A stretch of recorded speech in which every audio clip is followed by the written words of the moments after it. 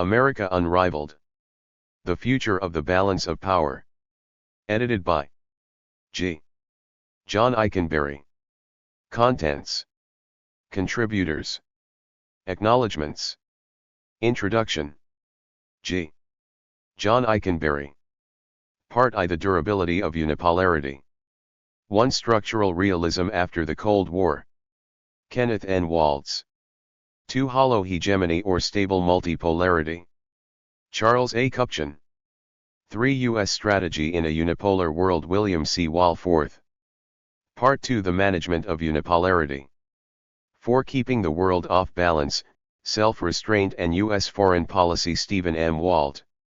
5. Defying History and Theory, the United States as the Last Remaining Superpower. Joseph Joff. 6. Incomplete Hegemony and Security Order in the Asia-Pacific. Michael Mastanaduno. Part 3. The Institutions and Ideology of Unipolarity. 7. Democracy, Institutions, and American Restraint. G. John Ikenberry. 8. Transnational Liberalism and American Primacy, or, Benny Goodnighty is in the Eye of the Beholder. John M. Owen. 4. 9. U.S. Power in a Liberal Security Community. Thomas Riss. Conclusion. American Unipolarity, the Sources of Persistence and Decline. G. John Ikenberry. Contributors. G. John Ikenberry is the Peter F. Crow Professor of Geopolitics and Global Justice in the School of Foreign Service and Government Department at Georgetown University. Joseph Joff is publisher and editor of the German weekly Die Zeit and associate of the Olin Center for Strategic Studies at Harvard University. Charles A. Kupchan is Associate Professor in the School of Foreign Service and Government Department at Georgetown University and Senior Fellow at the Council on Foreign Relations. Michael Mastanaduno is Professor of Government and Director of the John Sloan Dickey Center for International Understanding at Dartmouth College. John M. Owen. 4. is Assistant Professor of Government and Foreign Affairs at the University of Virginia. Thomas Riss is Professor and Chair of International Politics at the Department of Political and Social Science, Free University of Berlin, Germany. Stephen M. Walt is the Robert N. Renee Belfer Professor of International Affairs at the John F. Kennedy School of Government at Harvard University and Faculty Chair of the International Security Program of the Belfer Center for Science and International Affairs. Kenneth N. Waltz is Ford Professor Emeritus of the University of California, Berkeley, and is now an Adjunct Professor and Research Associate of the Institute of War and Peace Studies at Columbia University.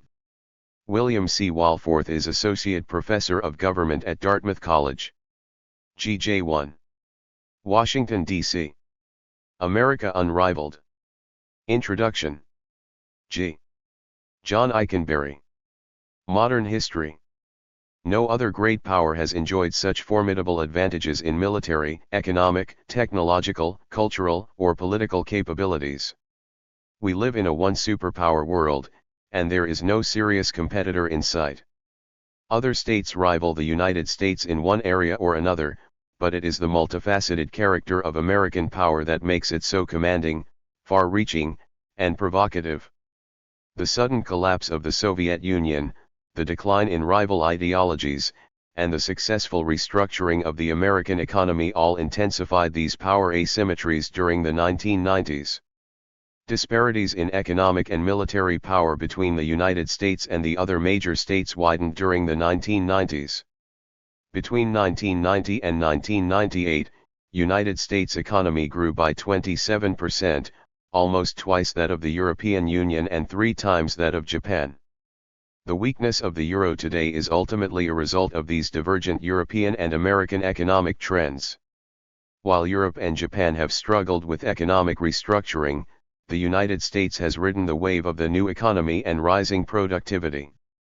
The United States also reduced defense spending at a slower rate after the Cold War than the other major powers, resulting in greater relative military capabilities by the end of the 1990s. In fact, it has come close in recent years to monopolizing military-related research and development, spending roughly 80%. Preeminence of American power today is unprecedented in % of the world's total. The 20th century may have ended, but the American century gives every indication of becoming a long-running phenomenon. The world has taken note of America's commanding position. The United States of America today predominates on the economic level, the monetary level, on the technological level, and in the cultural area in the broadest sense of the word, the French Foreign Minister, Hubert Védrine, observed in a speech in Paris in early 1999. It is not comparable, in terms of power and influence, to anything known in modern history. The American-led air campaign in Kosovo intensified perceptions of unchecked American hegemony, or what some European diplomats call American hyperpower. During the Cold War, the Soviet Union and the United States restrained each other. Today the restraints are less evident, and this has made American power increasingly controversial. In May 1999, the Oxford Union debated the proposition, resolved, the United States is a rogue state. The resolution was ultimately voted down, but the debate continues.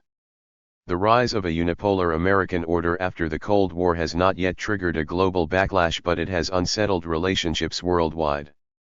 Europeans worry about the steadiness of American leadership. Other governments and peoples around the world resent the omnipotence and intrusiveness of American power, markets, and culture. Some intellectuals in the West even suggest that an arrogant and overbearing America brought the terrorism of September 11, 2001, on itself. 3 Aside from diffuse hatreds and resentments, the practical reality for many states around the world is that they need the United States more than it needs them, or so it would seem. In the early months of the Bush administration, the political consequences of being the sole superpower seemed all too obvious.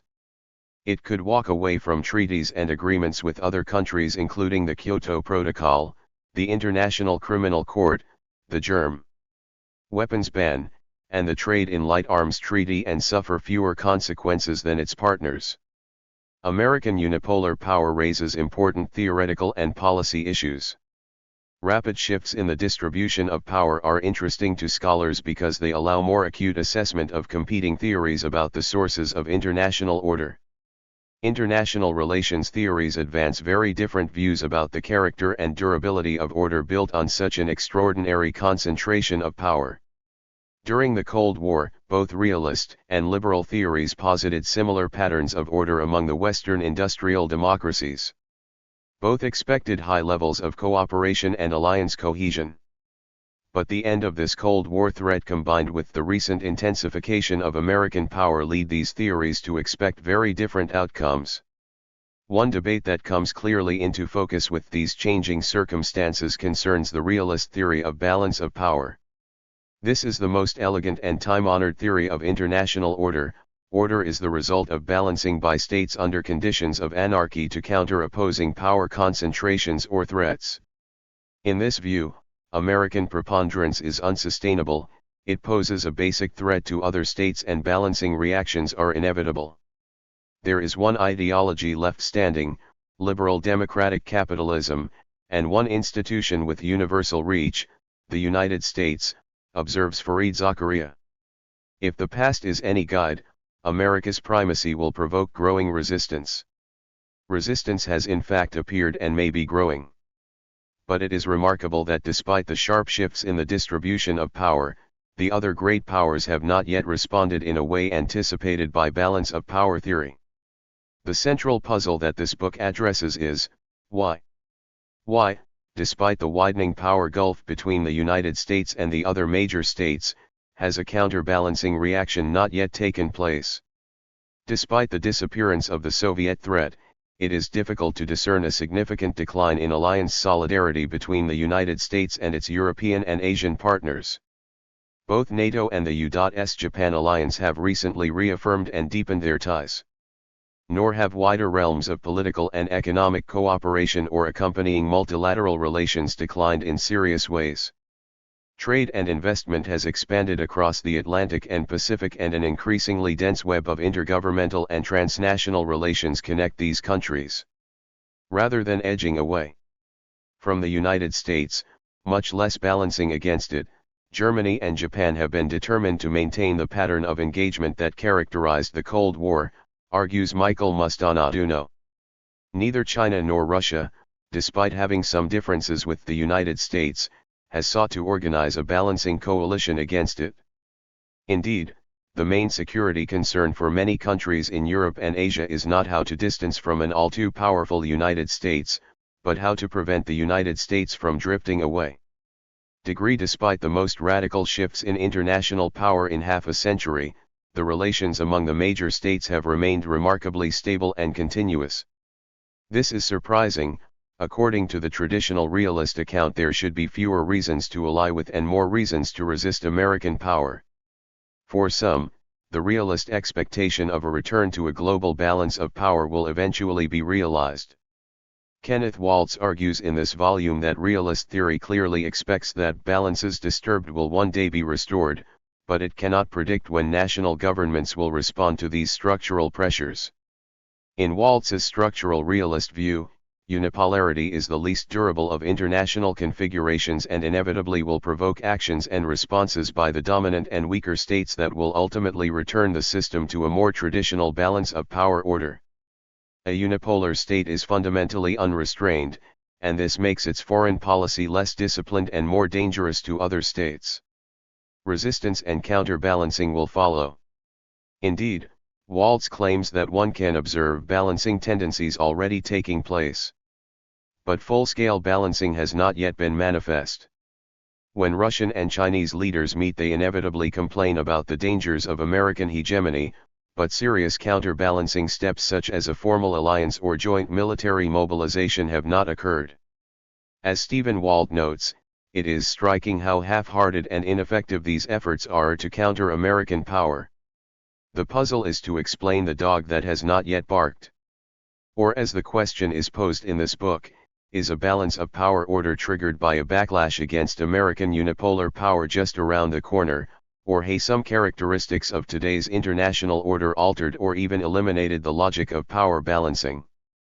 The chapters that follow provide widely divergent answers to this question, but most agree that nuclear weapons, the spread of capitalism and democracy, and novel features of American hegemony complicate or render unlikely the automatic return to a traditional balance of power order.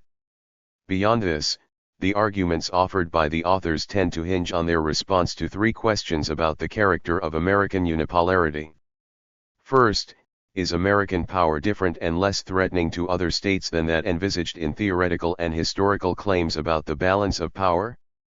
Charles V, Louis XIV, Napoleon I, Wilhelm II, and Nazi Germany all inspired massive counterbalancing responses. Is the United States simply the most recent in a long line of powerful states, and like these earlier states soon to encounter the same response, or is the United States a new type of powerful state whose singularity carries implications for how other states respond to its hegemonic capacities? These unique features of American power might stem from geography, technology, ideology, democracy, or its institutional and policy commitments. If there are features of American power that mute or restrain it, the risk calculations of weaker and secondary states will be altered. It also matters whether these restraining characteristics are deeply rooted in the American polity and therefore not easily compromised by the vagaries of specific state leaders or actions, or whether restraint is a more delicate, day-to-day matter fundamentally in the hands of foreign policy officials. Is it the American polity or its policy or both that is at work? Second, does American unipolar power solve problems for other states in ways that serve to diminish the incentives for weaker states to resort to counterbalancing? Some authors argue that there is a demand for American power.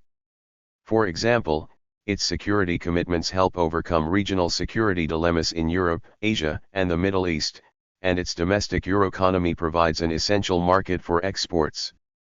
The security and economic costs and benefits of the current unipolar order must be compared with the costs and benefits of whatever order might emerge from a return to a balance of power.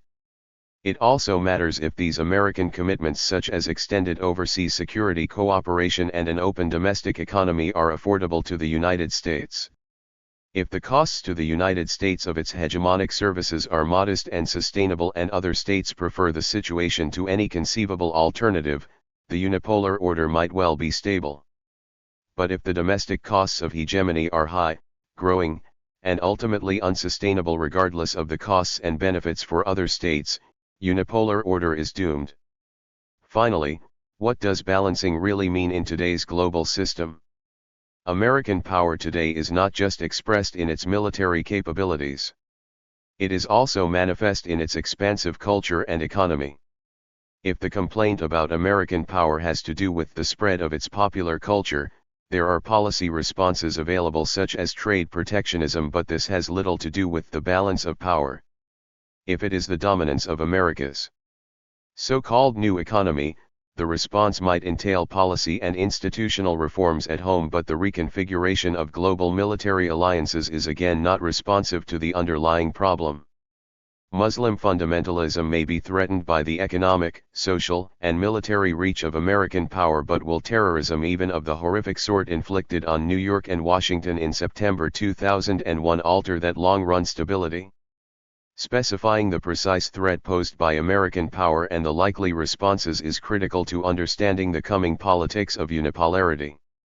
Even if the threats are of the more traditional sort, that is, highly asymmetrical military capabilities, the practical question still arises: can counterbalancing alliances alter the risks inherent in sharp power disparities? If traditional military balancing responses to American power are not available or not responsive to the specific threat that American power poses to other states, are there other types of pre- or neo-balancing steps that these states might pursue in specific policy realms? Besides the theoretical questions that are at stake in this unipolarity debate, there are also important policy implications for American foreign policy makers. If we are moving into an era of strategic rivalry and an eventual end to the post-war alliance system, a radically new American grand strategy will be necessary. Registered if an incipient balancing order is emerging, the United States must prepare to operate within it. If the current order is stable, we need to know what policies reinforce stability and what policies weaken it. Liberal theories argue that institutional strategies can mitigate power disparities and security dilemmas and therefore have an impact on the incentives that states have to balance against concentrated power. American hegemonic power is rendered more acceptable to others because of the dense institutional structures in which it is situated. This argument leads to a very different foreign policy agenda. As the global controversy over American power increases in the years ahead, answers to these questions about the sources of order and the logic of power balancing become especially critical. By focusing on the theoretical controversy, this book yields answers to the policy questions as well. The debate about the future of American unipolarity hinges on answers to the questions posed above. This book does not propose to do the impossible to settle this debate. It does attempt to sharpen the alternative positions and illuminate the theoretical and policy questions that are at stake. This is a debate both within the realist tradition and between realists and non-realists. Many authors use the Waltzian structural realist position as a starting point and advance their own theoretical position by exploring the current post-Cold War pattern of relations among the major states, both the relations among the industrial democracies and between them and the other great powers. Others advance liberal and identity-based theories that diminish the importance of asymmetrical power relations and the balancing logic, arguing in one way or another that the United States and the other advanced democratic countries have created a liberal political order largely inexplicable in realist theory. We can look more closely at this theoretical debate and the contending views of American unipolarity advanced in this book. Balance of power and hegemony. The debate about the future of American unipolarity is really a debate about the sources of international order. The realist tradition advances the most clearly defined answers to the basic question of how order is created among states. The fundamental realist claim is that order is created and maintained by state power, and shifts in order are ultimately driven by shifts in the distribution of state power. Built on this view, realism and its neorealist advancements offers two images of order in world politics: balance of power and hegemony. Balance of power theory explains order and the pattern of relations among major states as the result of balancing to counter opposing power concentrations or threats. Order is the product of an ongoing process of balancing and adjustment among states under conditions of anarchy. BAL. Ansing can be pursued both internally and externally through domestic mobilization and through the formation of temporary alliances among threatened states to resist and counterbalance a looming or threatening concentration of power. Under conditions of anarchy, alliances will come and go as temporary expedients, states will guard their autonomy, and entangling institutions will be resisted. Balance of power theories vary over how explicit and self-conscious the rules of balance are. In a unipolar distribution of power, balance of power realism makes a clear prediction: weaker states will resist and balance against the predominant state. Security, indeed survival, is the fundamental goal of states, and because states cannot ultimately rely on the commitments or guarantees of other states to ensure their security, states will be very sensitive to their relative power position. When powerful states emerge, secondary states will seek protection in countervailing coalitions of weaker states. Alternative strategies put states at risk of domination. As Kenneth Waltz argues, secondary states, if they are free to choose, flock to the weaker side, for it is the stronger side that threatens them. On the weaker side they are both more appreciated and safer, provided, of course, that the coalition they join achieves enough defensive or deterrent strength to dissuade adversaries from attacking. Registered alliances emerge as temporary coalitions of states formed to counter the concentration of power. As the distribution of power shifts, coalitions will also shift. A. Waltz contrasts balancing with bandwagoning. In domestic politics, losers in a leadership election have an incentive to jump on the bandwagon of the winning candidate. But in international politics, to do so would allow the emergence of a world hegemony, which would leave weaker states at the mercy of the strong. In anarchy, the only effective check on the rising power of another state is to increase your own power or combine with other states to resist domination. The character of the dominant state, its ideology, regime type, leadership, or history is ultimately not sufficiently reliable as guides or guarantees to future state action. Only power can check power, and this is precisely what balancing entails. Aside from balance of power theory, a second neorealist theory holds that order is created and maintained by a hegemonic state that uses power capabilities to organize relations among states. 2. The preponderance of power by a state allows it to offer positive and negative incentives to the other states to agree to ongoing participation within the hegemonic order. According to Robert Gilpin, an international order is, at any particular moment in history, the reflection of the underlying distribution of power of states within the system. Over time, this distribution of power shifts, leading to conflicts and ruptures in the system, hegemonic war, and the eventual reorganization of order so as to reflect the new distribution of power capabilities. It is the rising hegemonic state or group of states, whose power position has been ratified by war, that defines the terms of the post-war settlement and the character of the new order. The strong version of hegemonic order is built around direct and coercive domination of weaker and secondary states by the hegemon. But hegemonic orders can also be more benevolent and less coercive, organized around more reciprocal, consensual, and institutionalized relations. The order is still organized around asymmetrical power relations, but the most overtly malign character of domination is muted. Following this observation, it is possible to posit 3 types of mechanisms that explain the persistence of a hegemonic order. The first is coercive domination. Weaker and secondary states are not happy about their subordinate position and would actively seek to overturn the order if they were capable of doing so. But the prevailing power distribution provides insufficient capabilities for these states to challenge the dominant state. This political formation is in effect an informal imperial order. Power. And in the final instance, coercive power keeps the order together. A second type of hegemonic order is held together by some minimal convergence of interests. The dominant state might provide services to subordinate states that these states find sufficiently useful to prevent them from actively seeking to overturn the order. As Michael Mastanaduno and several other authors in this volume suggest, America's extended military commitment to Asia and Europe is useful to these partner states by solving regional security dilemmas. The alternatives to an American security presence would be more costly and dangerous for these allies and even to non-allies in Europe and Asia. The demand for American hegemony is high. The fact that the United States is geographically remote from these regional problem areas reduces the worry about American domination. Finally, hegemonic order might be even more thoroughly institutionalized and infused with mutual consent and reciprocal processes of political interaction, so much so that the hierarchy of the order is all but obscured. In effect, it is a liberal hegemony. Where hegemony takes a more benevolent form, with real restraints on the exercise of power, the resulting order begins to reflect less faithfully the underlying distribution of power. As we shall see, the chapters by Ikenberry, Owen, and Riss point in the direction of this sort of explanation. These differences in the character of hegemony lead to differences in why weaker and secondary states do not attempt to balance against the lead state in a hegemonic order. In a highly coercive hegemonic order, weaker and secondary states are simply unable to counterbalance.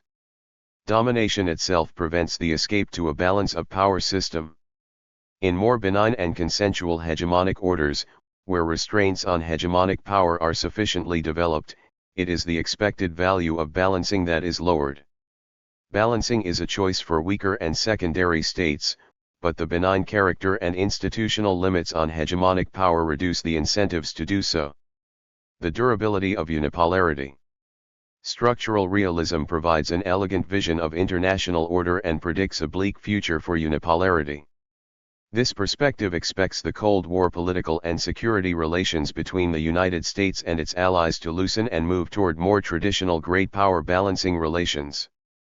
Waltz argues that with the end of bipolarity, the United States as the strongest power will often find other states edging away from it, Germany moving toward Eastern Europe and Russia moving toward Germany and Japan. Nor is NATO likely to remain an effective organization. We know from balance of power theory as well as from history that war-winning coalitions collapse on the morrow of victory, the more surely if it is a decisive victory. Germany will soon find its feet as a great power and resist the historical shackles of the Atlantic Alliance. For this reason, NATO's days are not numbered, but its years are. 6. With the end of the Soviet threat, balance of power theory predicts a decline in alliance cohesion, a reassertion of German and Japanese great power status, and a return to strategic rivalry among the major states.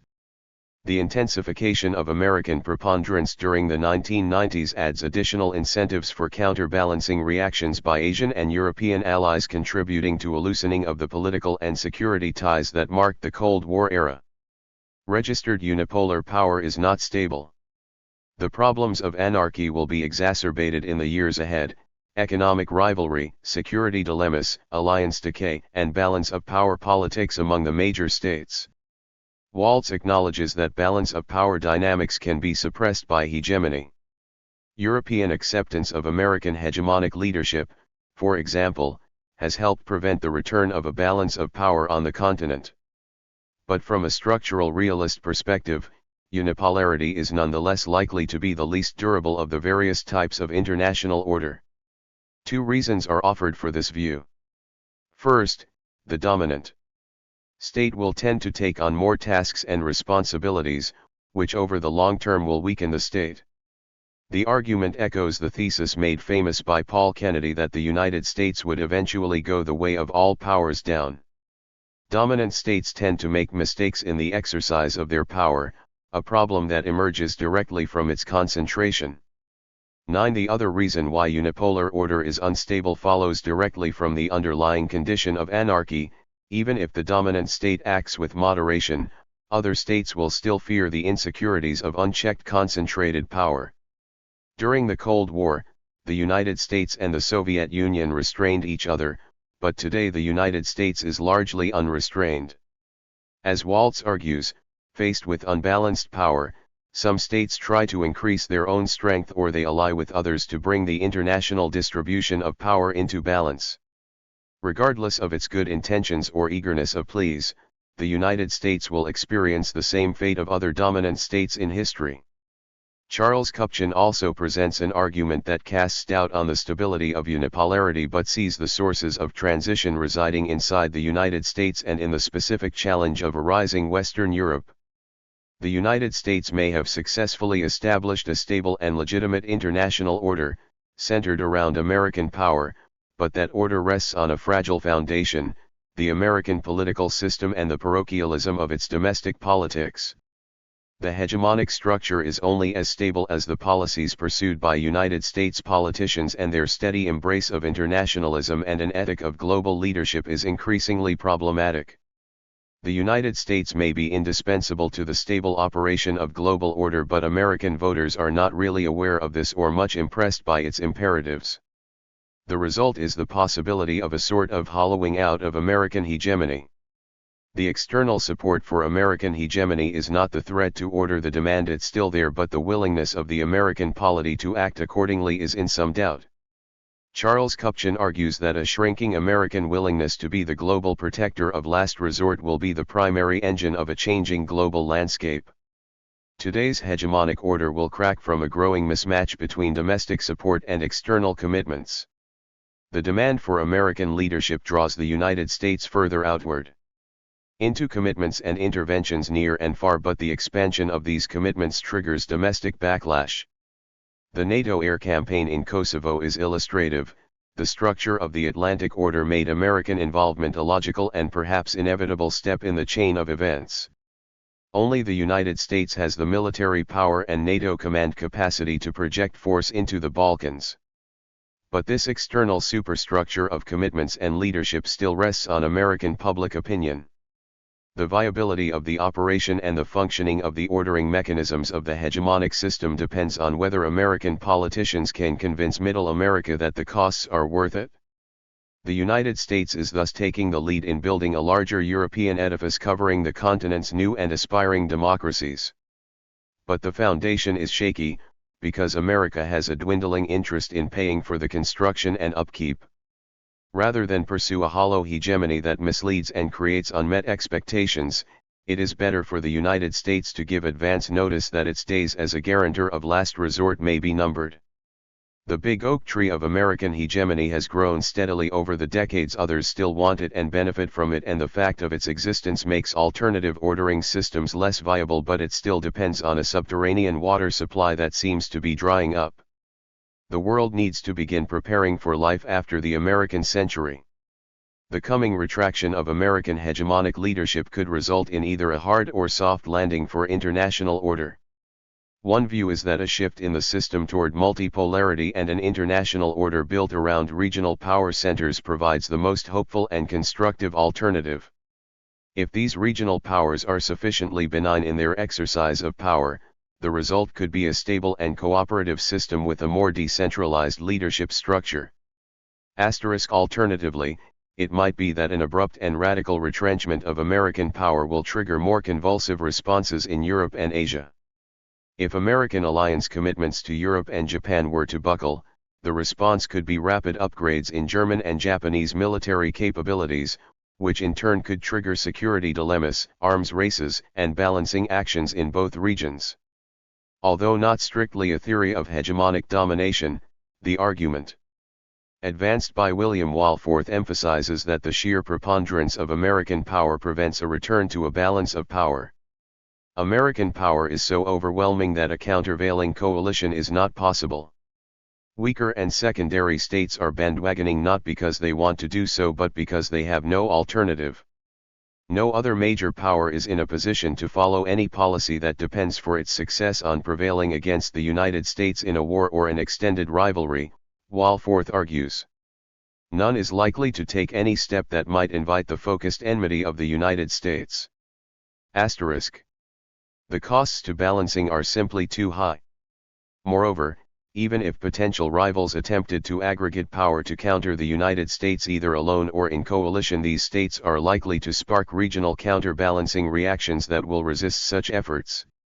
The preponderance and geopolitical configuration of American power explains the peacefulness and stability of the unipolar order. The insight that Walforth puts forward is that balancing even in the most likely circumstances of modern Europe is hard. One problem is collective action. As Stephen Wald argues, states ideally would like to have others do the costly work of power balancing. There is an incentive for buck passing. But Walforth also notes that states often think of their security in very local terms, and therefore system-wide balancing imperatives are not likely to be as intensely felt by state leaders. The loss of policy autonomy in such coalitions also make balancing coalitions costly. These inherent constraints on balancing are even more severe given the extreme asymmetry of American power. The great powers that might seek to balance American power represent a smaller share of world capabilities than in previous international systems. It is not clear how a coalition could be mustered that would actually aggregate sufficient power capability to bring the world into balance. Beyond this, a closer look at the actual character of American power, most importantly, its geographical isolation and the regional security dilemmas of the other great powers, where mustering power by one state will trigger a counter-reaction by a regional neighbor, further reduce the incentives to balance. While Stephen Wald argues that American foreign policy self-restraint is critical to the stability of unipolarity, Walforth sees stability locked into the system by the deep structure of unipolar power, which generates a clear and durable array of costs, benefits, and constraints that reinforce the existing order. This is an argument that is offered as a realist solution to the puzzle of non-balanced power. Introduction. The management of unipolarity. For those realists who move beyond the simple balance of power model, the durability of American unipolarity hinges on the array of threats, costs, and benefits that American power offers. The strategy that the United States pursues and the way in which American power is connected to specific regional political and security situations are key to an assessment of the larger unipolar order. Stephen Wald advances a modification of balance of power theory focusing on threats and the way they can be manipulated to alter the incentive states have to power balance. In their chapters, Michael Mastanaduno and Joseph Joff provide insights into the way in which American power operates in Europe and Asia, where unipolarity is actually manifest and where stability or instability is at stake. Stephen Wald has adapted the power balancing logic by introducing considerations of threats into state calculations * for the intentions and foreign policy behavior of major states, including the most powerful state matter in whether weaker and secondary states resist or cooperate. Alliances are responses to security threats. With the collapse of the Soviet threat, the major source of alliance cohesion among the Western states has disappeared, resulting in a fraying of American and European ties. But while the disappearance of the Soviet threat leads Wald to expect looser or less cooperative security relations between Europe and the United States, the threat perspective also can help explain why balancing against the United States has not occurred. The United States is hugely powerful, but it is not threatening, at least not enough to trigger counter-alliance formation. Wald identifies 4 components of threat. Power itself matters, of course, and when a state's power is increasing, the likelihood that other states will balance against it increases. But changing power disparities are not enough to explain why and how states act. Proximity to concentrated power also affects the degree of threat. In this sense, America's isolated geographical position makes it less threatening to other great powers. The offensive capacities of the dominant state also matter. Nuclear deterrence, for example, makes American power less offensive to other states, although the Bush administration's push for a national missile defense might undercut that security. Finally, the offensive intentions of the DOM in a state also help shape the degree of threat. As Wald points out, the fact that the United States has no aggressive territorial ambitions and generally pursues a cooperative and reassuring foreign policy matters in the way other states decide to react to American power. A focus on threats in addition to capabilities shifts the analysis to more differentiated patterns of power. Preponderant states are not ipso facto dangerous to weaker or secondary states. Powerful states will pose different types and levels of threats, and so the responses by other states will also vary. American unipolar power, in this formulation, may or may not pose the type of threat to other states that requires a balancing reaction. In Wald's view, the United States is a remarkably non-threatening state defined in terms of power proximity and offensive capabilities and intentions. But unlike other writers in this book, he does not think this power Benny-Goodnighty is deeply rooted in domestic or international structures. It is conceivable for the United States to stumble into self-encirclement if it pursues policies that threaten other states or force them to rethink their risk and reward calculations. Foreign policy matters. An unbalanced world order, that is, an order where other states are not actively seeking to ally against or undermine the United States, is deeply in the American interest. There is nothing in Walt's neorealist threat theory that suggests that a return to balance is inevitable. But the United States is most likely to act in a way that diminishes such a possibility if it clearly sees the interests it has at stake in unipolarity and is self-conscious about how its policies can reinforce or undermine it. Threat analysis is a modification of balance of power realism that can be more or less harmful to the original theory. If threats and intentions only slightly modify the balancing implications of the prevailing distribution of power, the basic framework remains decidedly realist. Walt's specification of what determines threat levels is rooted in a realist understanding of power and security. But where threats and intentions are modified more fully by domestic structures and international institutions, the resulting explanation for non-balancing anomalies requires reaching beyond realism. For example, one type of explanation for continuity and stability in Atlantic alliance relations despite shifting and highly asymmetrical power distributions is that prevailing domestic structures, ideology, and military doctrine tend to dampen security dilemmas and other sources of instability. 2 Some authors in this volume move even further away for realism, focusing on structures of democracy and international liberal community. These authors also argue that American power is unusually unthreatening, but their explanation for why and how differs markedly. Joff looks for historical comparisons to explain the absence of balancing against the United States. While the list of powerful states that have inspired counterbalancing alliances is long, Britain and Bismarckian Germany were able to hold off such responses for a relatively long stretch of time. But they did so with different grand strategies. Britain's strategy was to use its geographical insularity and maritime supremacy to remain aloof from the rivalries of the continental European great powers. This remote geopolitical position reduced the incentives for the other states to ally against Britain, but it also allowed Britain to selectively intervene in continental struggles to break up threatening power formations. The Bismarckian strategy was to pursue strategic entanglement with neighboring great powers, creating an array of partnerships that made a counter-German coalition unlikely. Joff argues that the United States has pursued a grand strategy that draws on aspects of both approaches. In the current era, the United States is not able to be as removed as 19th-century Britain from the other great powers, but its geographical remoteness and eschewing of territorial conquest nonetheless make it a less threatening hegemon. Joff sees the real genius of American strategy in its neo-Bismarckian hub-and-spoke orientation. The United States has built a network of allies across the major regions of the world, providing security and markets in exchange for stable partnership. A realist calculation lies at the heart of this sprawling American order. The United States provides public goods and solves regional security dilemmas for other states and thereby removes the incentives for a challenger coalition. The Bismarckian engagement strategy ultimately broke down and the catastrophes of German history ensued.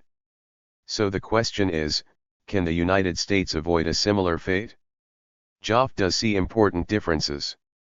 One is that the United States has been an institution builder, launching after World War II an unprecedented array of regional and global multilateral institutions and continuing to sponsor and expand these institutions over the decades, which has both made American power and leadership more durable but also more acceptable to others. The character of American power itself is also different. In the final analysis, American hard power is what puts the United States in an advantaged position, but its soft power also is at work. The appeal of its ideas and popular culture frustrates the power balancing game. How do you balance against soft power? Michael Mustanaduno looks at American unipolarity as it is positioned within East Asia. This region with its complex array of rising and transforming states, historical estrangements, and divergent political and economic traditions is a particularly important geographical location to explore the stability of American hegemonic power. Mustanaduno observes that there are several different pathways toward a transformed political order in East Asia. It is possible to envisage a concert of great powers in the region or the rise of a balance of power regional order either with the United States and China balancing each other or a more multipolar balance among the major regional states. Mustanaduno finds that American hegemony is at the core of the existing regional order driven by the push and pull of American power and regional politics. The reasons why American hegemony has worked in the region has implications for a wider understanding of how American hegemony is manifest around the world and the sources of its durability. Mastangiano's understanding of what hegemony is and how it operates draws on Robert Gilpin's original theory. Hegemony is not just material power capabilities, and hegemonic order cannot be assured simply by a preponderance of such capabilities. A leader needs followers and the acquiescence of these followers is only achieved if the leader is seen as legitimate and useful. Seen in this light, Mustanaduno argues that the United States has succeeded in establishing at least a partial hegemonic order in East Asia. American power in the region has served to restrain traditional rivals in the region from engaging in major conflict and helped to reassure the smaller states in the region that their security and interests will be protected. In promoting liberal economic reform and the expansion of trade, the United States has also diffused nationalist movements and fostered greater regional integration. Japan's embrace of the American security umbrella, of course, is the critical axis of this regional hegemonic system, and the U.S.-Japan alliance is perhaps the purest expression of the hegemonic logic. In this view, the durability of American unipolar order rests on the usefulness of its military and political presence in dampening regional security dilemmas and defusing potential conflicts. The offshore character of American power makes involvement in the region less threatening. The alternatives to this American-centered order are perceived by key states in the region to be more costly and dangerous. The inability of the regional states to compose their differences also makes the American-led option more desirable. It also matters that the United States is willing and able to commit its power in this and other regional settings even when immediate. Introduction. 8 threats to its security are not evident. In Mastangiano's view, the durability of this order will hinge on cost and benefit calculations that are made in Beijing and Washington. Beijing is profoundly ambivalent about the American hegemonic presence in the region. That presence keeps Japanese military power contained, but the American-led alliance system nonetheless leaves them surrounded and worried. The stability of the order depends a great deal on how Washington manages the partial hegemonic order. Can it find ways to entice China to more fully accept the American presence or even integrate into the existing regional security order? And will the United States be able to avoid either too much military presence in the region, thereby triggering a backlash by China and perhaps other states, or too little presence, thereby triggering renewed regional conflict, arms racing, and instability? The institutions and ideology of unipolarity. Other factors that potentially render concentrated power less threatening move further away from the realist tradition. The democratic peace thesis is a potential explanation for the absence of balancing against American power. Open democratic polities are less able or willing to use power in an arbitrary and indiscriminate manner against other democracies. 2 * Power asymmetries are less threatening when they are manifest between democracies. This might be so for several reasons. Open polities make the exercise of power more visible and easy to anticipate. Accountable governments make the exercise of power more predictable and institutionalized. Democracies are more accessible from the outside than non-democracies, so alliance partners have more opportunities to actively shape security policies.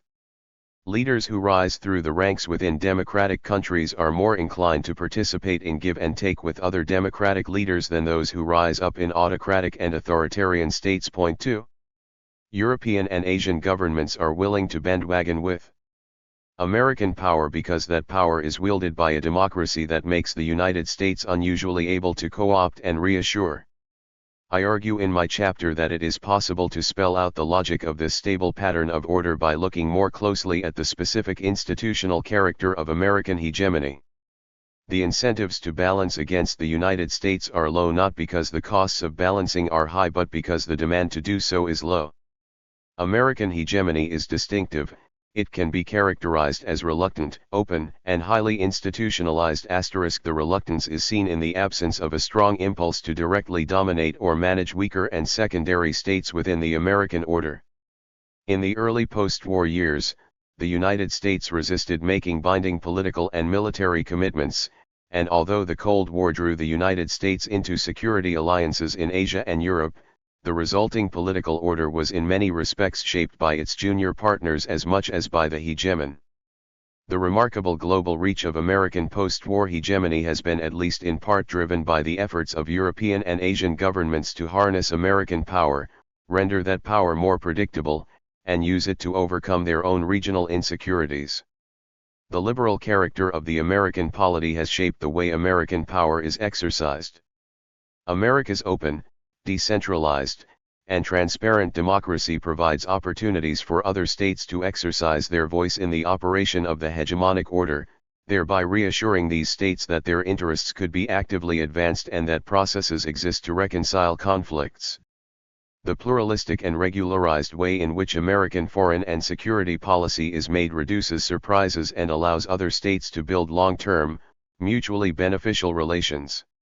The governmental separation of powers creates a shared decision-making system that opens up the process and reduces the ability of any one leader to make abrupt or aggressive moves toward other states. An active press and competitive party system also provide a service to outside states by generating information about United States policy and determining its seriousness of purpose.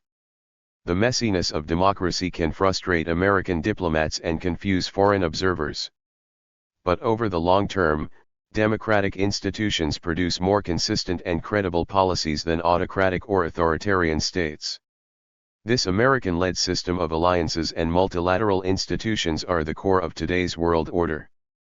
American power both undergirds the system and is transformed by it. By enmeshing itself in a post-war web of alliances and multilateral commitments, the United States is able to project its influence outward and create a relatively secure environment in which to pursue its interests. But that order also shapes and restrains American power and makes the United States a more genial partner for other states. Likewise, the array of institutions and cooperative security ties that link Europe, the United States, Japan, and the rest of the democratic world creates a complex and stable order that in sheer size overwhelms any alternative global order. Russia, China, or any other combination of states or movements are structurally too small to mount a fundamental challenge to the American system. Other authors make the related argument that the existing international order, at least within the advanced democratic world, has largely transcended the traditional dynamics of balance of power. Drawing in various ways on liberal and constructivist insights, the claim is that American unipolarity is embedded in a wider and more complex order than is grasped by realist theory, structural realist or otherwise.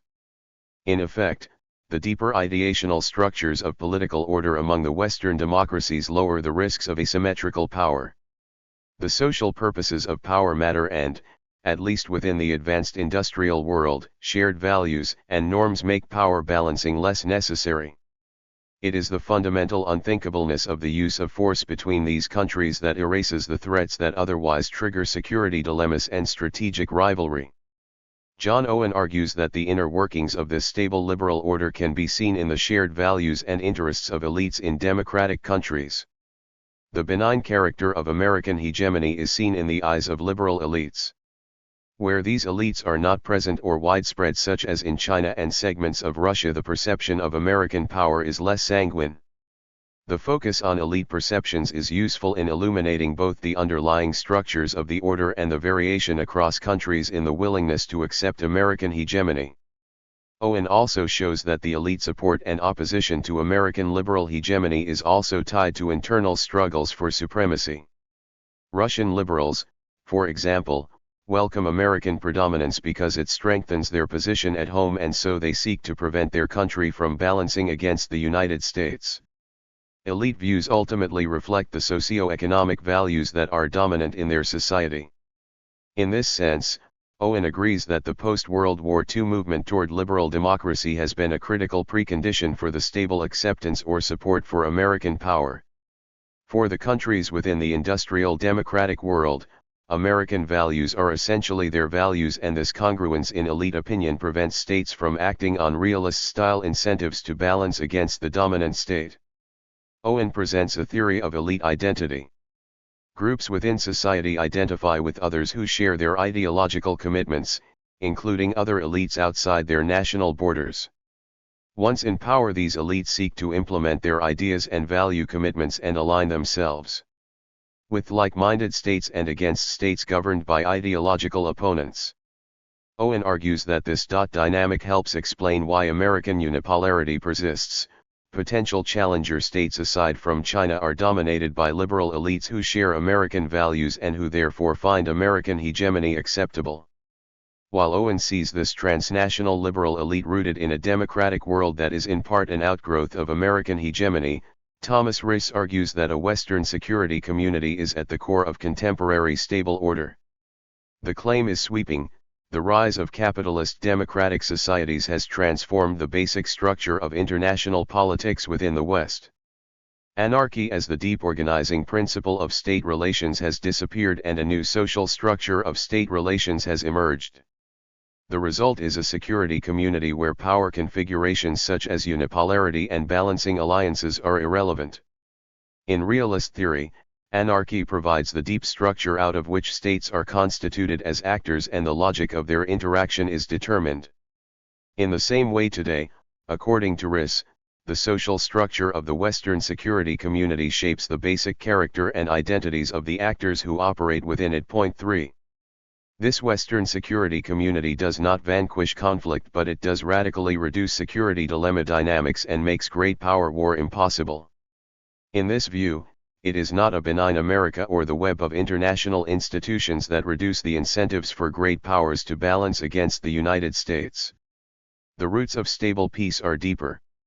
Riss identifies three features of the Western security community that produce the observed political outcomes: collective identities and shared values, transnational political, economic, and cultural interdependence, and governance structures regulating the social order.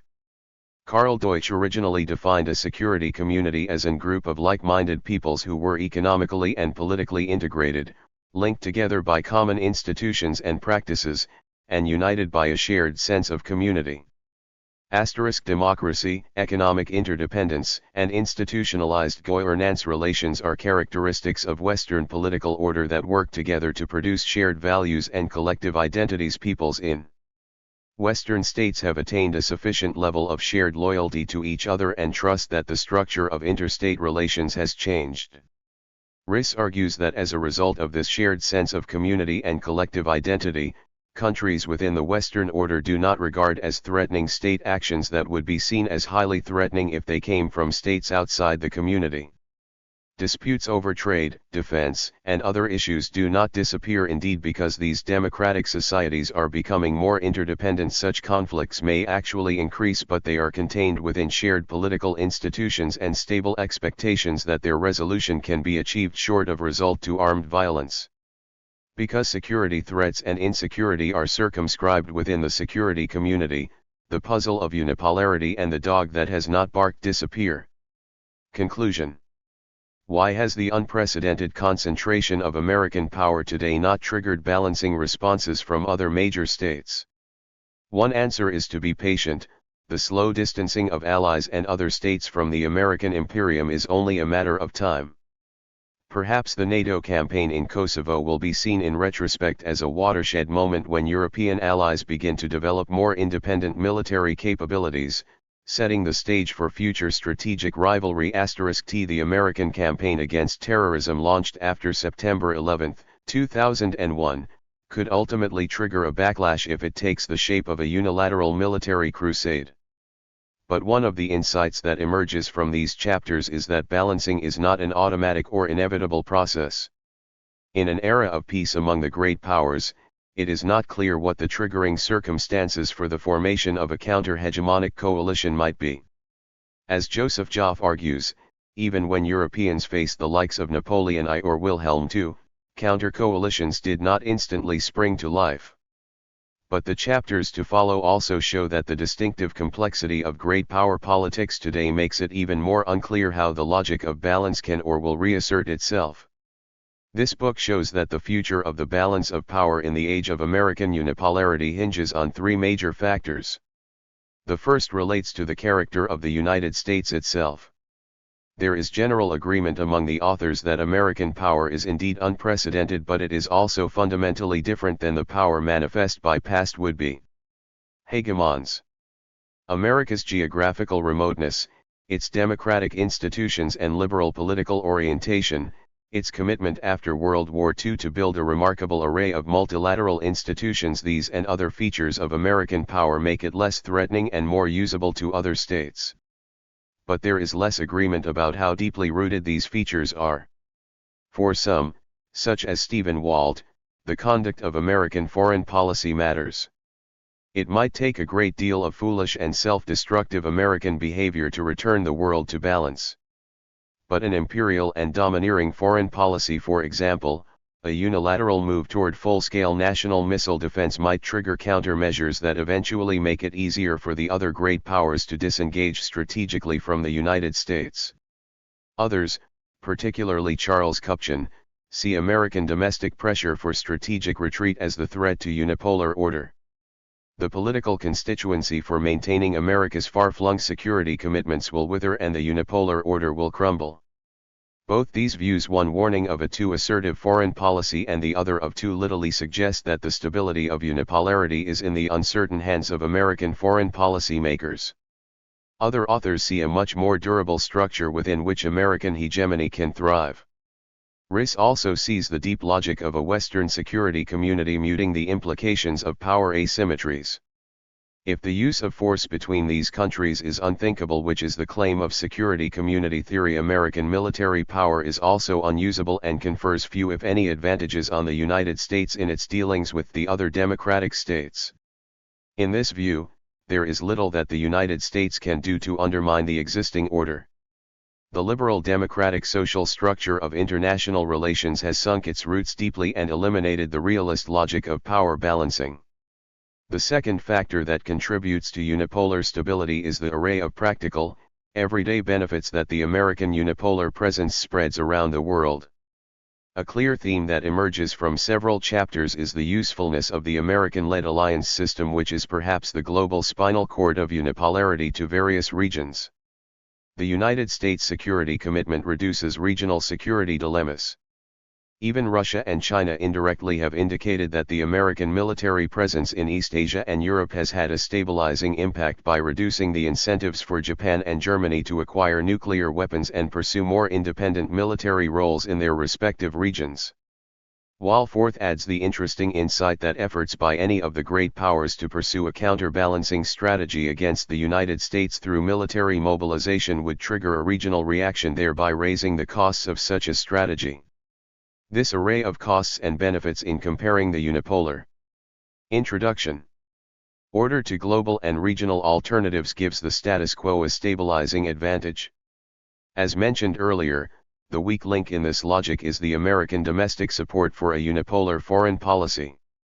If Charles Kupchan is correct, the costs of maintaining the status quo are rising while the willingness of the American public to accept these costs is declining. These costs will be felt most intensely in the maintenance of troops and a security commitment to Europe. The rising capacity of Europe to provide for its own security compounds the problem. This analysis opens an important line of questions about the costs and benefits of unipolarity for the United States. Some authors, such as Mastanaduno and Joff, see the advantages of a unified American-led strategic bloc too overwhelming to fall victim to budget battles and declining public support of internationalism. Some argue, for example, that the economic benefits of America's global alliance structure are underappreciated, and if they are added to the balance sheet, the costs would pale in comparison to the political and economic returns on America's security commitment. If the untied states were to withdraw from Asia, The arms race and political instability that would follow might increase American security costs in the long run, and its economic interests would also be jeopardized. What these costs and benefits are, how they are calculated and by whom, how they are perceived and experienced within the United States government and society at large are critical questions that shape assessments of unipolar stability. Finally, there is the question of what balancing actually means in the 21st century. In an era of nuclear deterrence, the massing of counterbalancing military power is less relevant than countering other aspects of American power. Military alliances and the mustering of power may be inconsequential when the advantages that the United States brings to the table are rooted in its economy, technological achievements, and the diffuse elements of soft power. On a wide range of policy questions that engage the world community today, it is differential costs of non-cooperation that determine relative power. Because of the sheer size of the United States economy, it is much easier for it to walk away from agreements than other countries. If nuclear weapons level the security playing field, reducing the incentives to engage in old-style balancing, what is the new logic of power balancing? Joff argues that balancing itself is called into question. The way to deal with American cultural or economic hegemony is to either engage in selective trade protectionism or to try to compete through emulating American economic practices. Economic regionalism may also be pursued today as an element of postmodern power balancing. But it is far from clear that these neo or proto-styles of balancing have system-level consequences for unipolarity. Unless other states are willing to risk the return to the dangerous and mutually destructive bloc politics of the 1930s, great power strategies in the age of unipolarity are just as likely to reinforce as they are to undermine the existing world order. Part: The durability of unipolarity. 1. Structural realism after the Cold War. Kenneth N. Waltz. Students of international politics believe that realism is obsolete. They argue that, although realism's concepts of anarchy, self-help, and power balancing may have been appropriate to a bygone era, they have been displaced by changed conditions and eclipsed by better ideas. New times call for new thinking. Changing conditions require revised theories or entirely different ones. True, if the conditions that a theory contemplated have changed, the theory no longer applies. But what sorts of changes would alter the international political system so profoundly that old ways of thinking would no longer be relevant? Changes off system would do it, changes in the system would not. Within system changes take place all the time, some important, some not. Big changes in the means of transportation, communication, and war fighting, for example, strongly affect how states and other agents interact. Such changes occur at the unit level. In modern history, or perhaps in all of history, the introduction of nuclear weaponry was the greatest of such changes. Yet in the nuclear era, international politics remains a self-help arena. Nuclear weapons decisively change how some states provide for their own and possibly for others' security, but nuclear weapons have not altered the anarchic structure of the international political system. Changes in the structure of the system are distinct from changes at the unit level.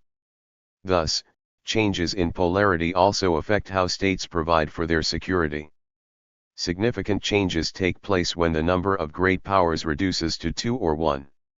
With more than 2, states rely for their security both on their own internal efforts and on alliances they may make with others. Competition in multipolar systems is more complicated than competition in bipolar ones because uncertainties about the comparative capabilities of states multiply as numbers grow, and because estimates of the cohesiveness and strength of coalitions are hard to make. Both changes of weaponry and changes of polarity were big ones with ramifications that spread through the system, yet they did not transform it. If the system were transformed, international politics would no longer be international politics, and the past would no longer serve as a guide to the future. We would begin to call international politics by another name, as some do. The terms world politics or global politics, for example, suggest that politics among self-interested states concerned with their security has been replaced by some other kind of politics or perhaps by no politics at all. What changes, one may wonder, would turn international politics into something distinctly different? The answer commonly given is that international politics is being transformed and realism is being rendered obsolete as democracy extends its sway, as interdependence tightens its grip, and as institutions smooth the way to peace. I consider these points in successive sections. A fourth section explains why realist theory retains its explanatory power after the Cold War. Democracy and peace. The end of the Cold War coincided with what many took to be a new democratic wave. The trend toward democracy combined with Michael Doyle's rediscovery of the peaceful behavior of liberal democratic states. Structural realism after the Cold War.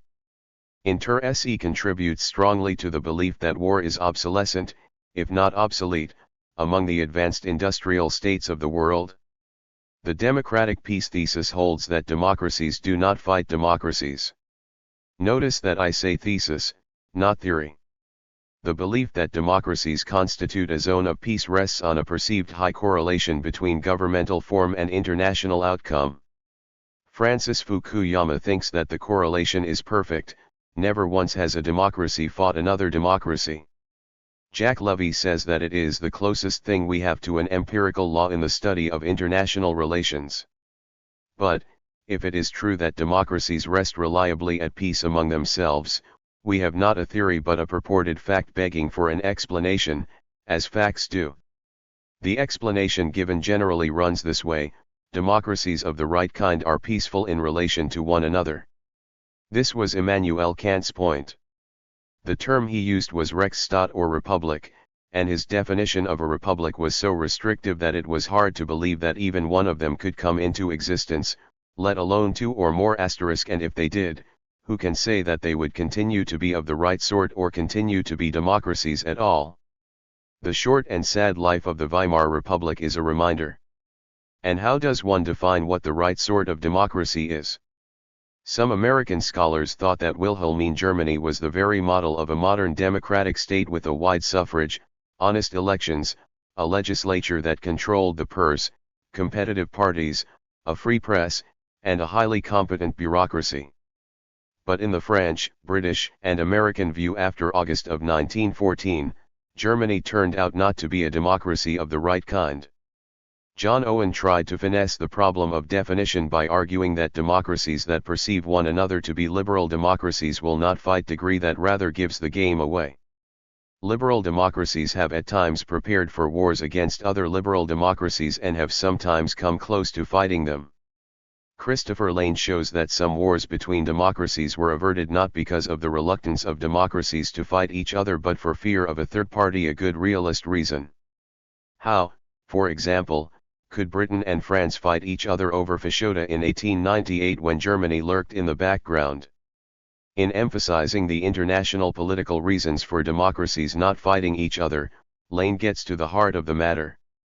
Conformity of countries to a prescribed political form may eliminate some of the causes of war, it cannot eliminate all of them. The democratic peace thesis will hold only if all of the causes of war lie inside of states. The causes of war. To explain war is easier than to understand the conditions of peace. If one asks what may cause war, the simple answer is anything. That is Kant's answer: the natural state is the state of war. Under the conditions of international politics, war recurs. The sure way to abolish war, then, is to abolish international politics. Over the centuries, liberals have shown a strong desire to get the politics out of politics. The ideal of 19th-century liberals was the police state, that is, the state that would confine its activities to catching criminals and enforcing contracts. The ideal of the laissez-faire state finds many counterparts among students of international politics, with their yen to get the power out of power politics, the national out of international politics, the dependence out of interdependence, the relative out of relative gains, the politics out of international politics, and the structure out of structural theory. Proponents of the democratic peace thesis write as though the spread of democracy will negate the effects of anarchy. No causes of conflict and war will any longer be found at the structural level. Francis Fukuyama finds it perfectly possible to imagine anarchic state systems that are nevertheless peaceful. He sees no reason to associate anarchy with war. Bruce Russett believes that, with enough democracies in the world, it may be possible in part to supersede the realist principles that have dominated practice since at least the 17th century. Thus the structure is removed from structural theory. Democratic states would be so confident of the peace-preserving effects of democracy that they would no longer fear that another state, so long as it remained democratic, would do it wrong. The guarantee of the state's proper external behavior would derive from its admirable internal qualities. This is a conclusion that Kant would not sustain. German historians at the turn of the 19th century wondered whether peacefully inclined states could be planted and expected to grow where dangers from outside pressed daily upon them. Kant a century earlier entertained the same worry.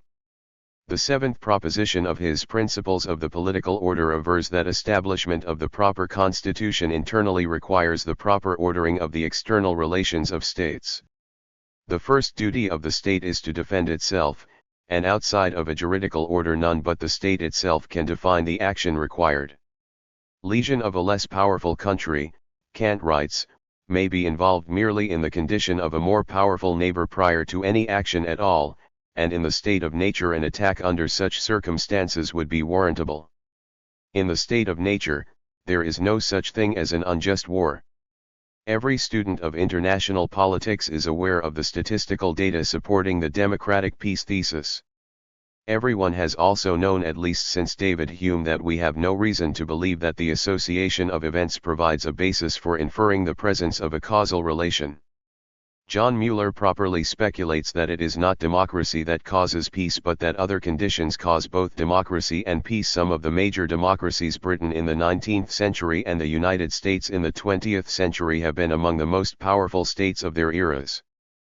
Powerful states often gain their ends by peaceful means where weaker states either fail or have to resort to war. Thus, the American government deemed the democratically elected Juan Bosch of the Dominican Republic too weak to bring order to his country. The United States toppled his government by sending 23,000 troops within a week, troops whose mere presence made fighting a war unnecessary. Salvador Allende, democratically elected ruler of Chile, was systematically and effectively undermined by the United States, without the open use of force, because its leaders thought that his government was taking a wrong turn. As Henry Kissinger put it, I don't see why we need to stand by and watch a country go communist due to the irresponsibility of its own people. That is the way it is with democracies. Their people may show bad judgment. Wayward democracies are especially tempting objects of intervention by other democracies that wish to save them. American policy may have been wise in both cases, but its actions surely cast doubt on the democratic peace thesis. So do the instances when a democracy did fight another democracy. So do the instances in which democratically elected legislatures have clamored for war, as has happened for example in Pakistan and Jordan. One can of course say, yes, but the Dominican Republic and Chile were not liberal democracies nor perceived as such by the United States. Once one begins to go down that road, there is no place to stop. The problem is heightened because liberal democracies, as they prepare for a war they may fear, begin to look less liberal and will look less liberal still if they begin to fight one. I am tempted to say that the democratic peace thesis in the form in which its proponents cast it is irrefutable. A liberal democracy at war with another country is unlikely to call it a liberal democracy. Democracies may live at peace with democracies, but even if all states became democratic, the structure of international politics would remain anarchic. The structure of international politics is not transformed by changes internal to states, however widespread the changes may be. In the absence of an external authority, a state cannot be sure that today's friend will not be tomorrow's enemy. Indeed, democracies have at times behaved as though today's democracy is today's enemy and a present threat to them.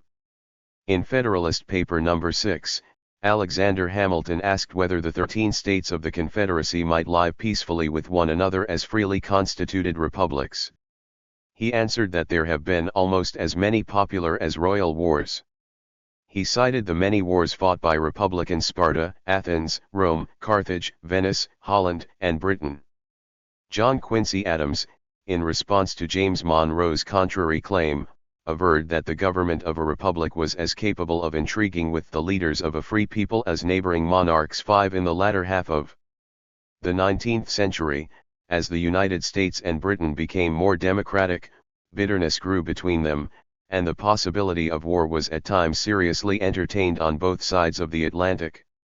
France and Britain were among the principal adversaries in the great power politics of the 19th century, as they were earlier. Their becoming democracies did not change their behavior toward each other.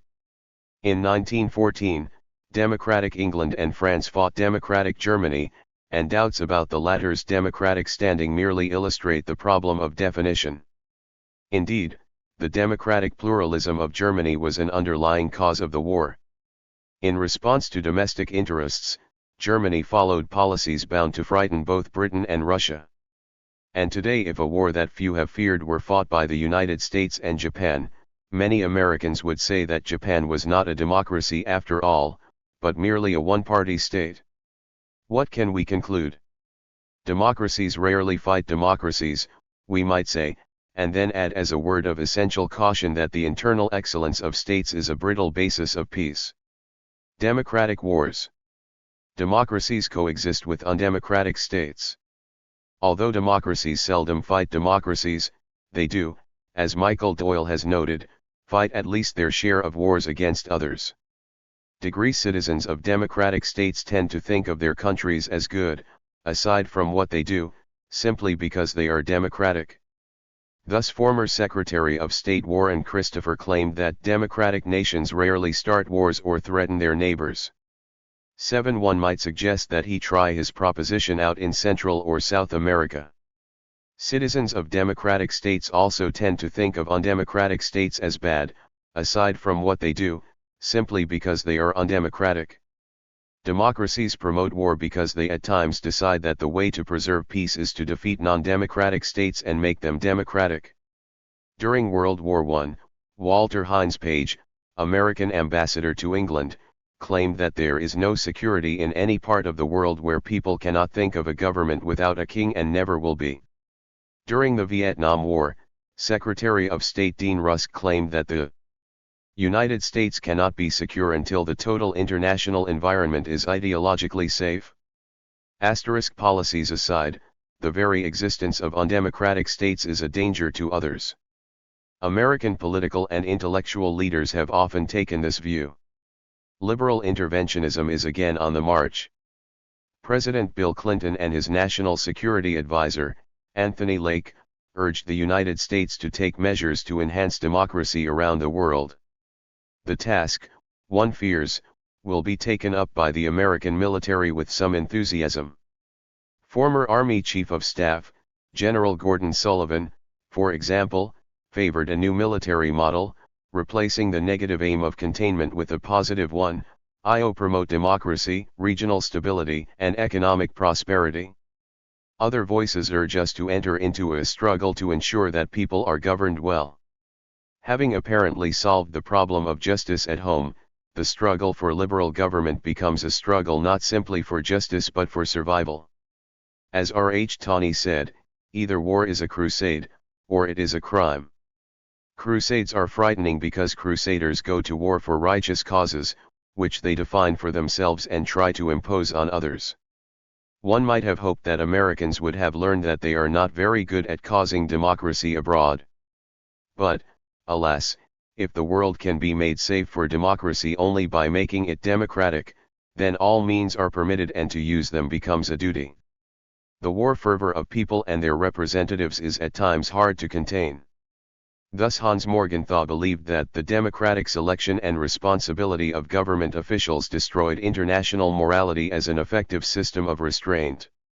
Since, as Kant believed, war among self-directed states will occasionally break out, peace has to be contrived. For any government, doing so is a difficult task, and all states are at times deficient in accomplishing it, even if they wish to. Democratic leaders may respond to the fervor for war that their citizens sometimes display, or even try to arouse it, and governments are sometimes constrained by electoral calculations to defer preventive measures. Thus British Prime Minister Stanley Baldwin said that if he had called in 1935 for British rearmament against the German threat, his party would have lost the next election. Democratic governments may respond to internal political imperatives when they should be responding to external ones. All governments have their faults, democracies no doubt fewer than others, but that is not good enough to sustain the democratic peace thesis. That peace may prevail among democratic states is a comforting thought. The obverse of the proposition that democracy may promote war against undemocratic states is disturbing. If the latter holds, we cannot even say for sure that the spread of democracy will bring a net decrease in the amount of war in the world. With a republic established in a strong state, Kant hoped the republican form would gradually take hold in the world. In 1795, America provided the hope. 200 years later, remarkably, it still does. Ever since liberals first expressed their views, they have been divided. Some have urged liberal states to work to uplift benighted peoples and bring the benefits of liberty, justice, and prosperity to them. John Stuart Mill, Giuseppe Mazzina, Woodrow Wilson, and Bill Clinton are all interventionist liberals. Other liberals, Kant and Richard Cobden, for example, while agreeing on the benefits that democracy can bring to the world, have emphasized the difficulties and the dangers of actively seeking its propagation. If the world is now safe for democracy, one has to wonder whether democracy is safe for the world. When democracy is ascendant, a condition that in the 20th century attended the winning of hot wars and cold ones, the interventionist spirit flourishes. The effect is heightened when one democratic state becomes dominant, as the United States is now.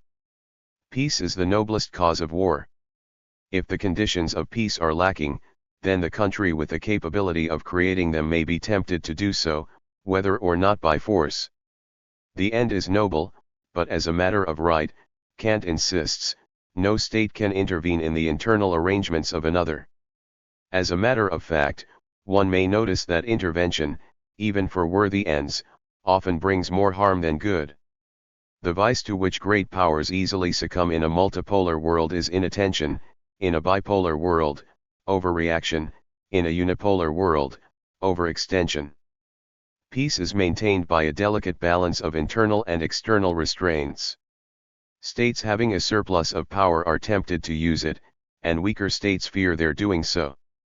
The laws of voluntary federations, to use Kant's language, are disregarded at the whim of the stronger, as the United States demonstrated a decade ago by mining Nicaraguan waters and by invading Panama.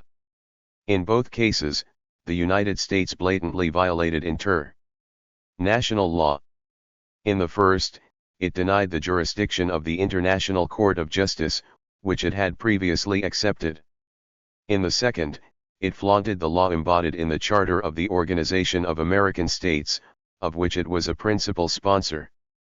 If the democratic peace thesis is right, structural realist theory is wrong. One may believe, with Kant, that republics are by and large good states and that unbalanced power is a danger no matter who wields it.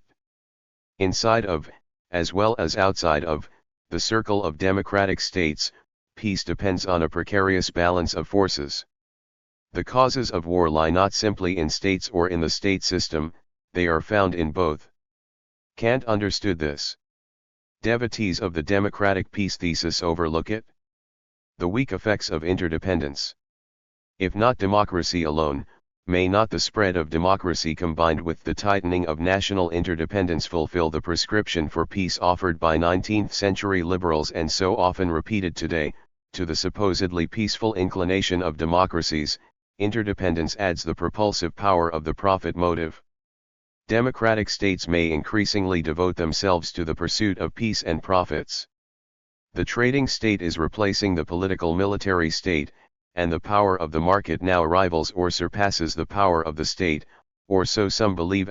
Before World War I, Norman Angell believed that wars would not be fought because they would not pay, yet Germany and Britain, each other's second-best customers, fought a long and bloody war. Degree interdependence in some ways promotes peace by multiplying contacts among states and contributing to mutual understanding.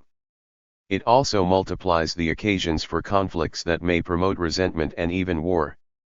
Interdependence is a condition in which one party can scarcely move without jostling others. A small push ripples through society. The closer the social bonds, the more extreme the effect becomes, and one cannot sensibly pursue all interest without taking others' interests into account. One country is then inclined to treat another country's acts as events within its own polity and to attempt to control them. That interdependence promotes war as well as peace has been said often enough. What requires emphasis is that, either way, among the forces that shape international politics, interdependence is a weak one. Interdependence within modern states is much closer than it is across states. The Soviet economy was planned so that its far-flung parts would be not just interdependent but integrated. Huge factories depended for their output on products exchanged with others. Despite the tight integration of the Soviet economy, the state fell apart. Yugoslavia provides another stark illustration. Once external political pressure lessened, internal economic interests were too weak to hold the country together. One must wonder whether economic interdependence is more effect than cause. Internally, interdependence becomes so close that integration is the proper word to describe it. Interdependence becomes integration because internally the expectation that peace will prevail and order will be preserved is high. Externally, goods and capital flow freely where peace among countries appears to be reliably established. Interdependence, like integration, depends on other conditions. It is more a dependent than an independent variable. States, if they can afford to, shy away from becoming excessively dependent on goods and resources that may be denied them in crises and wars. States take measures, such as Japan's managed trade, to avoid excessive dependence on others. 8. The impulse to protect one's identity, cultural and political as well as economic, from encroachment by others is strong. When it seems that we will sink or swim together, swimming separately looks attractive to those able to do it. From Plato onward, utopias were set in isolation from neighbors so that people could construct their collective life uncontaminated by contact with others. With zero interdependence, neither conflict nor war is possible. With integration, international becomes national politics. Point 2. The zone in between is a gray one, with the effects of interdependence sometimes good, providing the benefits of divided labor, mutual understanding, and cultural enrichment, and sometimes bad, leading to protectionism, mutual resentment, conflict, and war. The uneven effects of interdependence, with some parties to it gaining more, others gaining less, are obscured by the substitution of Robert Keohane's and Joseph Nye's term asymmetric interdependence for relations of dependence and independence among states. Degree relatively independent states are in a stronger position than relatively dependent ones. If I depend more on you than you depend on me, you have more ways of influencing me and affecting my fate than I have of affecting yours. Interdependence suggests a condition of roughly equal dependence of parties on one another. Omitting the word dependence blunts the inequalities that mark the relations of states and makes them all seem to be on the same footing. Much of international, as of national, politics is about inequalities. Separating one issue area from others and emphasizing that weak states have advantages in some of them reduces the sense of inequality. Emphasizing the low fungibility of power furthers the effect. If power is not very fungible, weak states may have decisive advantages on some issues. Again, the effects of inequality are blunted. But power, not very fungible for weak states, is very fungible for strong ones. The history of American foreign policy since World War II is replete with examples of how the United States used its superior economic capability to promote its political and security interests. In a 1970 essay, I described interdependence as an PN used by Americans to camouflage the great leverage the United States enjoys in international politics by making it seem that strong and weak, rich and poor nations are similarly entangled in a thick web of interdependence. In her recent book, The Retreat of the State, Susan Strange reached the same conclusion, but by an odd route. Her argument is that the progressive integration of the world economy, through international production, has shifted the balance of power away from states and toward world markets.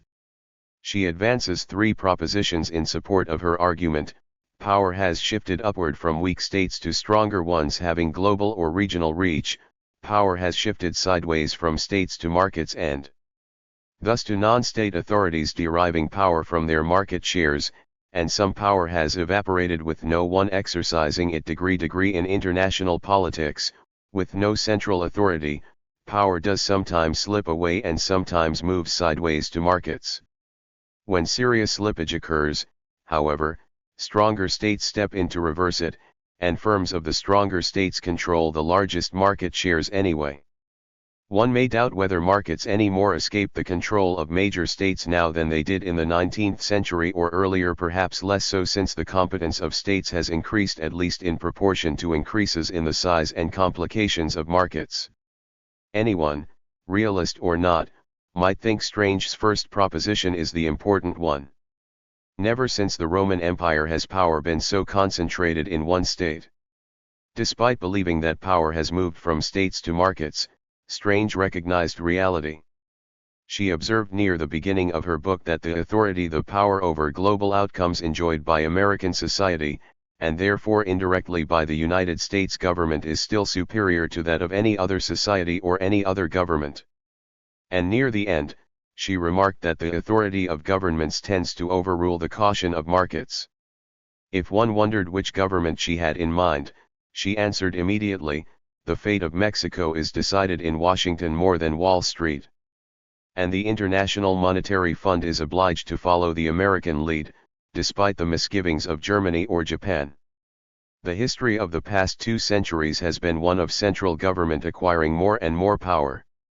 Alexis de Tocqueville observed during his visit to the United States in 1831 that the federal government scarcely ever interferes in any but foreign affairs, and the governments of the states in reality direct society in America.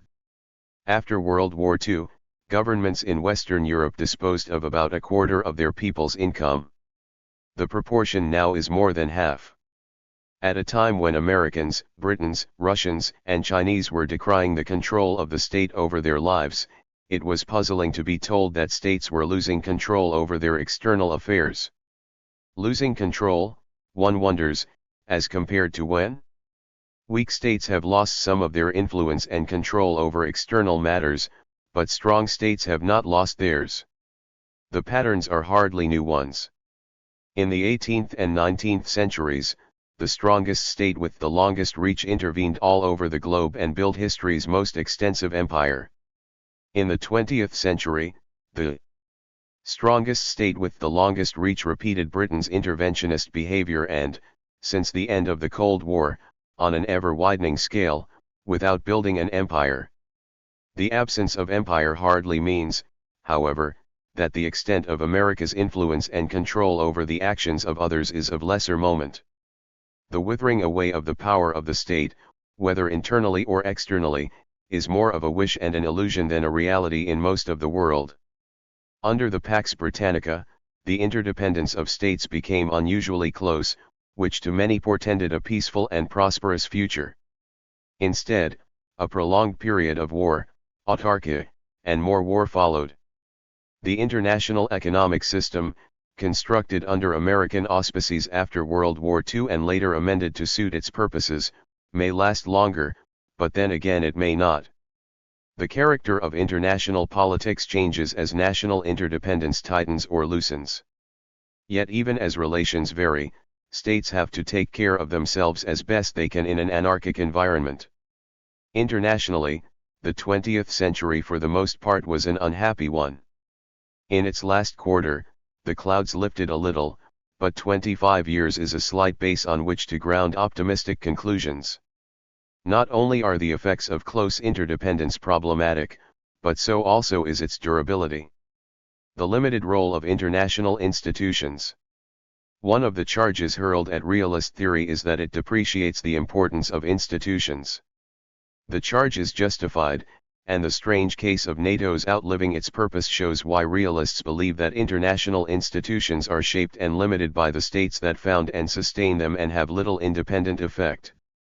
Liberal institutionalists paid scant attention to organizations designed to buttress the security of states until, contrary to expectations inferred from realist theories, NATO not only survived the end of the Cold War but went on to add new members and to promise to embrace still more.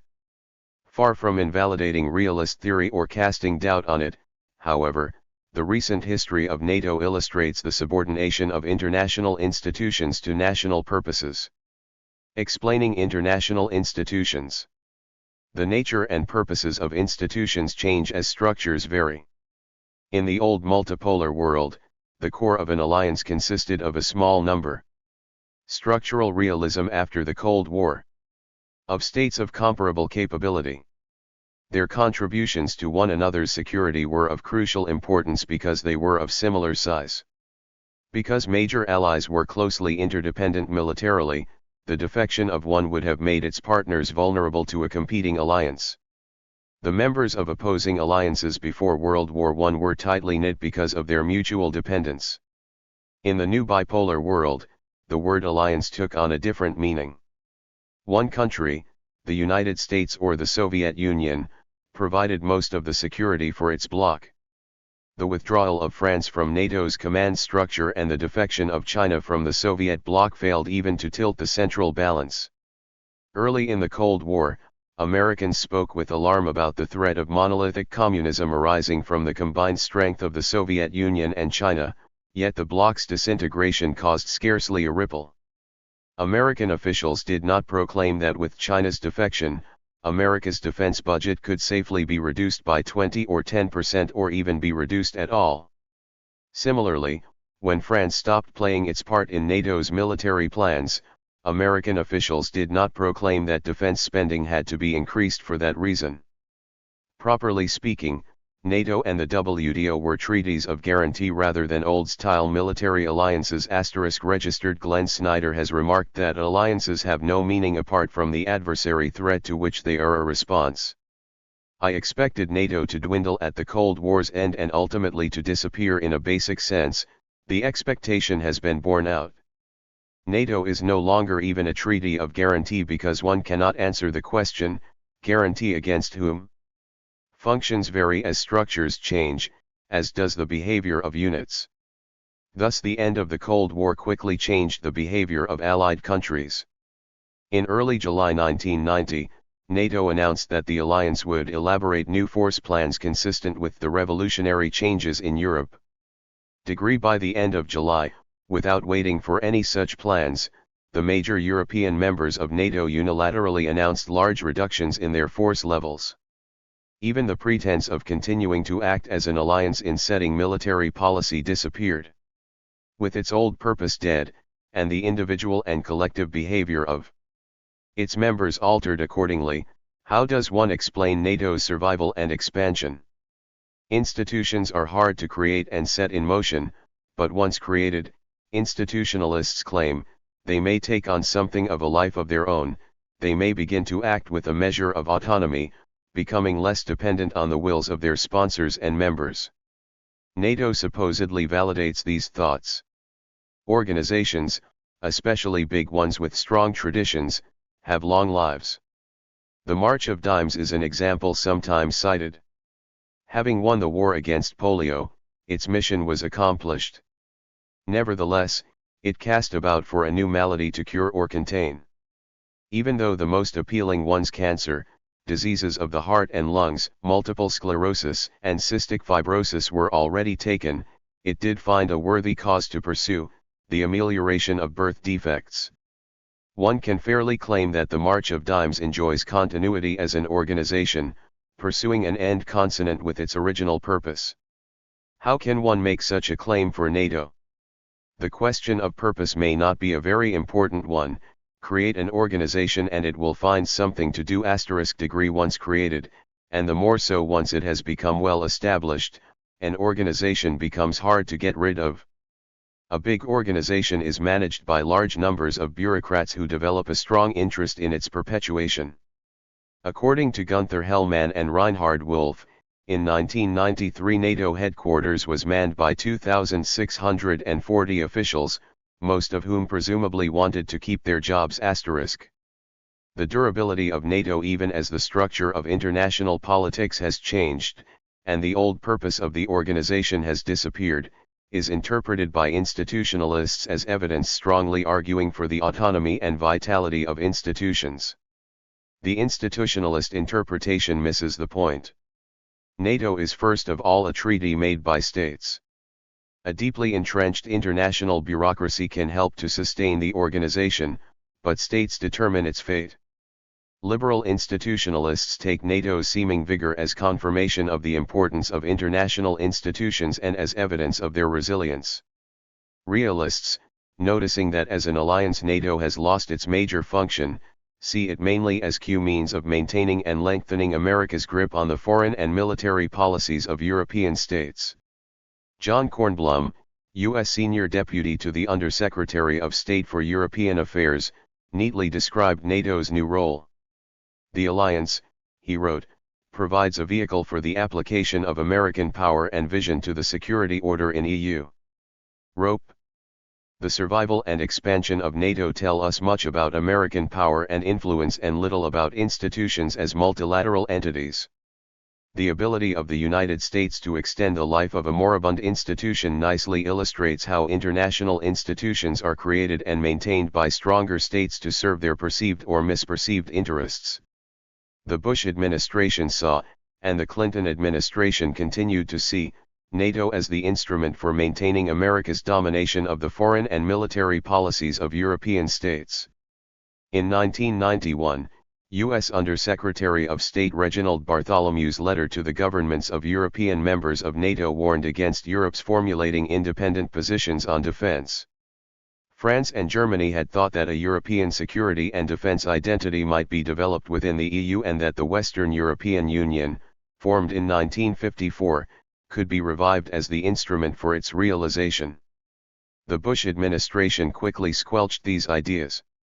The day after the signing of the Maastricht Treaty in December 1991, President George Bush could say with satisfaction that we are pleased that our allies in the Western European Union decided to strengthen that institution as both NATO's European pillar and the defense component of the European Union.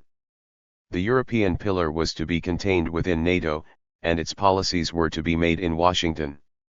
Weaker states have trouble fashioning institutions to serve their own ends in their own ways, especially in the security realm.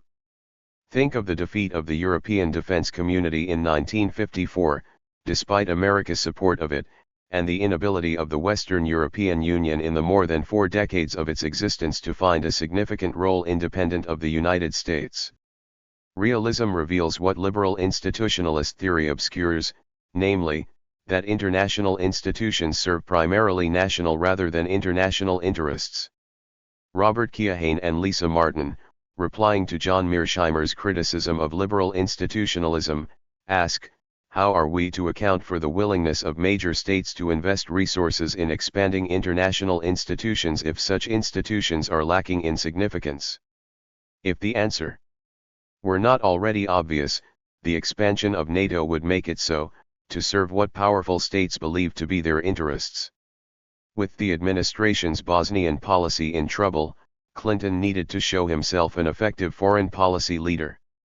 With the national heroes Lech Walesa and Václav Havel clamoring for their country's inclusion, foreclosing NATO membership would have handed another issue to the Republican Party in the congressional elections of 1994.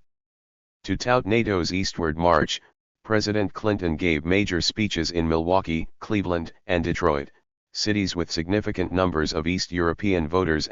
Registered votes and dollars are the lifeblood of American politics.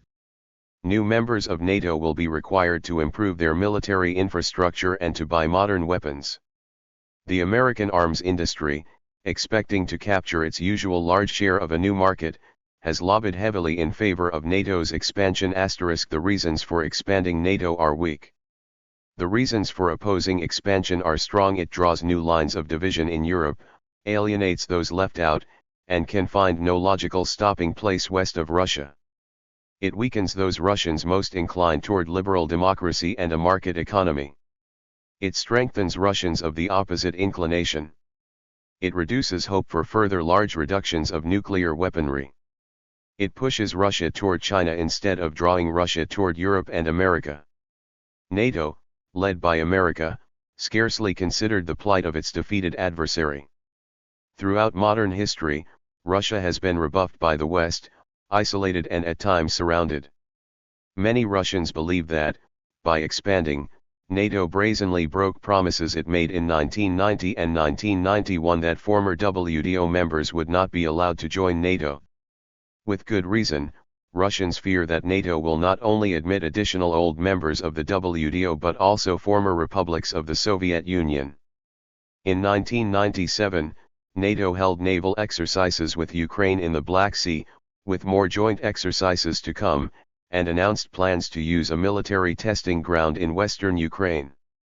In June 1998, Zbigniew Brzezinski went to Kiev with the message that Ukraine should prepare itself to join NATO by the year 2010. The farther NATO intrudes into the Soviet Union's old arena, the more Russia is forced to look to the east rather than to the west.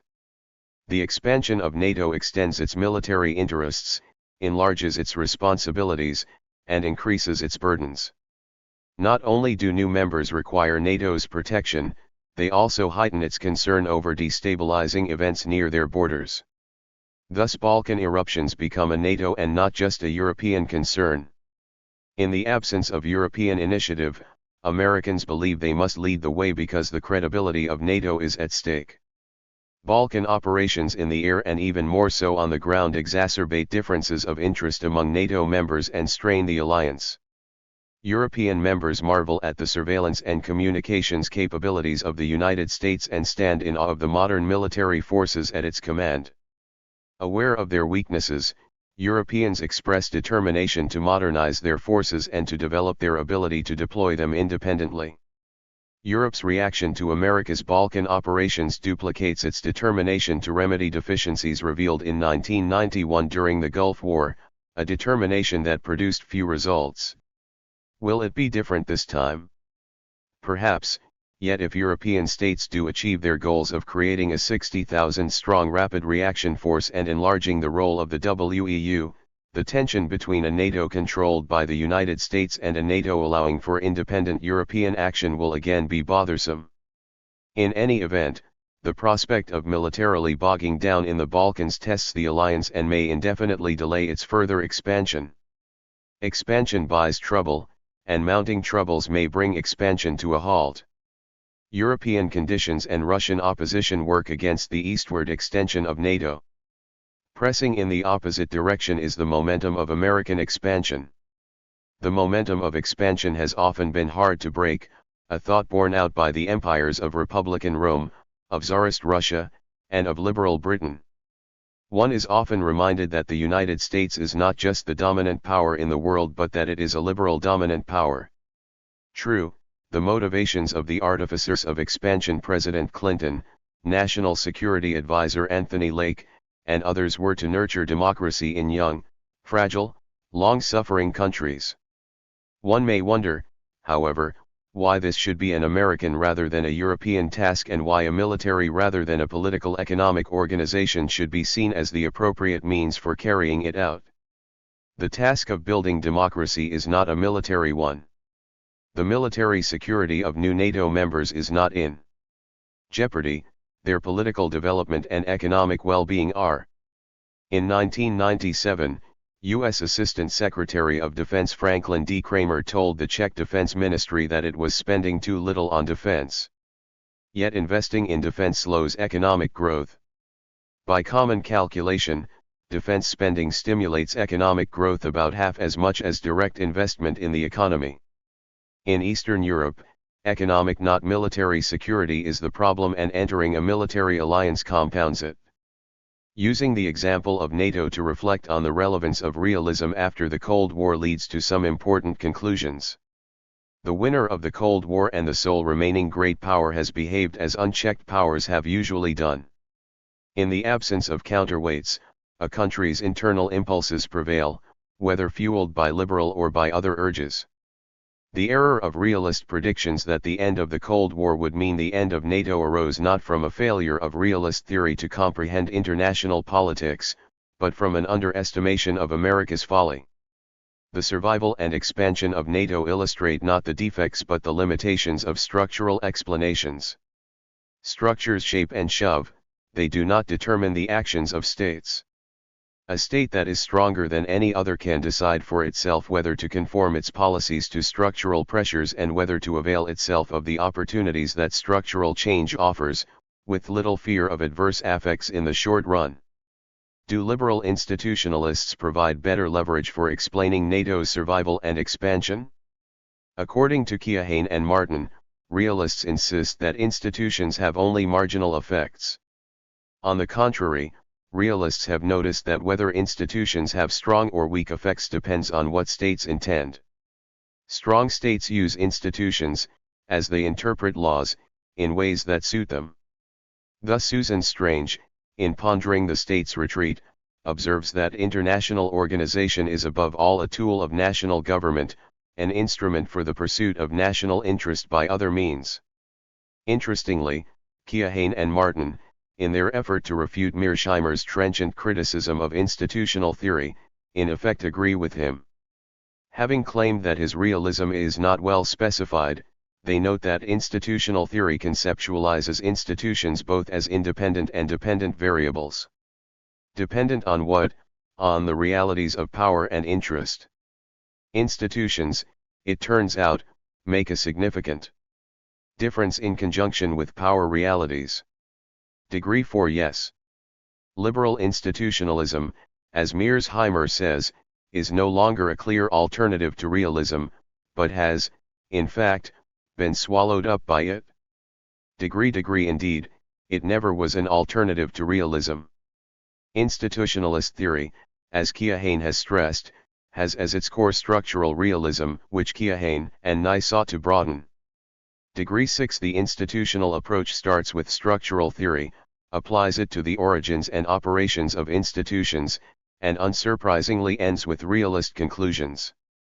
Alliances illustrate the weaknesses of institutionalism with special clarity. Institutional theory attributes to institutions causal effects that mostly originate within states. The case of NATO nicely illustrates this shortcoming. Keohane has remarked that alliances are institutions, and both their durability and strength may depend in part on their institutional characteristics. Degree in part, I suppose, but one must wonder in how large a part. The Triple Alliance and the Triple Entente were quite durable.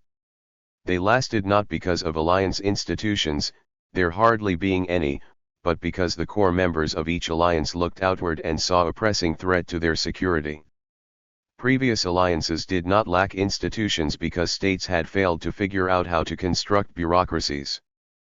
Previous alliances lacked institutions because in the absence of a hegemonic leader, balancing continued within as well as across alliances. NATO lasted as a military alliance as long as the Soviet Union appeared to be a direct threat to its members. It survives and expands now because of its institutions but mainly because the United States wants it to. NATO's survival also exposes an interesting aspect of balance of power theory. Robert Art has argued forcefully that without NATO and without American troops in Europe, European states will lapse into a security competition among themselves. As he emphasizes, this is a realist expectation. In his view, preserving NATO and maintaining America's leading role in it are required in order to prevent a security competition that would promote conflict within and impair the institutions of the European Union. NATO now is an anomaly.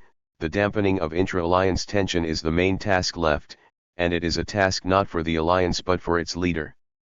The secondary task of an alliance, intra-alliance management, continues to be performed by the United States even though the primary task, defense against an external enemy, has disappeared.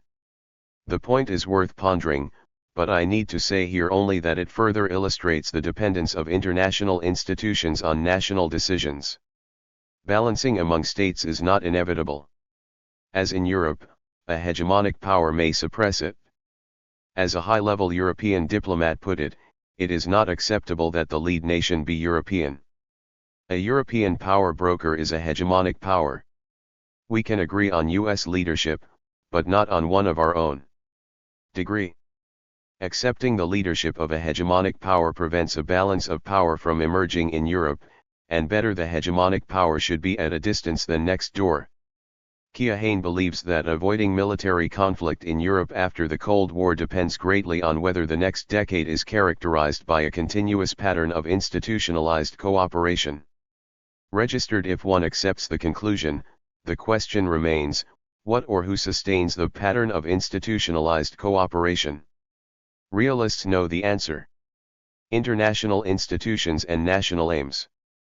What is true of NATO holds for international institutions generally.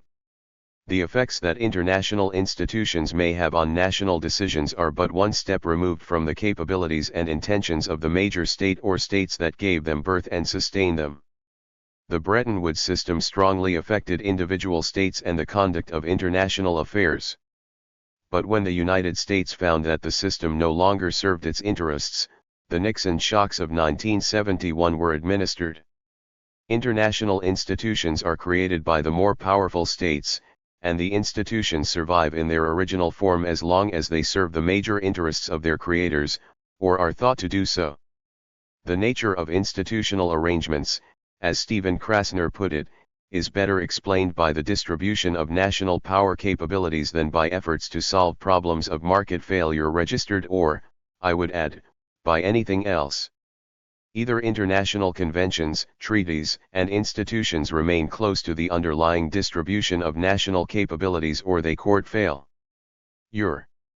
Citing examples from the past 350 years, Krasner found that in all of the instances it was the value of strong states that dictated rules that were applied in a discriminating fashion only to the weak.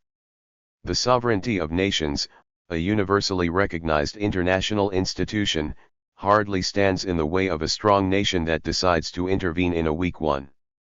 Thus, according to a senior official, the Reagan administration debated whether we had the right to dictate the form of another country's government.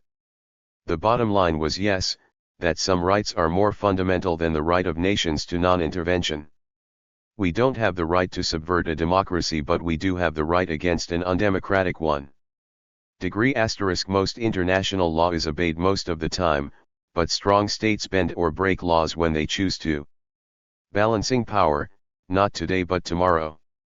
With so many of the expectations that realist theory gives rise to confirmed by what happened at and after the end of the Cold War, one may wonder why realism is in bad repute. Copyright. A key proposition derived from realist theory is that international politics reflects the distribution of national capabilities, a proposition daily borne out. Another key proposition is that the balancing of power by some states against others recurs. Realist theory predicts that balance disrupted will one day be restored. A limitation of the theory, a limitation common to social science theories, is that it cannot say when. William Walforth argues that though restoration will take place, it will be a long time coming. Of necessity, realist theory is better at saying what will happen than in saying when it will happen. Theory cannot say when tomorrow will come because international political theory deals with the pressures of structure on states and not with how states will respond to the pressures. The latter is a task for theories about how national governments respond to pressures on them and take advantage of opportunities that may be present. One does, however, observe balancing tendencies already taking place. On the demise of the Soviet Union, the international political system became unipolar. In the light of structural theory, unipolarity appears as the least durable of international configurations. This is so for two main reasons.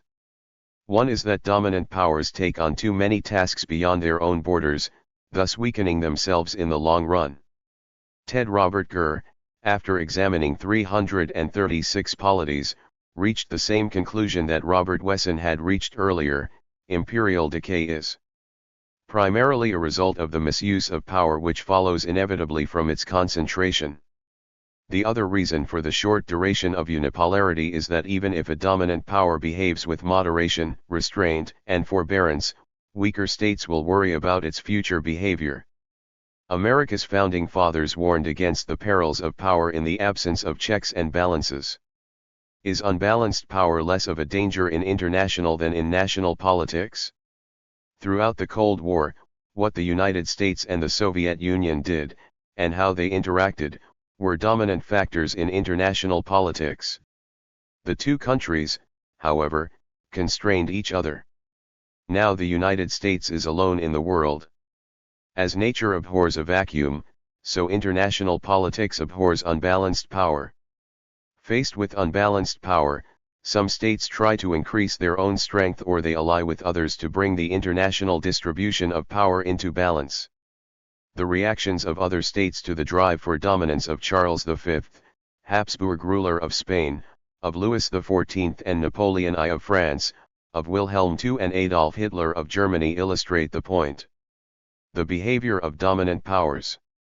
Will the preponderant power of the United States elicit similar reactions? Unbalanced power, whoever wields it, is a potential danger to others. The powerful state may, and the United States does, think of itself as acting for the sake of peace, justice, and well-being in the world. These terms, however, are defined to the liking of the powerful, which may conflict with the preferences and interests of others.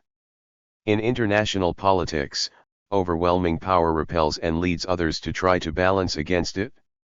With benign intent, the United States has behaved and, until its power is brought into balance, will continue to behave in ways that sometimes frighten others. For almost half a century, the constancy of the Soviet threat produced a constancy of American policy. Other countries could rely on the United States for protection because protecting them seemed to serve American security interests. Even so, beginning in the 1950s, Western European countries and, beginning in the 1970s, Japan had increasing doubts about the reliability of the American nuclear deterrent. As Soviet strength increased, Western European countries began to wonder whether the United States could be counted on to use its deterrent on their behalf, thus risking its own cities. When President Jimmy Carter moved to reduce American troops in South Korea, and later when the Soviet Union invaded Afghanistan and strengthened its forces in the Far East, Japan developed similar worries. With the disappearance of the Soviet Union, the United States no longer faces a major threat to its security. As General Colin Powell said when he was chairman of the Joint Chiefs of Staff, "I'm running out of demons. I'm running out of enemies. I'm down to Castro and Kim Il-sung." Constancy of threat produces constancy of policy, absence of threat permits policy to become capricious. When few if any vital interests are endangered, a country's policy becomes sporadic and self-willed. The absence of serious threats to American security gives the United States wide latitude in making foreign policy choices. A dominant power acts internationally truly when the spirit moves it. One example is enough to show this. When Yugoslavia's collapse was followed by genocidal war in successor states, the United States failed to respond until Senator Robert Dole moved to make Bosnia's peril an issue in the forthcoming presidential election, and it acted not for the sake of its own security but to maintain its leadership position in Europe.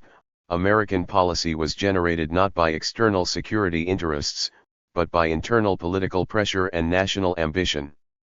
Aside from specific threats it may pose, unbalanced power leaves weaker states feeling uneasy and gives them reason to strengthen their positions.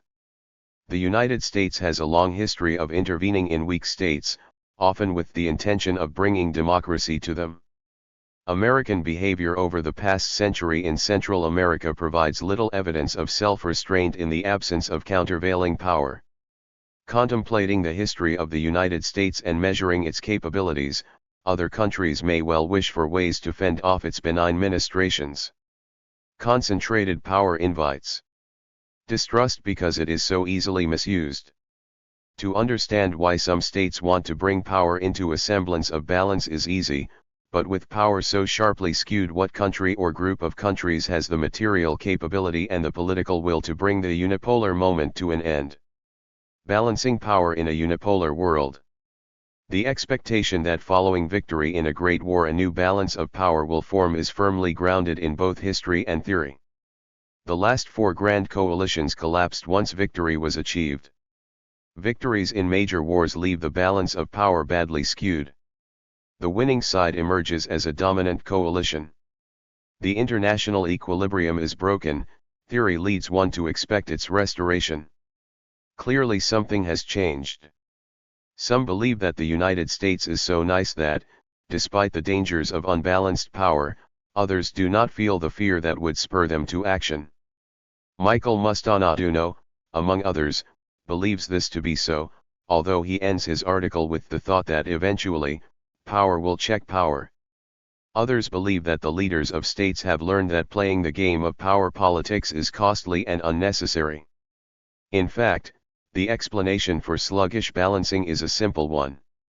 In the aftermath of earlier great wars, the materials for constructing a new balance were readily at hand.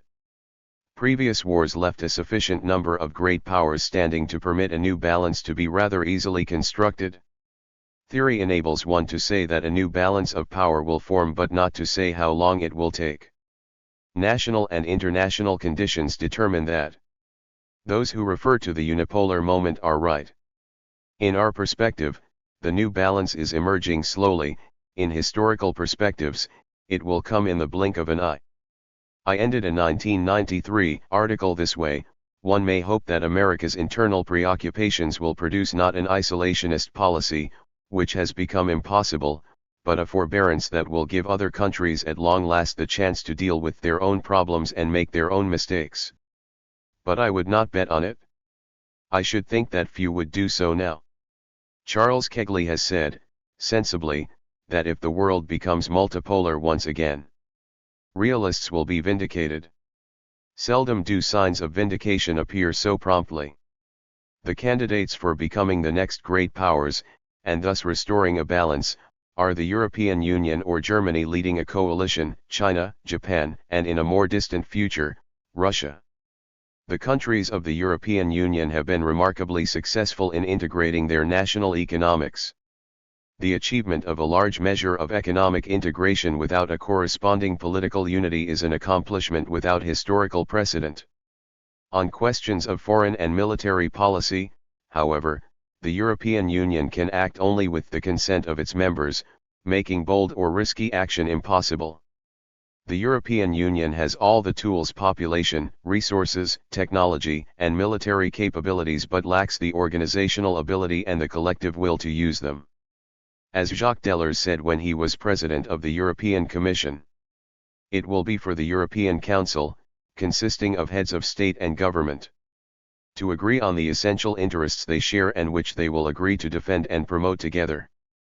Policies that must be arrived at by consensus can be carried out only when they are fairly inconsequential. Inaction as Yugoslavia sank into chaos and war signaled that Europe will not act to stop wars even among near neighbors. Western Europe was unable to make its own foreign and military policies when it was an organization of 6 or 9 states living in fear of the Soviet Union. With less pressure and more members, it has even less hope of doing so now. Only when the United States decides on a policy have European countries been able to follow it. Europe may not remain in its supine position forever, yet signs of fundamental change in matters of foreign and military policy are faint. Now, as earlier, European leaders express discontent with Europe's secondary position, chafe at America's making most of the important decisions, and show a desire to direct their own destiny. French leaders often vent their frustration and pine for a world, as Foreign Minister Hubert Védrine recently put it, of several poles, not just a single one. President Jacques Chirac and Prime Minister Lionel Jospin call for a strengthening of such multilateral institutions as the International Monetary Fund and the United Nations, although how this would diminish America's influence is not explained. More to the point, Védrine complains that since President John Kennedy, Americans have talked of a European pillar for the alliance, a pillar that is never built. German and British leaders now more often express similar discontent. Europe, however, will not be able to claim a louder voice in alliance affairs unless it builds a platform for giving it expression. If Europeans ever mean to write a tune to go with their libretto, they will have to develop the unity in foreign and military affairs that they are achieving in economic matters. If French and British leaders decided to merge their nuclear forces to form the nucleus of a European military organization, the United States and the world will begin to treat Europe as a major force. The European Economic Community was formed in 1957 and has grown incrementally to its present proportions. But where is the incremental route to a European foreign and military policy to be found? European leaders have not been able to find it or even tried very hard to do so. In the absence of radical change, Europe will count for little in international politics for as far ahead as the eye can see, unless Germany, becoming impatient, decides to lead a coalition. International structure and national responses. Throughout modern history, international politics centered on Europe. 2 world wars ended Europe's dominance. Whether Europe will somehow, someday emerge as a great power is a matter for speculation. In the meantime, the all but inevitable movement from unipolarity to multipolarity is taking place not in Europe but in Asia. The internal development and the external reaction of China and Japan are steadily raising both countries to the great power level. China will emerge as a great power even without trying very hard so long as it remains politically united and competent. Strategically, China can easily raise its nuclear forces to a level of parity with the United States if it has not already done so. China has 5 to 7 intercontinental missiles able to hit almost any American target and a dozen or more missiles able to reach the west coast of the United States.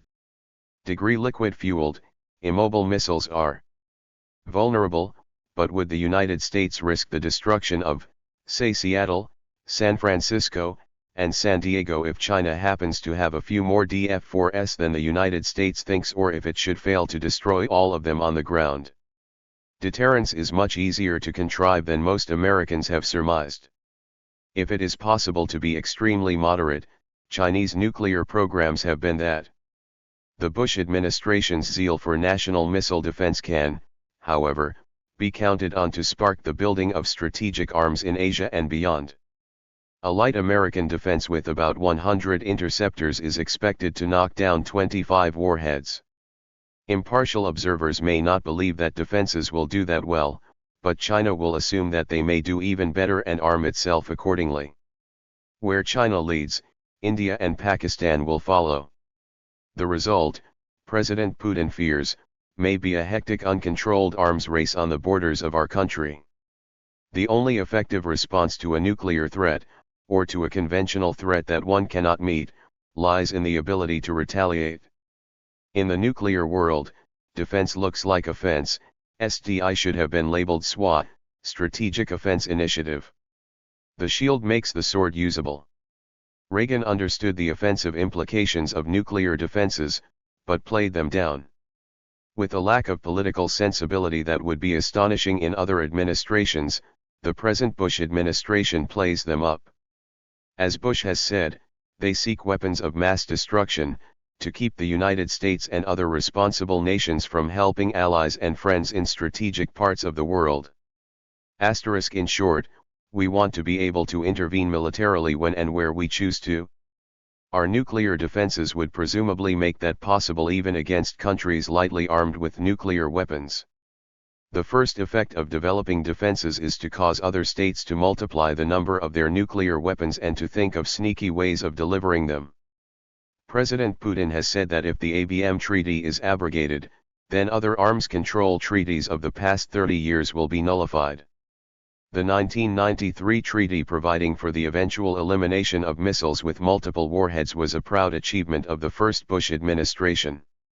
It was confirmed in the START II agreement ratified by Russia in the year 2000. The cheapest way for Russia to overcome fears that American defenses will diminish their deterrent, however, is to place more warheads on their land-based missiles, one of the most dangerous forms of nuclear weaponry. The new Bush administration surpasses Clinton's in foolishness. An official of the latter's administration told Russian officials that if our potential defenses should make Russia uneasy, it could simply keep 1,000 missiles on full alert. To implement Bush's and Rumsfeld's dreams of defense is more dangerous for us and the world than a small number of nuclear weapons in the hands of India and Pakistan, or for that matter in the hands of North Korea or Iraq. Nuclear defenses destroy arms control agreements. Agreements to control and reduce nuclear weapons are more useful than attempts to defend against them. Some countries want us to be able to intervene militarily on their behalf, others do not. Given American nuclear and conventional dominance, what are the latter countries to do?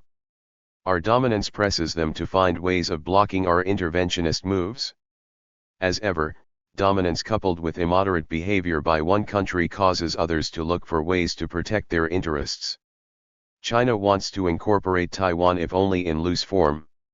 Even if China has no intention of using force, and clearly it prefers not to, it believes that the prospect of American military protection of Taiwan removes the threat of force from China's set of diplomatic tools.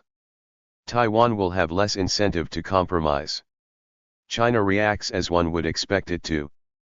Acquiring Russian Oscar II class submarines, capable of disabling our aircraft carriers, is one response. Another is maintaining a minimal nuclear deterrent against the United States. American intelligence reports that our defenses may prompt China to multiply its nuclear arsenal by 10 and to place multiple warheads on its missiles. *. The mere prospect of American missile defense promotes the vertical proliferation of nuclear weapons. It also encourages the horizontal spread of nuclear weapons from one country to another. Japan, already made uneasy by China's increasing economic and military capabilities, will become uneasier still as China acts to counter America's prospective defenses. Since the new Bush administration is rending the fabric of agreements that brought nuclear weapons under a modicum of control, and since we offer nothing to replace it, other countries try harder to take care of themselves. North Korea, Iraq, Iran, and others know that America can be held at bay only by deterrence. Weapons of mass destruction are the only means by which they can hope to deter the United States.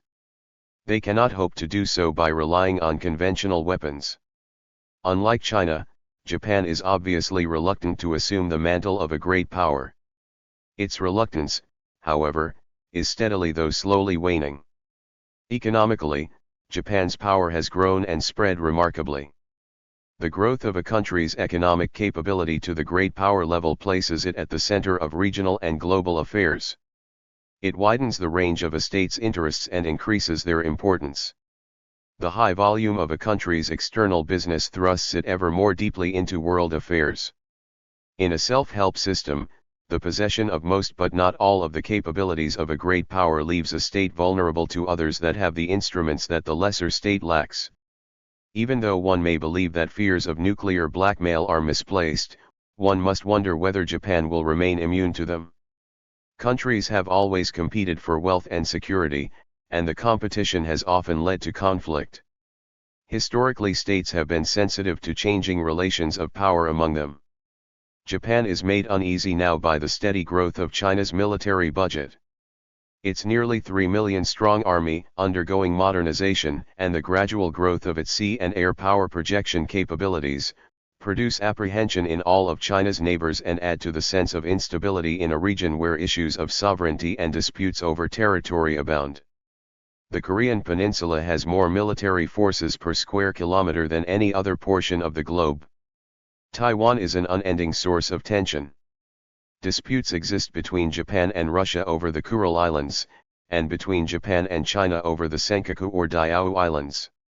Cambodia is a troublesome problem for both Vietnam and China. Half a dozen countries lay claim to all or some of the Spratly Islands, strategically located and supposedly rich in oil. The presence of China's ample nuclear forces, combined with the drawdown of American military forces, can hardly be ignored by Japan, the less so because economic conflicts with the United States cast doubt on the reliability of American military guarantees. Reminders of Japan's dependence and vulnerability multiply in large and small ways. For example, as rumors about North Korea's developing nuclear capabilities gained credence, Japan became acutely aware of its lack of observation satellites. Uncomfortable dependencies and perceived vulnerabilities have led Japan to acquire greater military capabilities, even though many Japanese may prefer not to. Given the expectation of conflict, and the necessity of taking care of one's interests, one may wonder how any state with the economic capability of a great power can refrain from arming itself with the weapons that have served so well as the great deterrent. For a country to choose not to become a great power is a structural anomaly. For that reason, the choice is a difficult one to sustain. Sooner or later, usually sooner, the international status of countries has risen in step with their material resources. Countries with great power economies have become great powers. Whether or not reluctantly. Some countries may strive to become great powers, others may wish to avoid doing so. The choice, however, is a constrained one. Because of the extent of their interests, larger units existing in a contentious arena tend to take on system-wide tasks. Profound change in a country's international situation produces radical change in its external behavior. After World War II, the United States broke with its centuries-long tradition of acting unilaterally and refusing to make long-term commitments. Japan's behavior in the past half-century reflects the abrupt change in its international standing suffered because of its defeat in war. In the previous half-century, after victory over China in 1894–95, Japan pressed for preeminence in Asia, if not beyond. Does Japan once again aspire to a larger role internationally? Its concerted regional activity, its seeking and gaining prominence in such bodies as the IMF and the World Bank, and its obvious pride in economic and technological achievements indicate that it does. The behavior of states responds more to external conditions than to internal habit if external change is profound. When external conditions press firmly enough, they shape the behavior of states. Increasingly Japan is being pressed to enlarge its conventional forces and to add nuclear ones to protect its interests. India, Pakistan, China, and perhaps North Korea have nuclear weapons capable of deterring others from threatening their vital interests. How long can Japan live alongside other nuclear states while denying itself similar capabilities? Conflicts and crises are certain to make Japan aware of the disadvantages of being without the military instruments that other powers command. Japanese nuclear inhibitions arising from World War II will not last indefinitely, one may expect them to expire as generational memories fade. Japanese officials have indicated that when the protection of America's extended deterrent is no longer thought to be sufficiently reliable, Japan will equip itself with a nuclear force, whether or not openly. Japan has put itself politically and technologically in a position to do so. Consistently since the mid-1950s, the government has defined all of its self-defense forces as conforming to constitutional requirements. Nuclear weapons purely for defense would be deemed constitutional should Japan decide to build some asterisk. As a secret report of the Ministry of Foreign Affairs put it in 1969, for the time being, we will maintain the policy of not possessing nuclear weapons. However, regardless of joining the NPT or not, we will keep the economic and technical potential for the production of nuclear weapons, while seeing to it that Japan will not be interfered with in this regard. Asterisk. In March 1988, Prime Minister Noboru Takeshita called for a defensive capability matching Japan's economic power. Only a balanced conventional nuclear military capability would meet this requirement. In June 1994, Prime Minister Tsutomu Hata mentioned in Parliament that Japan had the ability to make nuclear weapons. Asterisk. Where some see Japan as a global civilian power and believe it likely to remain one, others see a country that has skillfully used the protection the United States has afforded and adroitly adopted the means of maintaining its security to its regional environment. Registered Prime Minister Shigeru Yoshida in the early 1950s suggested that Japan should rely on American protection until it had rebuilt its economy as it gradually prepared to stand on its own feet. Japan has laid a firm foundation for doing so by developing much of its own weaponry instead of relying on cheaper imports. Remaining months or moments away from having a nuclear military capability is well designed to protect the country's security without unduly alarming its neighbors. The hostility of China, of both Koreas, and of Russia combines with inevitable doubts about the extent to which Japan can rely on the United States to protect its security. In the opinion of Masanori Nishi, a defense official, the main cause of Japan's greater interest in enhanced defense capabilities is its belief that America's interest in maintaining regional stability is shaky.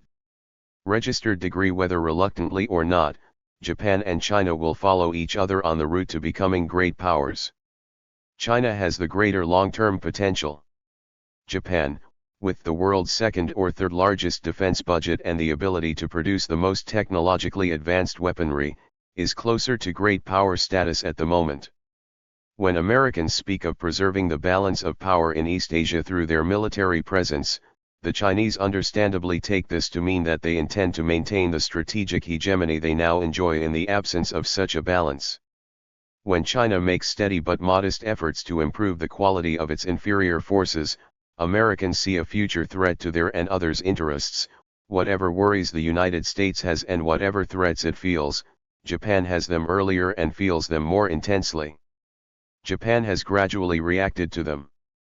China then worries as Japan improves its airlift and sea lift capabilities and as the United States raises its support level for forces in South Korea. The actions and reactions of China, Japan, and South Korea, with or without American participation, are creating a new balance of power in East Asia, which is becoming part of the new balance of power in the world.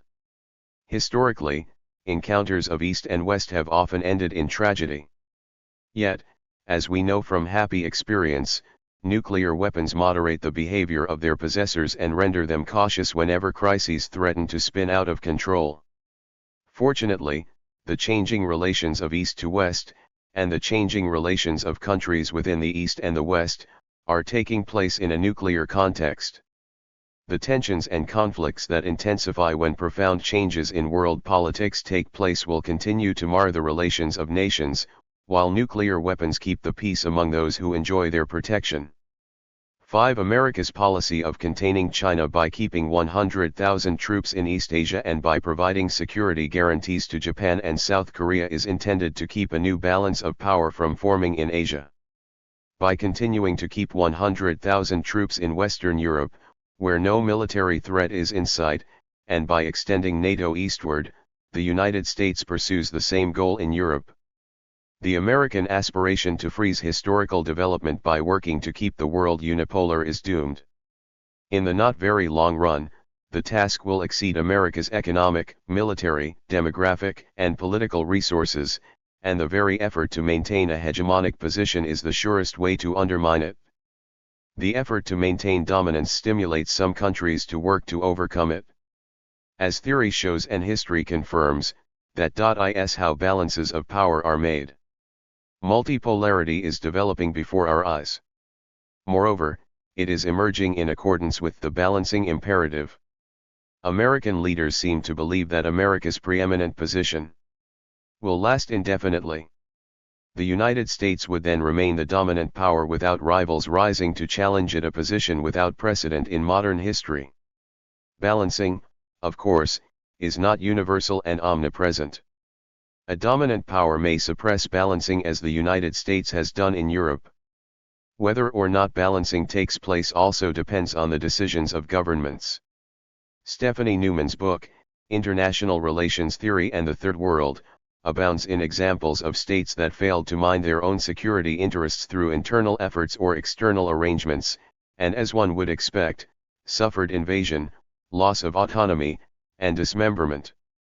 States are free to disregard the imperatives of power, but they must expect to pay a price for doing so. Moreover, relatively weak and divided states may find it impossible to concert their efforts to counter a hegemonic state despite ample provocation. This has long been the condition of the Western Hemisphere. In the Cold War, the United States won a telling victory. Victory in war, however, often brings lasting enmities. Magnanimity in victory is rare. Winners of wars, facing few impediments to the exercise of their wills, often act in ways that create future enemies. Thus Germany, by taking Alsace and most of Lorraine from France in 1871, earned its lasting enmity, and the Allies' harsh treatment of Germany after World War I produced a similar effect. In contrast, Bismarck persuaded the Kaiser not to march his armies along the road to Vienna after the great victory at Königgrätz in 1866. In the Treaty of Prague, Prussia took no Austrian territory. Thus Austria, having become Austria-Hungary, was available as an alliance partner for Germany in 187 Rather than learning from history, the United States is repeating past errors by extending its influence over what used to be the province of the vanquished. This alienates Russia and nudges it toward China instead of drawing it toward Europe and the United States. Despite much talk about the globalization of international politics, American political leaders to a dismaying extent think of East or West rather than of their interaction. With a history of conflict along a 2,600-mile border, with ethnic minorities sprawling across it, with a mineral-rich and sparsely populated Siberia facing China's teeming millions, Russia and China will find it difficult to cooperate effectively, but the United States is doing its best to help them do so. Indeed, the United States has provided the key to Russian-Chinese relations over the past half-century. Feeling American antagonism and fearing American power, China drew close to Russia after World War II and remained so until the United States seemed less, and the Soviet Union more, of a threat to China. The relatively harmonious relations the United States and China enjoyed during the 1970s began to sour in the late 1980s when Russian power visibly declined and American hegemony became imminent. To alienate Russia by expanding NATO, and to alienate China by lecturing its leaders on how to rule their country, are policies that only an overwhelmingly powerful country could afford, and only a foolish one be tempted, to follow. The United States cannot prevent a new balance of power from forming. It can hasten its coming as it has been earnestly doing. American conventional and strategic military dominance spurs other countries to act. Arrogance is the partner of dominance. One reads about the world's desire for American leadership only in the United States, a British diplomat has observed. Everywhere else one reads about American arrogance and unilateralism. Recent history richly illustrates the effects of unbalanced power. George W. Bush has often emphasized our readiness to consult other countries. In his lexicon, consult has meant that we explain our policies and then implement them whether or not other countries like them.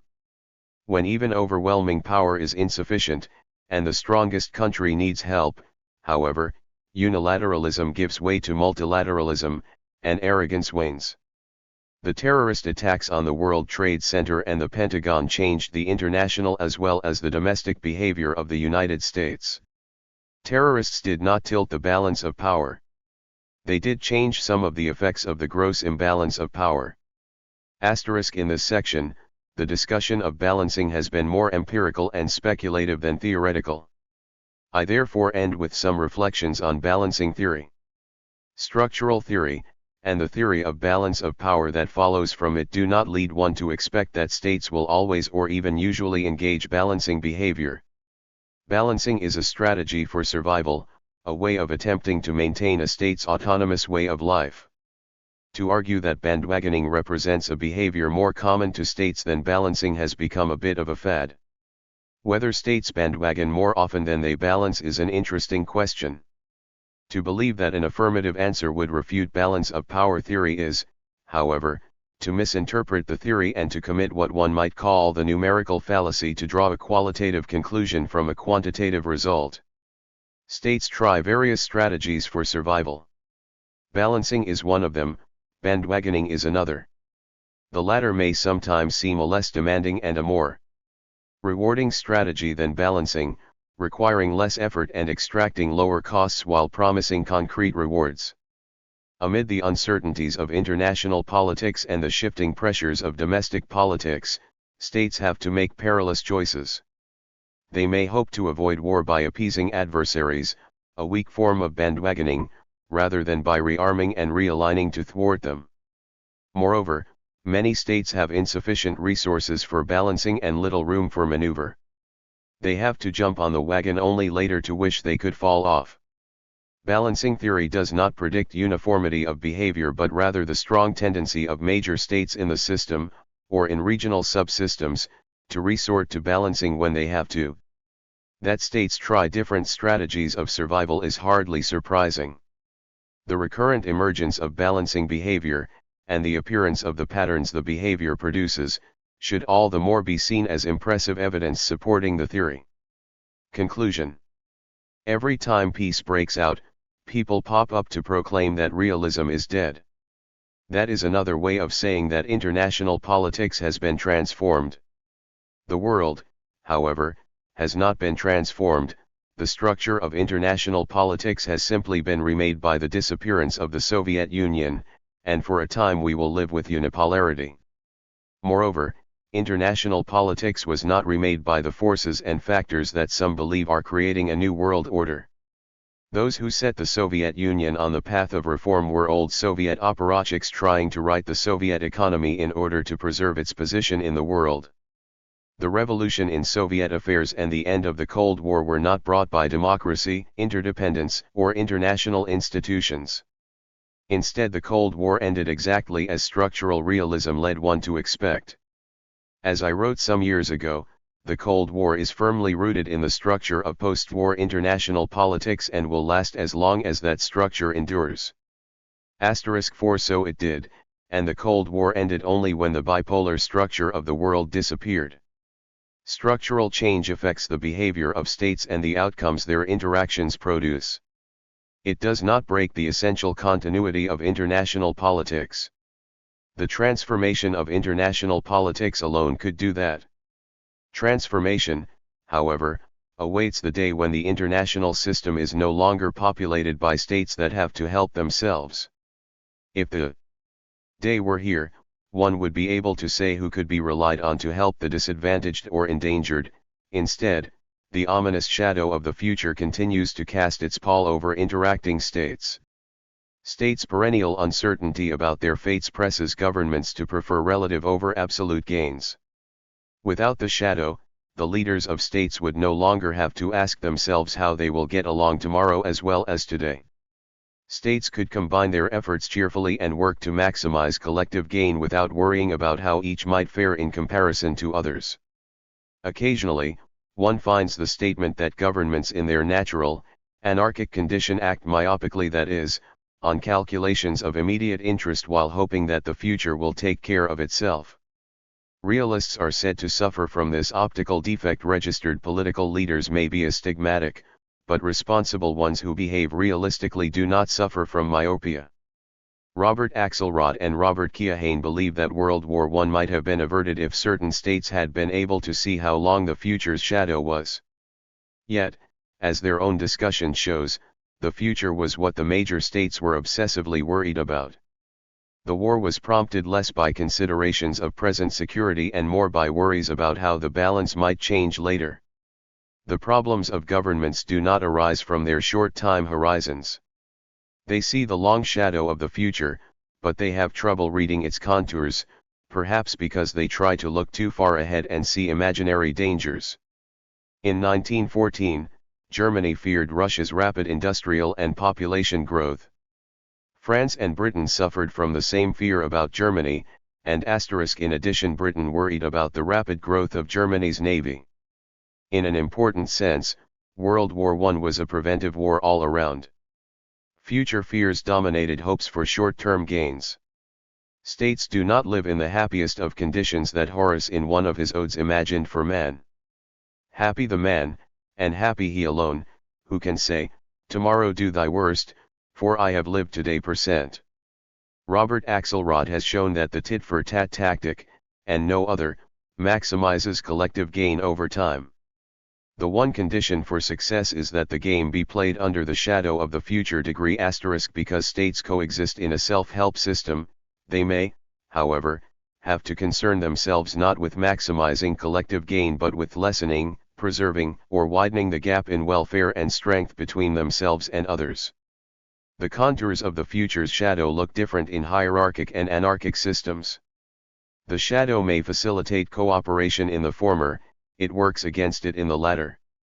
Worries about the future do not make cooperation and institution building among nations impossible, they do strongly condition their operation and limit their accomplishment.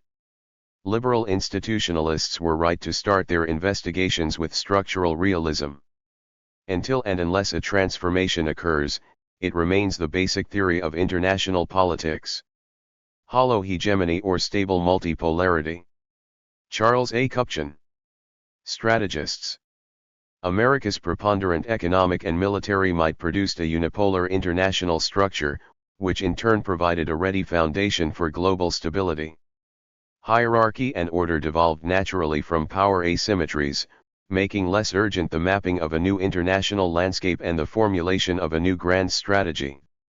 The elder Bush and Clinton administrations do deserve considerable credit for presiding over the end of the Cold War and responding sensibly to isolated crises around the globe.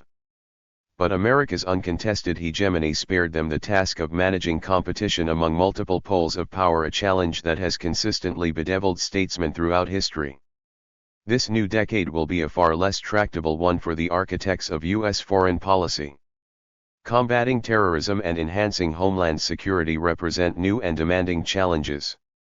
And although the United States will remain atop the international hierarchy for some time to come, a global landscape in which power and influence are more equally distributed looms ahead. With this more equal distribution of power will come a more traditional geopolitics and the return of the competitive balancing that has been held in abeyance by America's uncontested preponderance. Economic globalization, nuclear weapons, new information technologies, and the spread of democracy may well tame geopolitics and dampen. The first post-Cold War decade was a relatively easy one for American rivalries likely to accompany a more diffuse distribution of power. But history provides sobering lessons in this respect. Time and again, post-war lulls in international competition and pronouncements of the obsolescence of major war have given way to the return of power balancing and great power conflict. The individuals who will shape U.S. foreign policy during the coming years will therefore face the onerous task of piecing together a grand strategy for managing the return to multipolarity. The challenge will be as demanding politically as it is intellectually. Recognizing that new power centers are emerging and adjusting to their rise will meet political resistance after 50 years of American primacy. Politicians and strategists alike will also have to engage in long-term planning and pursue policies that respond to underlying trends rather than immediate challenges. But American elites must rise to the occasion. The coming decade represents a unique window of opportunity. The United States should plan for the future while it still enjoys preponderance and not wait until the diffusion of power has already made international politics more competitive and unpredictable. I begin by explaining how and why a transition to a multipolar world is likely to come about in the near term. I focus on two sources of international change: the rise of Europe as an emerging center of power and the decline of America's willingness to be the global protector of last resort. An ascending Europe and an America tiring of the burdens of hegemony are unlikely to clash head-on. On the contrary, America is likely to retreat from an expansive range of international commitments before the rest of the world is ready. In this sense, the key challenge for the United States is not preparing for battle with the next contender for hegemony, but weaning Europe and fast Asia of their excessive dependence on U.S. power. Europeans and East Asians alike have found it both comfortable and cheap to rely on American power and diplomacy to provide their security. Americans have gone along with the deal for decades because of the importance of containing the Soviet Union and the profitability of being at the center of global politics. But now that communist regimes are a dying breed and the United States faces no peer competitor, America's protective umbrella will slowly retract. If this retrenchment in the scope of America's engagement abroad is not to result in the return of destructive power balancing to Europe and East Asia, the United States and its main regional partners must begin to prepare for life after Pax Americana.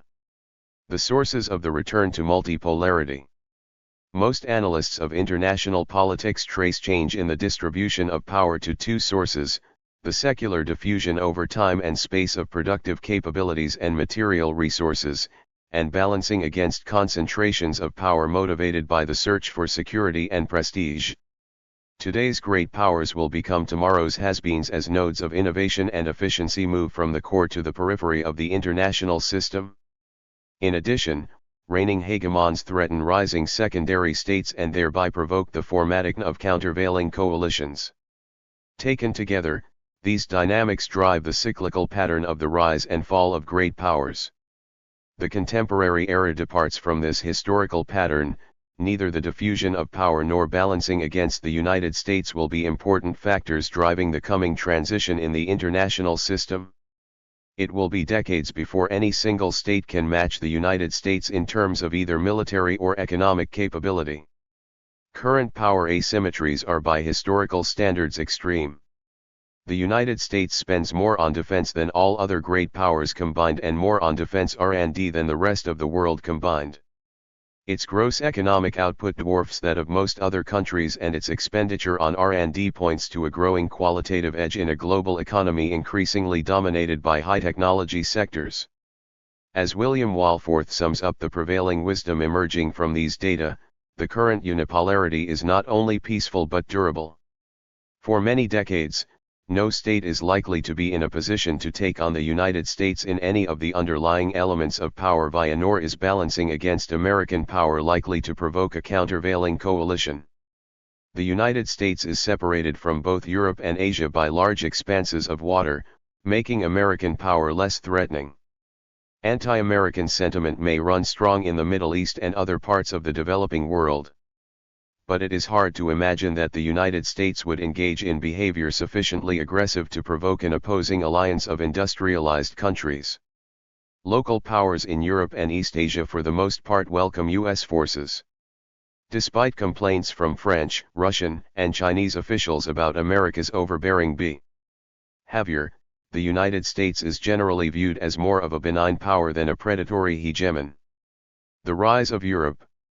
In contrast to the past, the waning of today's unipolarity will be driven by two unusual suspects: regional amalgamation in Europe and shrinking internationalism in the United States. Europe is in the midst of a long-term process of political and economic integration that is gradually eliminating the importance of borders and centralizing authority and resources. To be sure, the EU is not an amalgamated polity with a single center of authority. Nor does Europe have a military capability commensurate with its economic resources. But trend lines do indicate that Europe is heading in the direction of becoming a new center of power. Now that its single market has been accompanied by a single currency, Europe has a collective weight on matters of trade and finance rivaling that of the United States.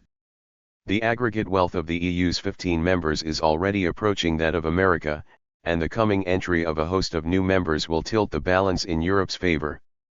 In addition, Europe has recently embarked on efforts to forge a common defense policy and to acquire the military wherewithal to operate independently of U.S. forces.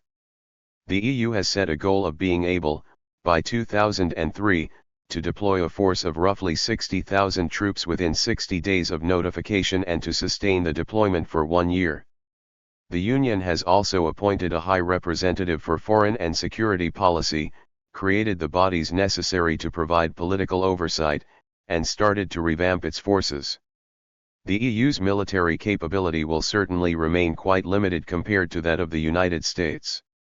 And it will be decades, if ever, before the EU becomes a unitary state, especially in light of its impending enlargement to the east. But as its resources grow and its decision-making becomes more centralized, power and influence will become more equally distributed between the two sides of the Atlantic. Skeptics of Europe counter that the EU has poor prospects of cohering as an effective actor in the global arena. The national states remain too strong and the Union too decentralized and divided by cultural and linguistic boundaries. But Europe has repeatedly defied the skeptics as it has successfully moved from a free trade area, to a single market, to a single currency. Eastward enlargement does risk the dilution of the Union, threatening to make its decision-making bodies more unwieldy. But precisely because of this risk, it is also likely to trigger institutional reform, inducing a core group of states to pursue deeper integration. Indeed, the German government is actively promoting proposals that would succeed in deepening the federal character of the EU. Important in both practical and symbolic terms, EU member states are now considering the drafting and ratification of a constitution. A changing political discourse within Europe is also likely to fuel the EU's geopolitical ambition. For most of its history, national leaders have justified European integration to their electorates by arguing that it is needed to help Europe escape its past.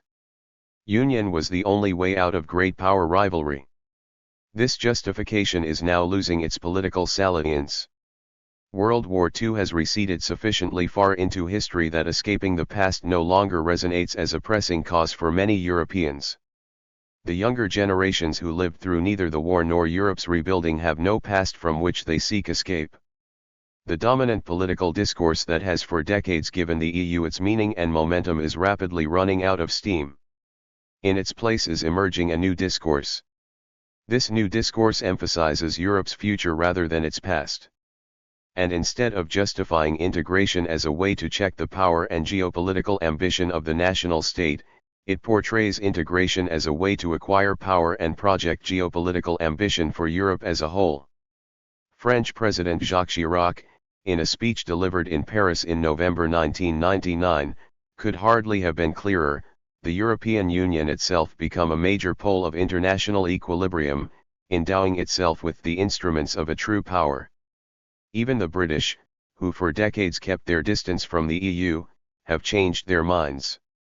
In the words of Prime Minister Tony Blair, Europe's citizens need Europe to be strong and united. They need it to be a power in the world. Whatever its origin, Europe today is no longer just about peace. It is about projecting collective power. Integration is thus being relegitimated among European electorates, but paradoxically through a new brand of European nationalism. Europe's states may have rid themselves for good of their individual claims to great power status, but such aspirations are returning at the level of a collective Europe. As these new poleal currents gather momentum, so will Europe's geopolitical ambition. Europe need not emerge as a superpower, with a global range of interests and commitments, if its rise is to alter the effective polarity of the international system. As Europe's wealth, military capacity, and collective character increase, so will its appetite for greater international influence. Just as America's will to extend its primacy stems not just from self-interest, but also from an emotional satisfaction derived from its leadership position, call it nationalism, so will Europe's rise provoke a yearning for greater status. As the United States currently sits atop the international pecking order, the EU's search for greater autonomy will, at least initially, take the form of resisting U.S. influence and ending its long decades of deference to Washington. An EU that becomes less dependent on the United States for its security and more often stands its ground on the major issues of the day will be sufficient to alter the structural dynamics of Europe's relationship with the United States. Increasing rivalry between the United States and Europe promises to deal a serious blow to the effectiveness of international organizations. Most multilateral institutions currently rely on a combination of U.S. leadership and European backstopping to produce consensus and joint action. The United States and Europe often vote as a bloc, leading to a winning coalition in the UN, the IMF, the World Bank, and many other bodies. When Europe resists rather than backstops American leadership in multilateral institutions, those institutions are likely to become far less effective instruments. Early signs of such resistance have already been quite visible. In May 2001, the EU took the lead in voting the United States off the UN Commission on Human Rights, the first time Washington has been absent from the body since its formation in 1947. The apparent rationale was to deliver a payback for America's increasing unilateralism and to express disapproval of America's death penalty. The same day, in a separate vote of the UN's Economic and Social Council, the United States lost its seat on the International Narcotics Control Board. The United States and Europe are also likely to engage in more intense competition over trade and finance. America and Europe today enjoy a remarkably healthy economic relationship, with both parties benefiting from strong flows of trade and investment. A more assertive Europe and a less competitive American economy does, however, increase the likelihood that trade disputes will become more politicized. America's protection of its steel industry and Europe's restriction on imports of genetically modified foods, a ban that could cost U.S. companies $4 billion per year, have particular potential to trigger a major dispute and stand in the way of a new round of global trade talks. The emergence of the euro as an alternative reserve currency also creates the potential for diverging views about management of the international financial system. The competitive devaluations and monetary instability of the interwar period made amply clear that the absence of a dominant economic power can provoke considerable financial turmoil and go-it-alone foreign policies even among like-minded allies. Looking beyond the coming decade, economic growth in East Asia will further the onset of a new distribution of global power. Japan already has a world-class economy and will eventually climb out of recession. During the last decade, China enjoyed an economic growth rate of about 10% per year. The World Bank estimates that by 2020, China could be the world's second largest exporter and importer. Its consumers may have purchasing power larger than all of Europe's. China's involvement with world financial markets, as a user and supplier of capital, will rival that of most industrialized countries. The rise of Japan and China will ultimately contribute to the return of a multipolar global landscape. The decline of American internationalism. The continuing amalgamation of Europe, the eventual rise of Asia, and their leveling effect on the global distribution of power will occur gradually. Of more immediate impact will be a diminishing appetite for robust internationalism in the United States. Today's unipolar landscape is a function not just of America's preponderant resources, but also of its willingness to use them to underwrite international order. Accordingly, should the will of the body politic to bear the costs and risks of international leadership decline, so too will America's position of global primacy. On the face of it, the appetite of the American polity for internationalism has diminished little, if at all, since the collapse of the Soviet Union. Both the elder Bush and Clinton administrations pursued ambitious and activist foreign policies. The George W. Bush administration initially took a different course, scaling back American involvement in regional disputes and distancing itself from the liberal multilateralism of its predecessors. But the Bush team then responded with alacrity and resolve to the terror attacks of September 11, 2001, exhibiting a return to an activist multilateralism. Since the end of the Cold War, the United States has thus taken the lead in building an open international economy and promoting financial stability, and it has repeatedly deployed its forces to trouble spots around the globe. American internationalism, however, has reached a high water mark and will be dissipating in the years ahead. I base this claim on three considerations: 1. A theoretically grounded position on the circumstances under which great powers extend commitments; 2. Analysis of the underlying domestic trends that are leading to a decline in internationalism in the United States; 3. Examination of the empirical evidence, including public opinion, congressional behavior, and the policies of the Clinton and George W. Bush administrations. The sources of internationalism, threat or opportunity. Most work on the rise and decline of great powers attributes systemic change to shifts in the distribution of material power. Robert Gilpin identifies uneven economic growth rates and the transfer of leading technologies from core to periphery as the main variables driving international change.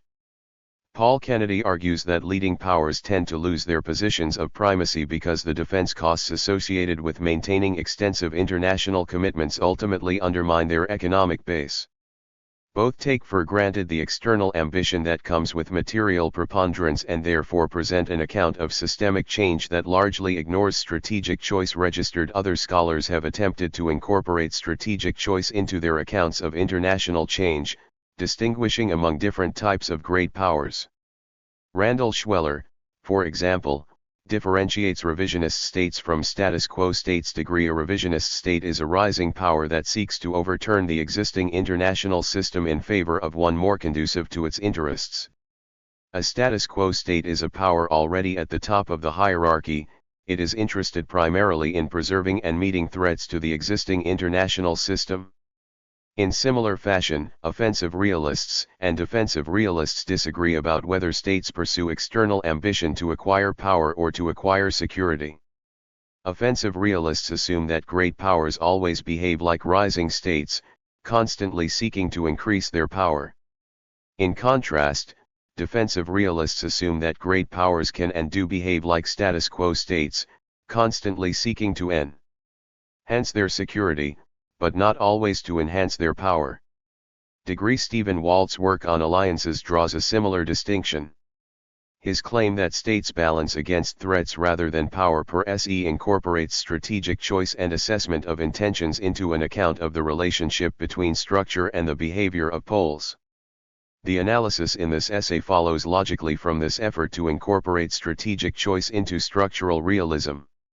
I maintain that internationalism among status quo powers is primarily a product of threat, not opportunity. Whereas rising states regularly seek to alter the international system to their advantage when they have the chance to do so, status quo powers are motivated principally by threats to the existing system. After all, they are status quo powers precisely because they are satisfied with the status quo. They are therefore willing to expend blood and treasure in matters of foreign affairs only when the system they find so conducive to their interests is threatened. The logical consequence of this analytic starting point is that status quo powers become less willing to shoulder onerous international responsibilities when the threats to international order diminish in severity. A decline in perceived threats, after a reasonable time lag, produces a decline in the domestic appetite for robust internationalism and the willingness to uphold or take on costly external commitments. Clear exceptions to this generalization do exist. During the 1920s, for example, Britain and France both pursued quite ambitious imperial policies despite the relatively quiescent strategic environment. They were, however, motivated in large part by the sense of vulnerability that was the legacy of World War I and the effort to mask their weakness by rebuilding imperial prestige. The restrained behavior of non-threatened status quo states is likely to be even more pronounced in the current era because of the lower benefits and increased costs of military conquest. With state power now much more dependent on technology and productivity rather than land and labor, conquest pays much less handsomely than it used to. The claim that status quo powers extend external commitments when they must, rather than when they can, is the foundation for my claim that U.S. internationalism is now at a high water mark and will soon be diminishing. To be sure, the United States has remained deeply engaged in all quarters of the globe since the end of the Cold War and the collapse of the Soviet Union. But hollow hegemony or stable multipolarity? That is the essence of the problem. The scope of America's global commitments is becoming increasingly divorced from the new strategic landscape. The demise of the Soviet Union and the disappearance of a peer competitor should have induced America to lighten its load. Instead, America's strategic commitments have increased markedly over the course of the past decade. The result is an increasing gap between the scope of America's external ambition and the American polity's appetite for internationalism. The terror attacks of September 2001 certainly made clear that America is far from invulnerable and continues to face major external threats to its security. For many, the attacks ensured that America will remain fiercely internationalist. As Andrew Sullivan, the former editor of the New Republic, wrote only a few days after the attack, we have been put on notice that every major Western city is now vulnerable. For the United States itself, Sullivan continued, this means one central thing. Isolationism is dead. It is by no means clear, however, that terrorism inoculates the United States against the allure of turning inward and lightening the burdens of hegemony. In the long run, America's leaders may well find the country's security better served by reducing its overseas commitments and raising protective barriers than by chasing terrorists through the mountains of Afghanistan. The United States has a strong tradition dating back to the founding fathers of seeking to cordon itself off from foreign troubles, an impulse that could well be reawakened by the rising costs of global engagement. America's initial response to the attacks of September 11, after all, was to close its borders with Mexico and Canada, ground the nation's air traffic, and patrol the country's coasts with warships and jet fighters. If I am right that threat, not opportunity, induces status quo powers to extend external commitments, then the absence of a peer competitor will erode America's willingness to serve as the global protector of last resort. Europe will be America's competitor, but not the sort of adversary that evokes sacrifice and vigilance. From this perspective, the robust internationalism of the 1990s promises to be an aberration, not a precedent for the future. Bringing American exceptionalism into the picture considerably strengthens this basic claim. Compared to other great powers, America has from the outset been remarkably ambivalent about taking on the responsibilities that accompany great power status. The Founding Fathers were quite explicit in their conviction that the security of the United States would be best served by reining in its external ambition and avoiding entangling alliances. As a rising power during the 19th century, the United States waited decades before translating its world-class economic power into military strength and external ambition. And even then, it attempted to avoid major strategic commitments abroad until World War II and the Cold War left it with little choice. This potent strain of ambivalence in American internationalism appears to be the product of two main factors. First, the United States is blessed with wide oceans to its east and west and small, non-threatening countries to its north and south. Because of its enviable geopolitical location, America is justified in calculating that its security is at certain times and under certain circumstances best served by less, rather than more, engagement abroad. International terrorism, the ballistic missile, and fiber optics no doubt diminish the extent to which America can afford to cordon itself off from threats in distant quarters. But proximity still matters, and the distance of the United States from other areas continues to afford it a natural security. Second, the constitutional structure of the United States and the deliberate struggle it set up among the different branches of government have from the outset checked the scope of the country's external ambition. During the early years of the Republic, the individual states were loath to give up their rights to maintain independent militias and armed forces. They were also fearful of giving too much coercive capacity to the federal government. Times have obviously changed, but such internal checking mechanisms continue to constrain the conduct of U.S. foreign policy. The Senate's rejection of U.S. participation in the League of Nations, congressional adoption of the War Powers Act, the more recent efforts of Congress to mandate the withdrawal of U.S. troops from the Balkans, these are all manifestations of the continuing institutional constraints on American internationalism. Furthermore, these institutional constraints continue to have powerful ideological roots in what Walter Russell Mead has called the Jacksonian legacy. Avoiding entangling alliances and restricting the power of the federal government are enterprises that hit a populist chord and run deep within the American creed. Incorporating strategic choice and U.S. exceptionalism into analysis of the forces driving systemic change has profound implications for forecasting how and when America's unipolar moment is likely to end. In purely material terms, no single country is likely to catch the United States for decades, as Walforth convincingly argues in his chapter. But Walforth, like many other scholars, makes a critical analytic error in assuming that polarity emerges solely from the distribution of power.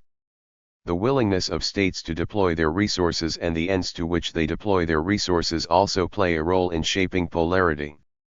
The decline of American internationalism, even if U.S. preponderance remains uncontested, has the potential to alter the global landscape.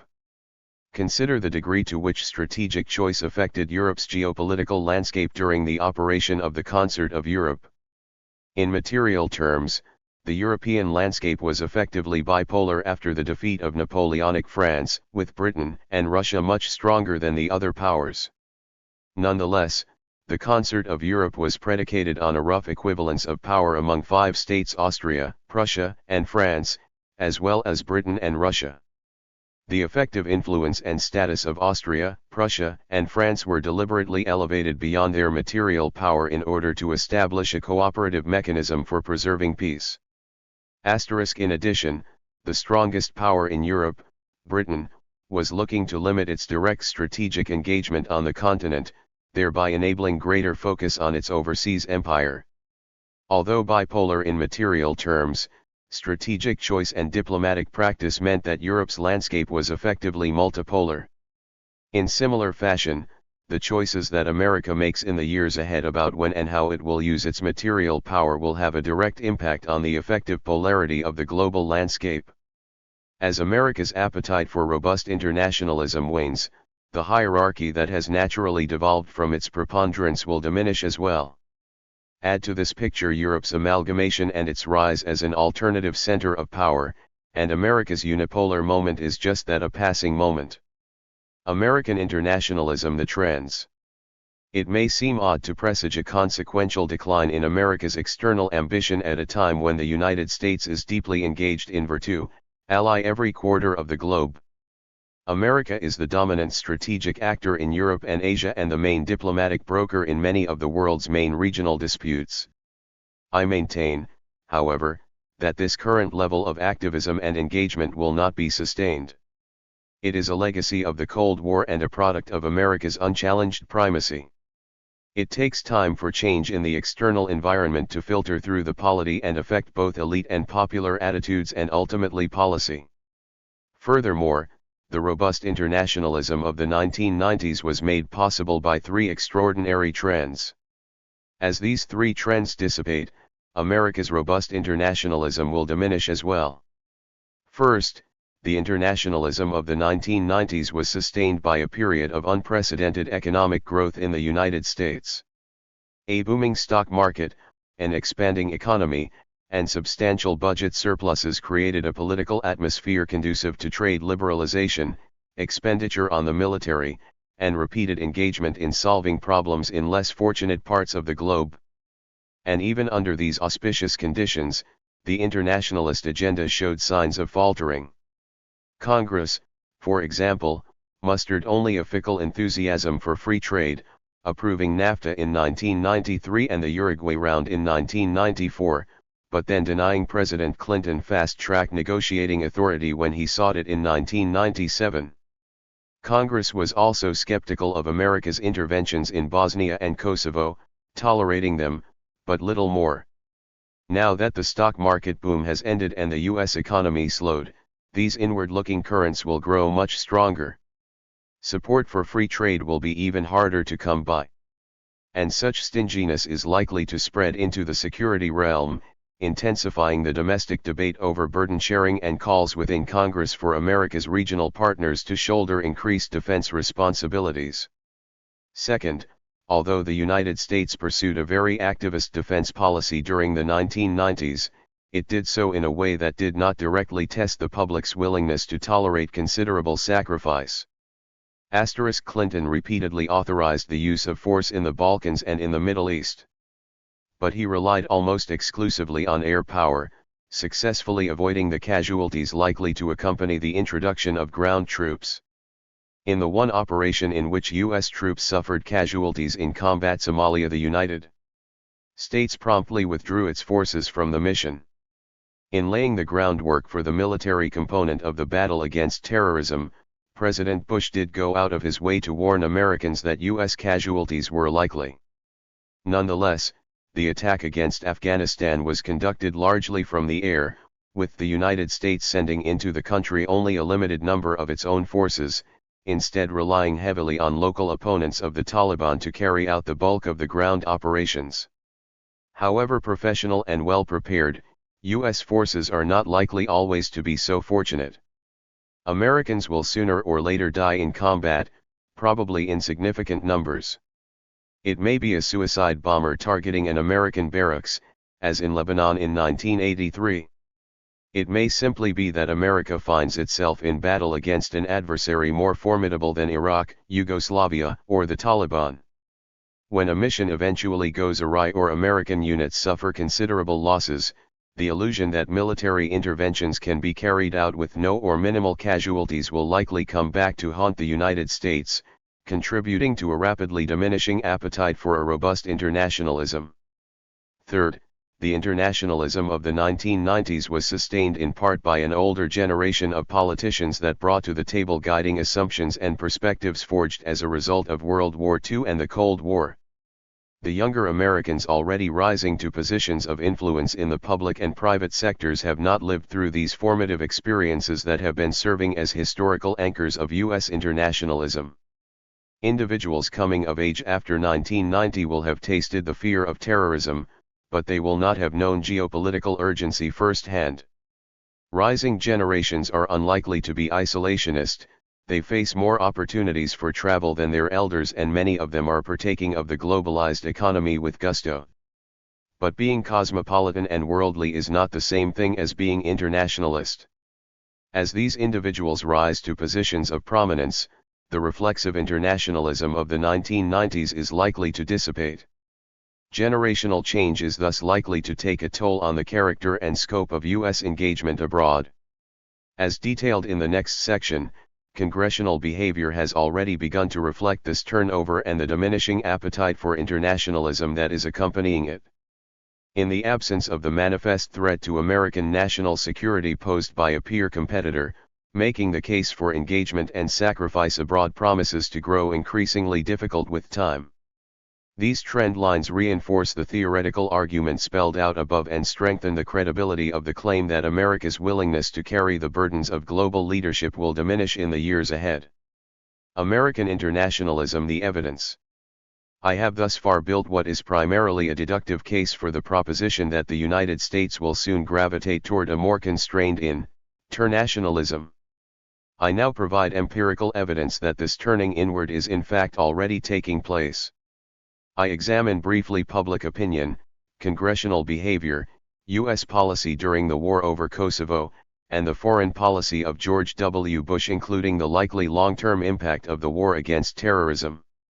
Numerous indicators suggest that U.S. internationalism is already in retreat. America's domestic politics have begun catching up with the world's changed geopolitics. The terror attacks on New York and Washington did evoke national unity and an outpouring of enthusiasm for military action. But this was only a temporary spike in bipartisan support for robust internationalism and should not be allowed to mask the broader trends. Here is the picture that was emerging prior to the events of September 2001 and the picture that will re-emerge as those events slowly recede into the past. America's diplomatic corps, once a magnet for the country's most talented, lost much of its professional allure over the course of the 1990s. The few high flyers that the State Department did succeed in attracting often left in frustration after only a few years. According to a front-page story in the New York Times, the State Department, the institution responsible for American diplomacy around the world, is finding it hard to adjust to an era in which financial markets pack more punch than a Washington-Moscow summit meeting. It is losing recruits to investment banks, dot-com companies, and the Treasury and Commerce departments, which have magnified their foreign policy roles. Public opinion surveys paint a similar picture. Regular surveys by the Chicago Council on Foreign Relations and other bodies indicate that Americans remained generally internationalist throughout the 19G0s. However, the public's interest in foreign affairs did decline sharply. During the Cold War, some pressing geopolitical issue of the day usually ranked near the top of the public's concerns. By the end of the 1990s, only 2 to 3% of Americans viewed foreign policy as a primary concern. When Americans were asked to name the 2 or 3 biggest foreign policy problems facing the United States today, the most popular response was "don't know." A solid majority of Americans indicated that events in other parts of the world have very little impact on the United States. As James Lindsay of the Brookings Institution summed up the situation in an article in Foreign Affairs, Americans endorse internationalism in theory but seldom do anything about it in practice. Registered. At the opening of the 21st century, Americans thus did not oppose their country's engagement in the world. They had just become profoundly apathetic about it. It is precisely because of this attention deficit that newspapers, magazines, and the television networks dramatically cut back foreign coverage. In a competitive industry driven by market share and advertisement fees per second, the media gave America what it wanted. Coverage of foreign affairs on television and in newspapers and magazines dropped precipitously. The time allocated to international news by the main television networks fell by almost 50% between the late 1980s and the mid-1990s. Between 1985 and 1995, the space devoted to international stories declined from 24 to 14% in Time and from 22 to 12% in Newsweek. The spillover into the political arena was all too apparent. With foreign policy getting so little traction among the public, it had all but fallen off the political radar screen. Virtually every foreign matter that came before Congress, including questions of war and peace, turned into a partisan sparring match. Peter Trubowitz has documented that partisan conflict over foreign policy increased dramatically in the recent past. Clinton's scandals and his repeated standoffs with an alienated Republican leadership no doubt played a role in pushing relations between the two parties to the boiling point. But the fact that even foreign policy was held hostage made clear that America's politics and priorities had entered a new era. Partisan politics with worrisome regularity trumped the demands of international leadership. Important ambassadorial posts remained empty throughout the Clinton years because Republicans on the Senate Foreign Relations Committee, purely out of spite, refused to confirm the president's nominees. In August 2000, Peter Burley resigned from the State Department after waiting 9 months for the Senate to confirm his appointment as ambassador to the Philippines. Burley was widely recognized as one of America's most accomplished diplomats. America's dues to the United Nations went unpaid for most of the decade to keep happy the anti-abortion wing of the Republican Party, which thought the UN's approach to family planning too aggressive. The Senate in 1999 rejected the treaty banning the testing of nuclear weapons despite the administration's willingness to shelve it. Better to embarrass Clinton than to behave responsibly on matters of war and peace. Senator Chuck Hagel, a Republican from Nebraska, even admitted as much on the record. Reflecting on the apparent Republican assault on internationalism, Hagel commented that what this is about on the Republican side is a deep dislike and distrust for President Clinton. It is hard to imagine a more potent indicator of the direction of American internationalism than the defeat of a major treaty because of political animosities on the Senate floor. The battle for Kosovo provides perhaps the best window into these new attitudes, largely because it entailed putting U.S. forces into combat. Posturing and positioning are all too easy when debating NATO expansion, treaty commitments in East Asia, or defense spending issues that in the near term entail primarily paper commitments, pledges of good faith, and budget authorization. It is when lives are on the lines that true colors start to appear. On the surface, NATO's battle for Kosovo appeared to confirm that American leadership was alive and well. The United States led NATO into battle, Washington effectively ran the air campaign, and Clinton held course until Slobodan Milosevic capitulated and withdrew his forces from Kosovo. On a closer reading, however, the war was anything but a resounding confirmation of U.S. internationalism. America's effort in the Balkans was at best half-hearted and enjoyed only razor-thin political support. From the outset, President Clinton blocked the use of ground forces, severely constraining the military operation and weakening NATO's hand in coercive diplomacy. The Clinton team expected Yugoslav President Slobodan Milosevic to capitulate after a few days of airstrikes. When he did not, the administration was shell-shocked and in a state of virtual paralysis. 28 Even after weeks of an air war that only exacerbated the humanitarian crisis NATO was supposed to resolve and increased the probability of a southward spread of the war, President Clinton maintained his veto. Moreover, he insisted that Allied aircraft bomb from no lower than 15,000 feet to avoid being shot down. Congressional opposition to the conflict only made matters worse. A month into a war that had not produced a single U.S. casualty, the House nevertheless expressed grave misgivings, voting 290 to 139 to refuse funding for sending U.S. ground troops to Yugoslavia without congressional approval. The House was not even willing to pass a resolution endorsing the bombing campaign. Congress's behavior hardly represented a resounding confirmation of America's commitment to stability in the heart of Europe.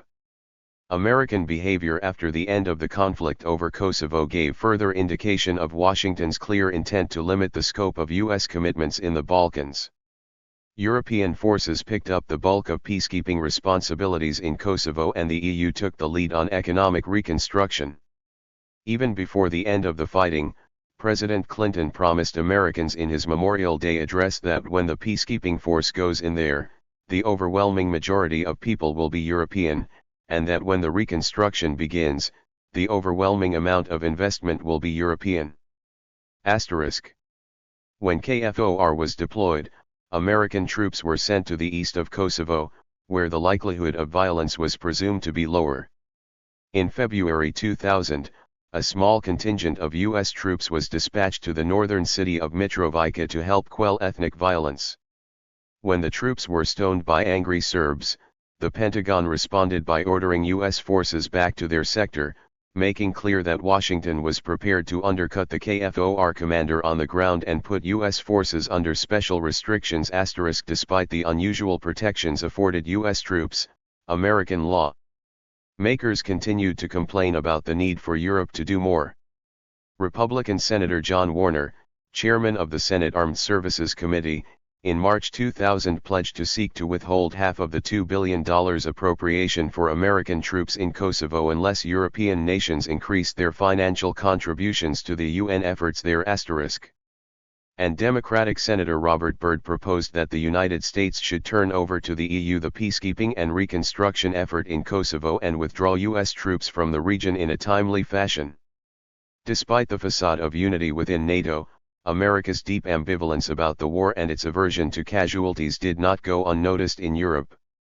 It is no coincidence that in the aftermath of Kosovo, the European Union redoubled its efforts to forge a collective defense policy and a military force capable of operating independently of the United States.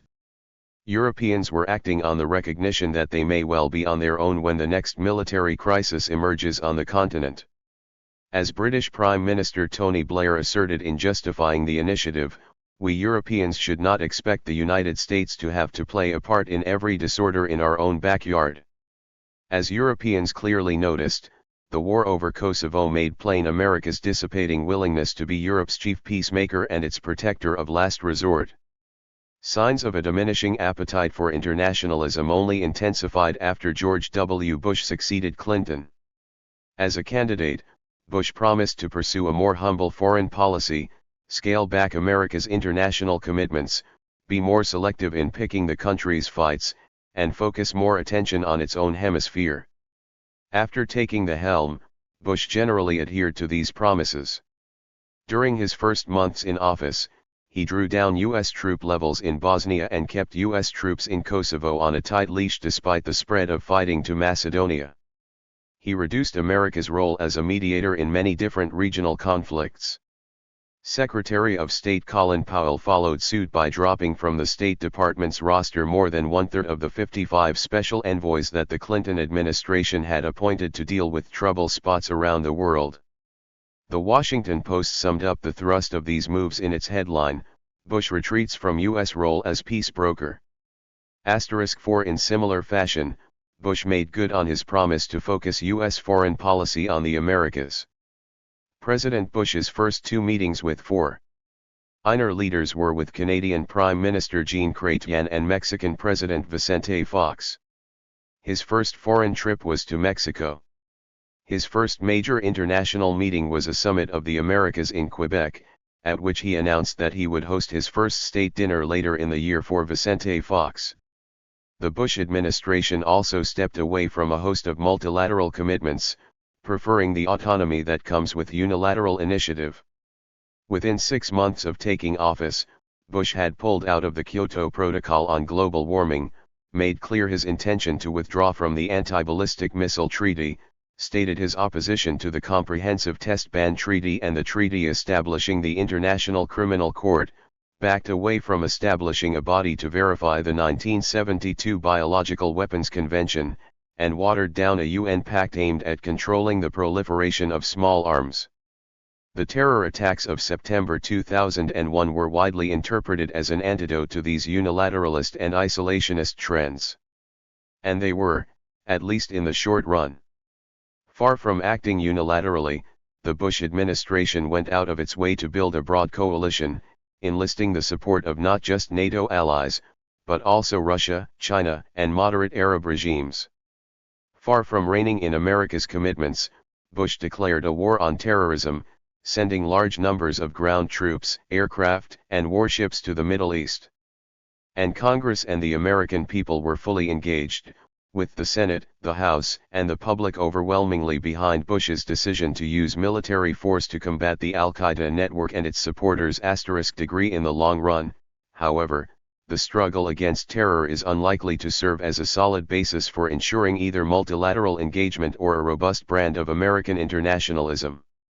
Despite the statements of support from abroad, U.S. forces were accompanied only by the British when the bombing campaign against Afghanistan began.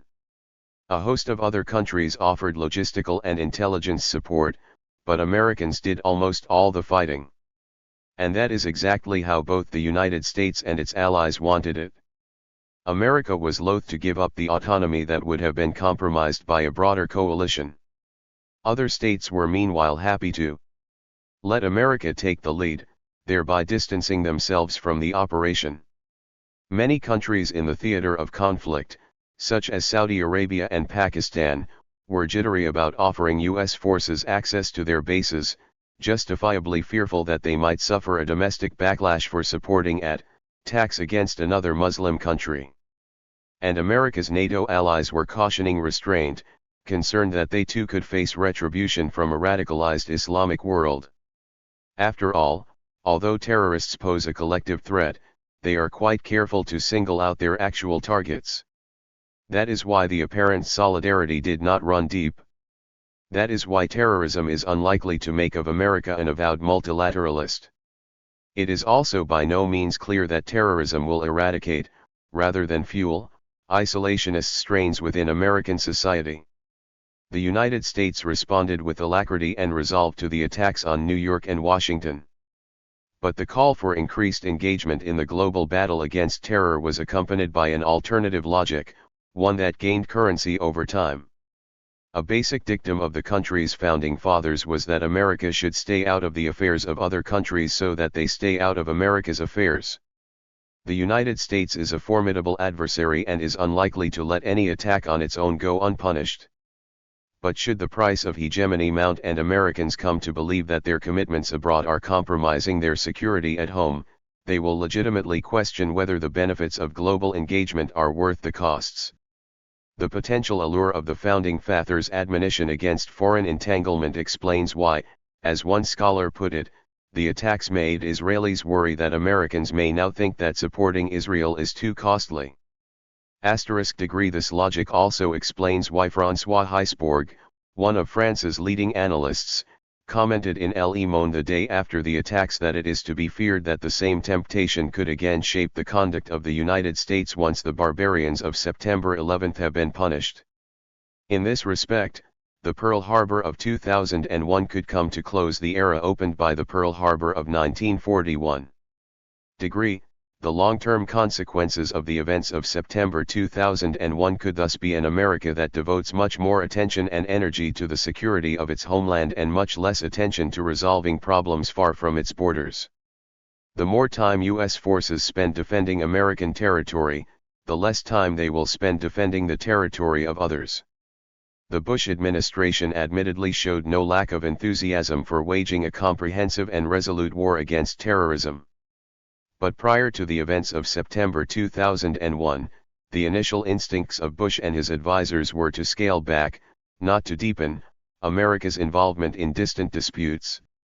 In combination with the new focus on homeland defense and the political appeal of seeking to cordon off the country from foreign dangers, these instincts are a better indication of long-term trends than are actions taken amidst shock and anger.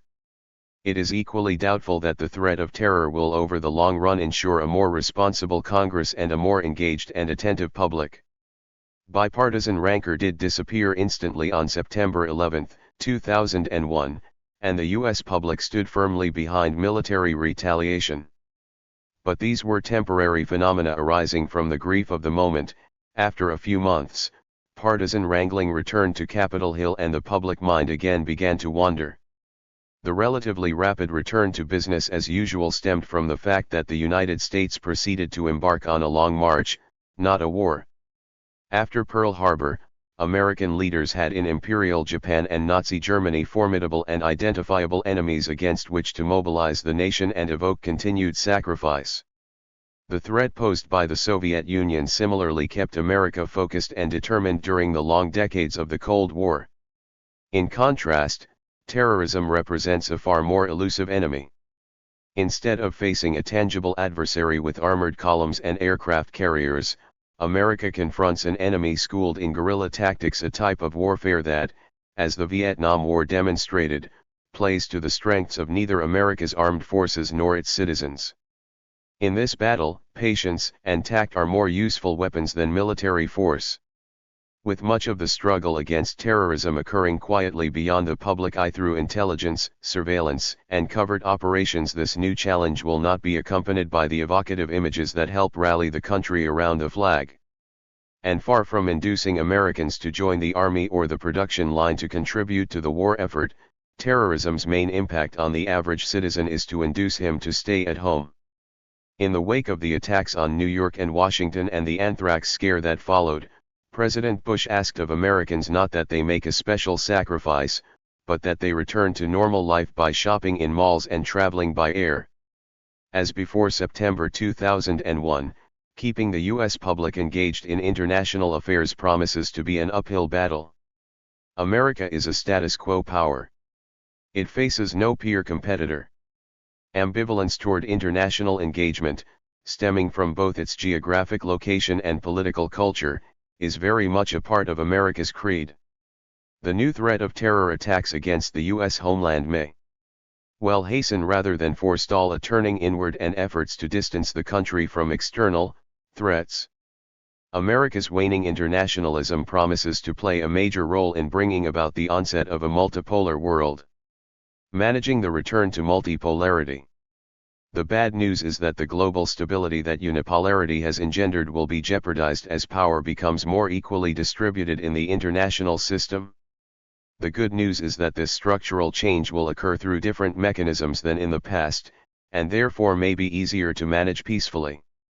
The near-term challenger is Europe, not a unitary state with hegemonic ambition. Europe will seek a voice commensurate with its station, but will not develop predatory intentions. Europe's aspirations will be moderated by the self-checking mechanisms inherent in the EU and by cultural and linguistic barriers to centralization. In addition, the United States may well react to a more independent Europe by stepping back and making room for an EU that appears ready to be more self-reliant and more muscular. Unlike reigning hegemons in the past, the United States will not fight to the finish to maintain its primacy and prevent its eclipse by a rising challenger. On the contrary, the United States is likely to cede leadership, albeit grudgingly, as its economy slows and it grows weary of being the security guarantor of last resort. The prospect is thus not one of clashing titans, but of no titans at all. Regions long accustomed to relying on American resources and leadership to preserve the peace may well be left to fend for themselves. The challenge for American grand strategy as this new century proceeds is thus weaning Europe and East Asia of their dependence on the United States and putting in place arrangements that will prevent the return of competitive balancing and regional rivalries in the wake of an American netrenchment. A new Atlantic bargain. The prospect of a diminishing American role in managing European security is already causing concern in Europe. As the United States seeks to lighten its load in the years ahead, Europe's success in spreading democracy and stability will make it a likely candidate for a diminishing U.S. hollow hegemony or stable multipolarity role. The central issue is not, as in the past, who will balance against Russia. Nor is there anxiety, at least for now, about strategic competition between the United States and Europe. Instead, the key concern is over the re-emergence of balancing and rivalries within a Europe no longer under American protection. In his 1986 article in Foreign Policy, Europe's American Pacifier, Joseph Joffe wrote that America's presence in Europe is central to preventing the return of national rivalries to Europe. Many contemporary analysts believe that Joff's analysis still holds and that the viability of European integration continues to depend on America's continental commitment *registered. If the foregoing analysis is correct, however, Europe cannot rely indefinitely on America's protective umbrella to ensure its security and preempt intra-European competition. As they look to the future, prudence thus necessitates that America and Europe forge a vision of European security that is less Atlantic and more European than in the past. Europe is in fact further along in developing such a self-sustaining regional order than is commonly recognized, especially in the United States. Through a steady process of pooling sovereignty, Europe has nurtured a supranational character and identity that make integration irreversible.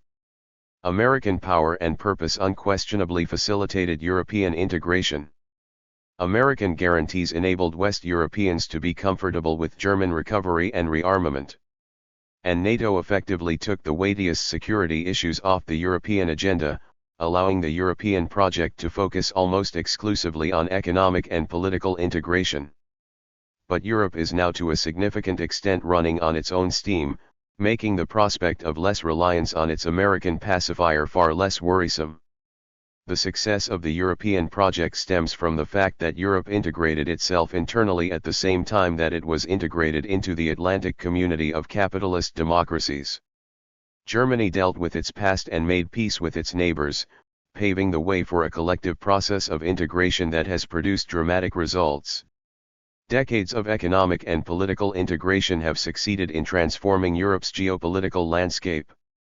The Franco-German coalition has established itself as Europe's benign power center, with smaller states arraying themselves in concentric circles around this core. The centripetal force of effective regional unipolarity has replaced the destructive jockeying that plagued Europe during its long decades of multipolarity.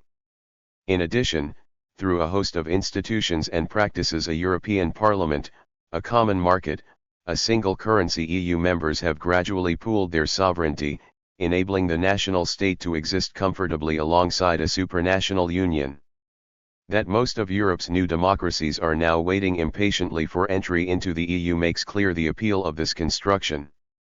And the prospect of entry in turn provides impetus behind reform and the resolution of disputes in Central and Eastern Europe *registered. Despite the continuing success of the European enterprise, both Americans and Europeans need to ensure that the European construction is fully ready to withstand the potential retrenchment of American power. At the same time that the United States continues to shape the evolution of the Atlantic security order, it must also do what it can to strengthen the EU as an independent and durable center of power. Furthermore, the United States and the EU should work hard to attach Russia to the European project, ensuring that Russian power complements rather than challenges the EU's emerging geopolitical weight. Even if it comes at the expense of US influence in Europe or trade across the Atlantic, a stronger and self-sustaining European polity is in America's long-term interests. Striking a new Atlantic bargain will necessitate that Europe not just aspire to greater geopolitical influence, but also acquire the requisite military capabilities.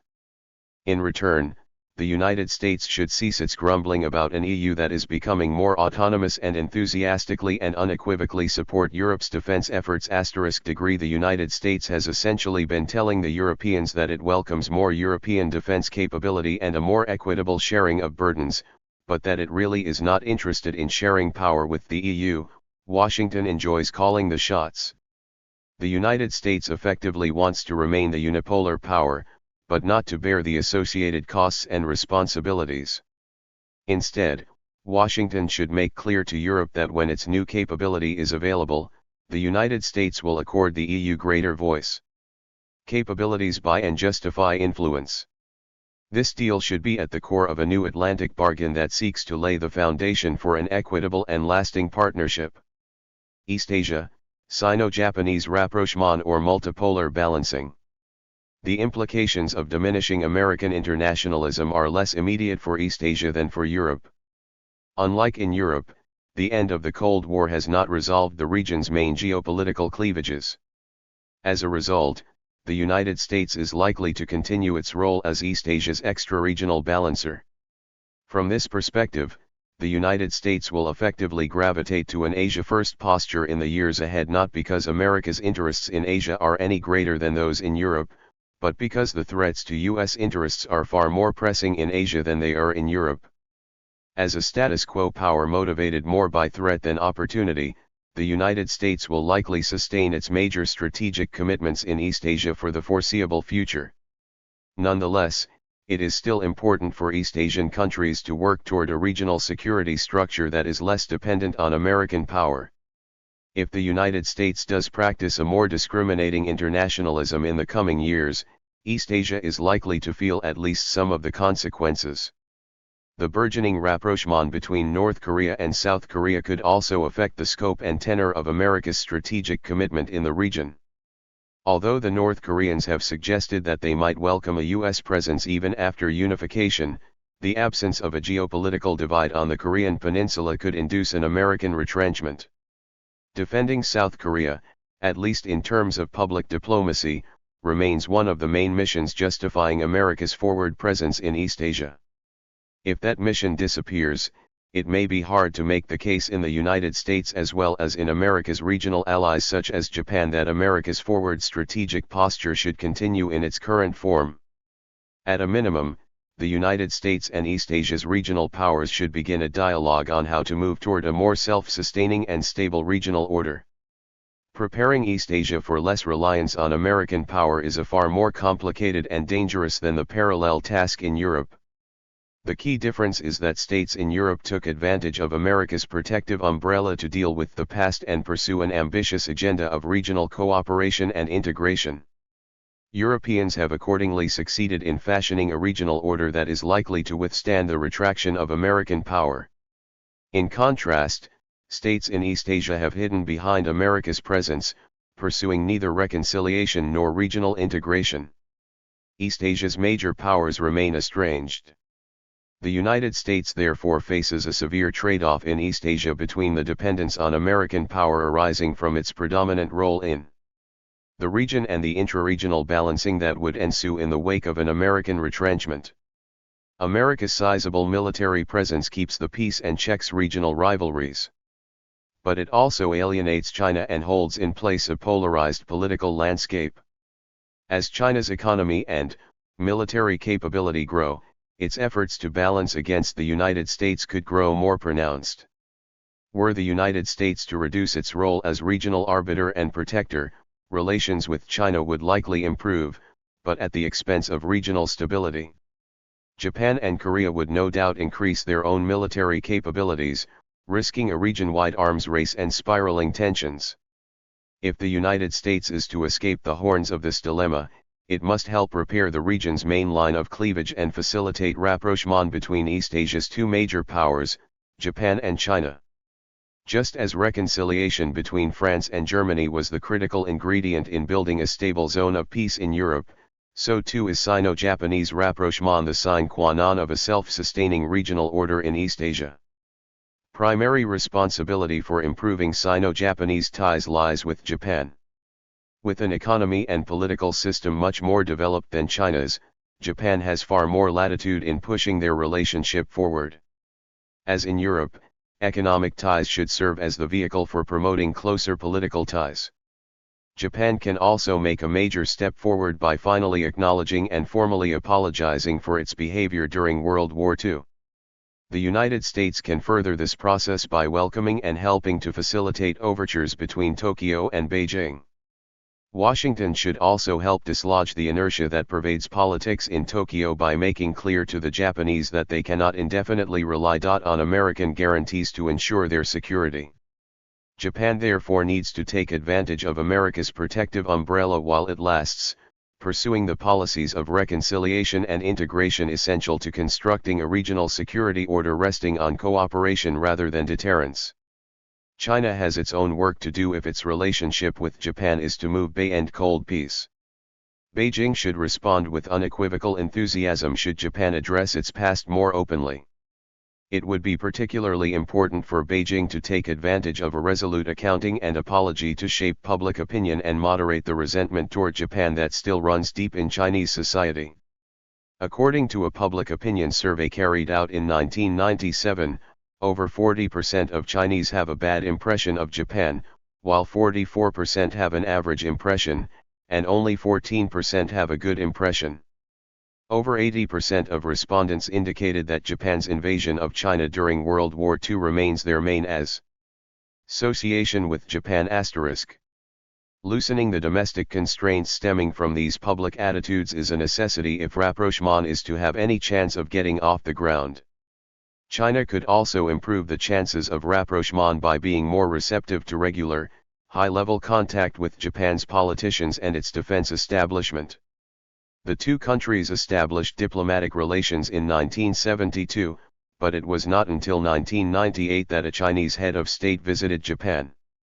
And President Jiang Zemin's visit ended up doing more harm than good because the Japanese government refused to make mention of an apology for the past in the joint communiqué. Jiang then turned the issue into the centerpiece of his trip. High-level visits have nonetheless continued, but they have done little to build momentum behind a real political opening. Contact between the Japanese and Chinese militaries, although of late picking up in frequency, has been sparse, contributing to estrangement between Beijing and Tokyo. After years of isolation, China's People's Liberation Army has only very recently agreed to engage in regular exchanges of information and personnel. If decades of mutual suspicion are to be overcome, China will need to demonstrate its readiness to participate in broader and more frequent bilateral activities, including joint military exercises. The two countries should also take advantage of the regular regional forums hosted by the Association of Southeast Asian Nations to advance their bilateral agenda. Whatever the exact formula, it is time for China and Japan to embark on more ambitious efforts to break down the formidable barriers that still stand between them. If ties between China and Japan do markedly improve, the United States would be able to play a less prominent role in the region, making possible an improvement in its own relations with China. Washington should avoid rhetoric and policies that might induce China to intensify its efforts to balance against Japan and the United States, instead buying time for Sino-Japanese rapprochement to get off the ground. In the great debate over China's future that is now taking place on America's op-ed pages and in its academic journals, both the optimists and the pessimists are way off the mark. It is simply too early to pronounce China either a strategic partner or an implacable adversary. Talk of an impending Chinese military threat is both counterproductive and misguided. Neither the Chinese military nor its economy is world-class. The United States can therefore afford to adopt a wait-and-see attitude toward China while avoiding provocative moves, such as supporting a Taiwanese policy of moving toward formal independence. China can do its part to strengthen its relationship with the United States by containing saber-rattling over Taiwan, halting the export of weapons to rogue states, and avoiding actions and rhetoric that could inflame territorial disputes in the region. The prospect of a meaningful rapprochement between China and Japan is obviously far off. I have laid out a vision for the long term, not for tomorrow. Neither China nor Japan appears ready to embark down the path of reconciliation. Nor is the United States about to take steps to reduce its influence in the region. Washington enjoys being Asia's security hub. At the same time, no one imagined in 1945 that Germany and France would put their historical animosities aside and become the collective core of an integrated Europe. If China and Japan are to have a chance of heading in the same direction, they need to take the small steps now that will lead to lasting change down the road. As Robert Schuman wrote in 1950 as he envisaged Europe's future, that fusion of interest which is indispensable to the establishment of a common economic system is the leaven from which may grow a wider and deeper community between countries long opposed to one another by sanguinary divisions. It is at least plausible that Schumann's wisdom will prove to be as indispensable for peace in Asia as it has been for peace in Europe. A global concert of regional powers. As this new century progresses, unipolarity will give way to a world of multiple centers of power. This transition will take place both because of the rise of Europe and because American internationalism will gradually wane over time. If my analysis is correct, the most dangerous consequence of a return to multipolarity is not balancing among North America, Europe, and East Asia, but the re-emergence of national rivalries and competitive balancing within Europe and East Asia as American retrenchment proceeds. It is for this reason that American grand strategy should focus on facilitating regional integration in Europe and East Asia as a means of preparing both areas to assume far more responsibility for managing their own affairs. The ultimate vision that should guide U.S. grand strategy is the construction of a concert-like directorate of the major powers in North America, Europe, and East Asia. These major powers would together manage developments and regulate relations both within and among their respective regions. Such regional centers also have the potential to facilitate the gradual incorporation of developing nations into global flows of trade, information, and values. Strong and vibrant regional centers, for reasons of both proximity and culture, often have the strongest incentives to promote prosperity and stability in their immediate peripheries. North America might therefore focus on Latin America, Europe on Russia, the Middle East and Africa, and East Asia on South Asia and Southeast Asia. Mustering the political will and the foresight to pursue this vision will be a formidable task. The United States will need to begin ceding influence and autonomy to regions that have grown all too comfortable with American primacy. Neither American statesmen, long accustomed to calling the shots, nor statesmen in Europe and East Asia, long accustomed to passing the buck, will find the transition an easy one. But it is far wiser and safer to get ahead of the curve and shape structural change by design than to find unipolarity giving way to a chaotic multipolarity by default. It will take a decade, if not two, for a new international system to evolve. But the decisions taken by the United States early in the 21st century will play a critical role in determining whether multipolarity re-emerges peacefully or brings with it the competitive jockeying that has so frequently been the precursor to great power war in the past. Introduction. Why, despite the widening power gulf between the United States and other major states, has a counterbalancing reaction not yet taken place? In this chapter, I provide an answer, because neither theory nor history suggest that a counterbalance is likely given today's distribution of capabilities. In other words, I argue that the absence of a counterbalance or even the signs of one is not a puzzle even for a very spare structural reading of realist theory. Among self-interested states, collective action in pursuit of a single goal such as counterbalancing a hegemon is very hard to achieve.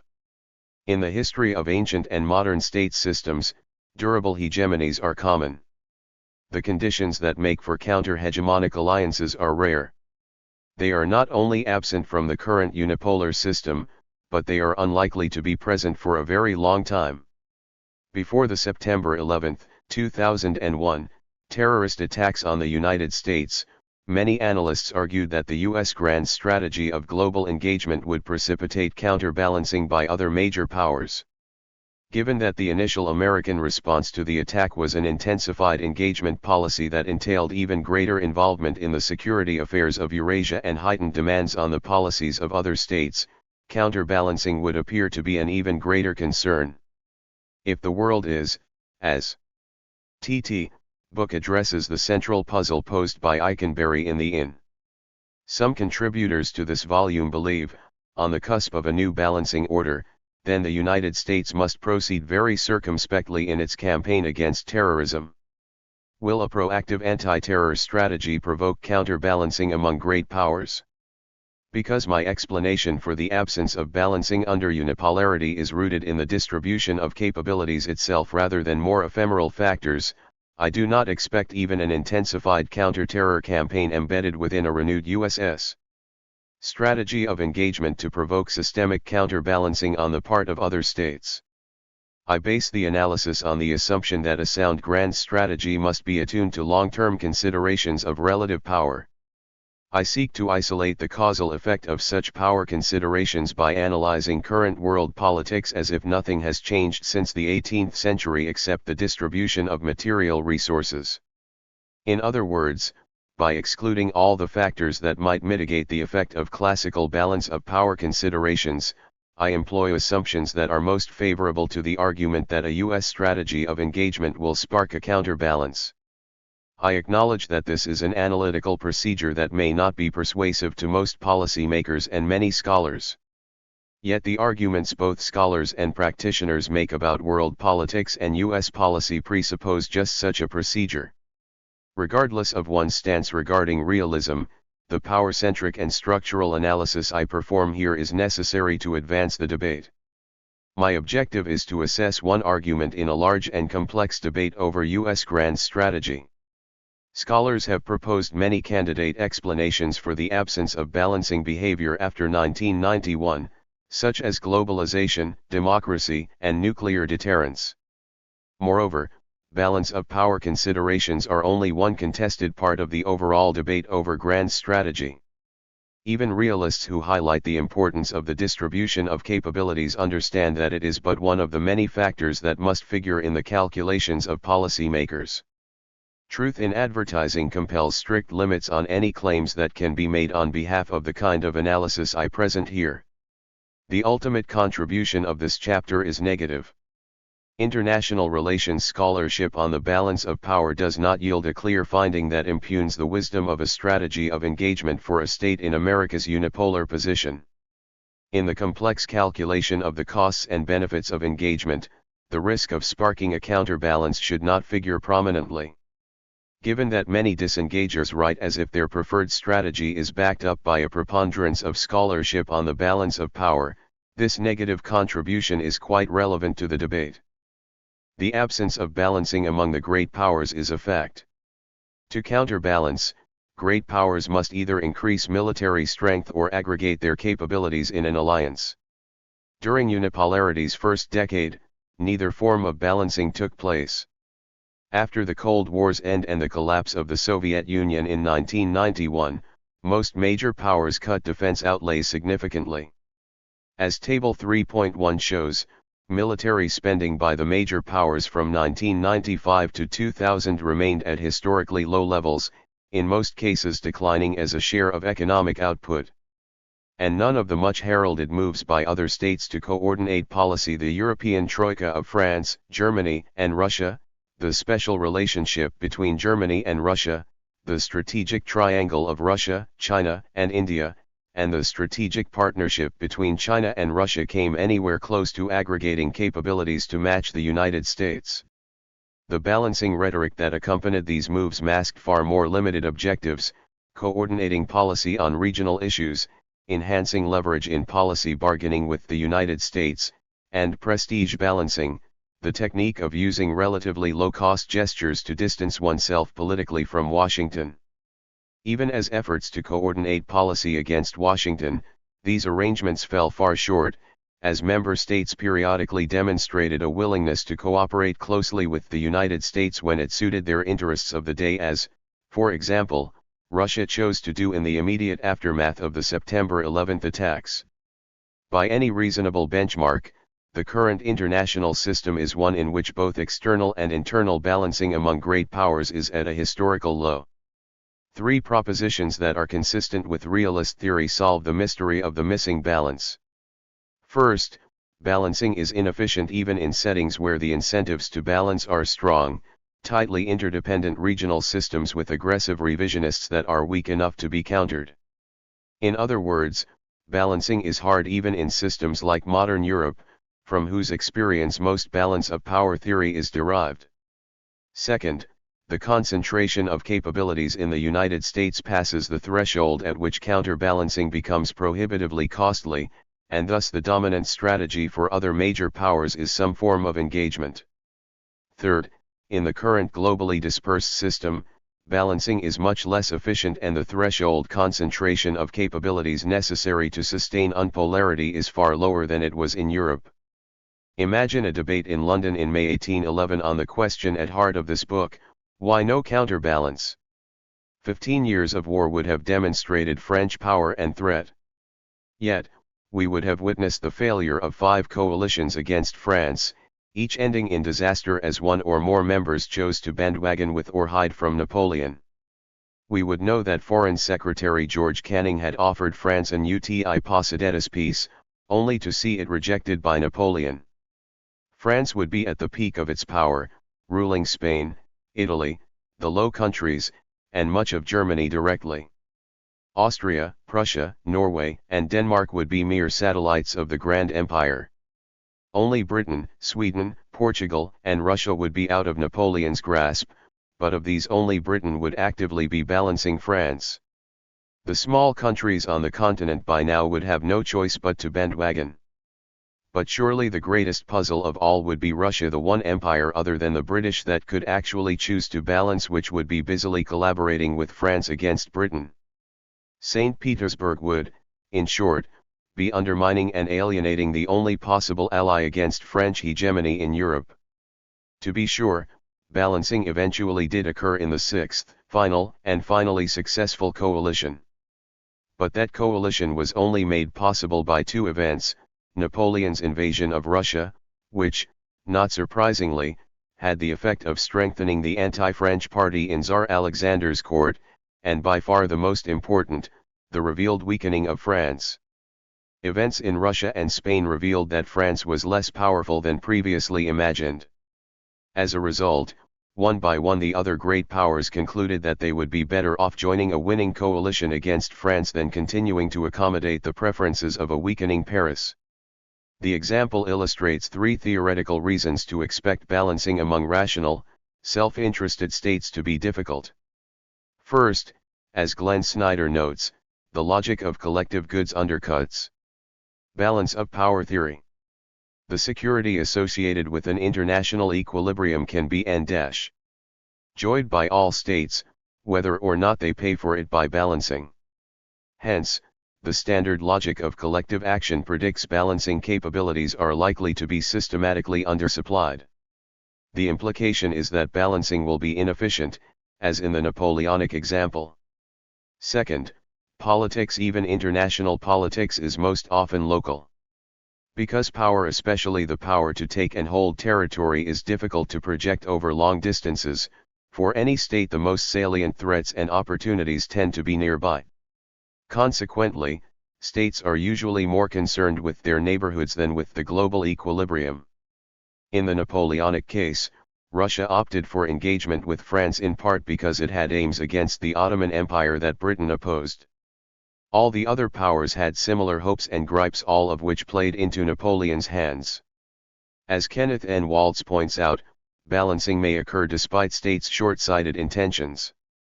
True, but this may make balancing very inefficient, as the systemic imperative may need to reach extremes in order to overwhelm local considerations.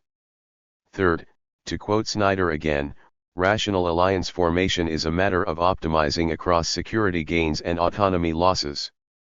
Alliance commitments affect both security and autonomy. Security against a potential hegemon may be purchased through sacrificing autonomy in an alliance. The stronger the potential hegemon, the more explicit and comprehensive the necessary alliance commitment, and the greater the consequent sacrifice in autonomy. The more salient local as opposed to systemic imperatives, the greater the importance of autonomy losses associated with alliance formation relative to the security gains of attaining a systemic equilibrium. These three theoretical considerations make balance of power theory more realistic by explaining why balancing will be inefficient. As in the Napoleonic case degree, they all arise from the simple assumption that states respond to systemic incentives in a roughly rational manner. The only way to reject them is to argue that states are systematically insensitive to relative costs and benefits, that they can be expected to engage in counterbalancing even when it is not in their interest to do so. Some formulations of balance of power theory imply such an argument by treating balancing as a system-determined imperative to which states respond in an automaton-like manner, or as a norm that transcends immediate state interests. But there is no compelling reason to accept such an argument when applying balance of power theory to the current unipolar system. And while some formulations of realist theory suggest such an argument, there is nothing about realist theory generally that requires it. To be sure, the more inefficient balancing is, the fewer the circumstances in which balance of power theory makes determinate predictions. Instead of being states' dominant strategy most of the time, balancing becomes a highly contingent choice. Even in an international system like the modern European one, where the theory should work well, the conditions necessary to foster a strong systemic balancing imperative are rare.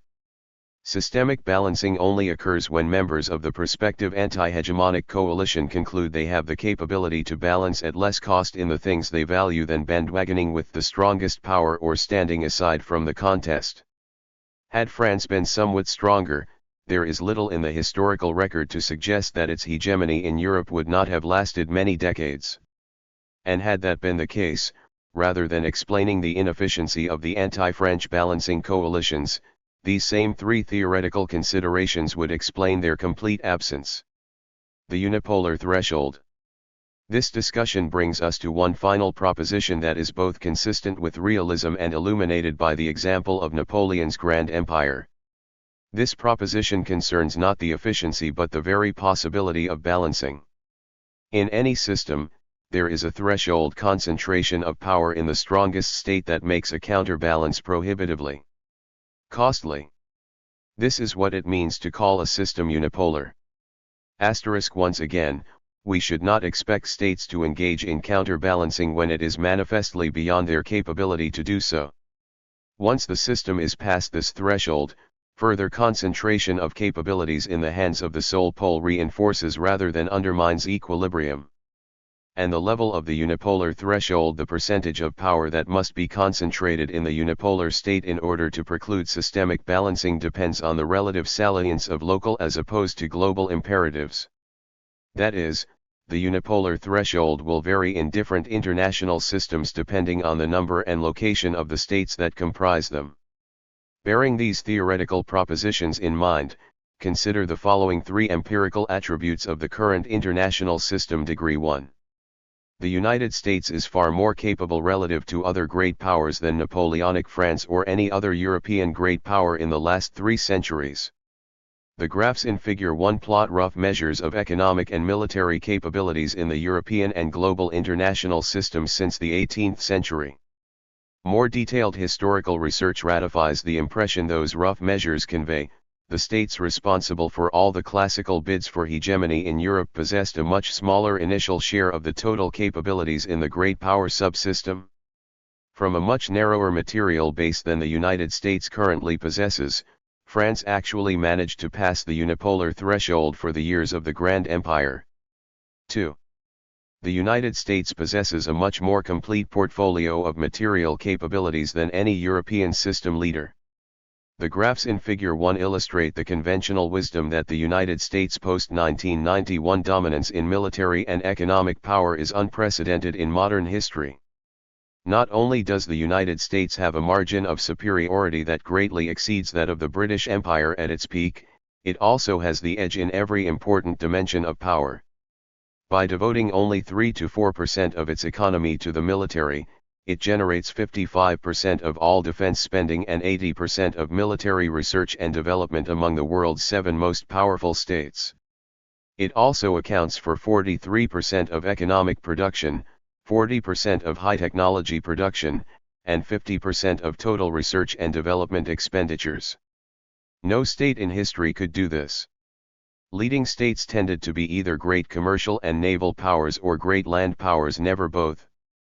The comprehensiveness of U.S. preponderance is critical. Because of the norm of sovereignty, the international system is de jure anarchic, but because of vast inequalities of material power, it is de facto hierarchical. The problem for any hegemon is how to reconcile the reality of its dominance with the useful fiction of state equality. Hence, all hegemons try to legitimate their position. The more unambiguous a given hegemon's dominance, the easier it will be to foster such legitimacy. In a competitive system, states will try to exploit their comparative advantages in pursuit of status. If the hegemon's portfolio of capabilities is heavy in one class of power assets, lesser states can be counted on to try to enhance the premium on other kinds of assets. The more complete the hegemon's portfolio of power capabilities, the less credible such strategies will be, and the easier it will be for others to accept the hegemon's expansive role as legitimate. 3. The United States has already achieved unipolar status. In other words, the status quo is American dominance. True, After 1991, the United States expanded into areas in Central Europe and Asia formerly under Moscow's sway, to the dismay of a weakened Russian state. But in the main theaters of Europe, the Middle East, and Asia, U.S. engagement is the status quo.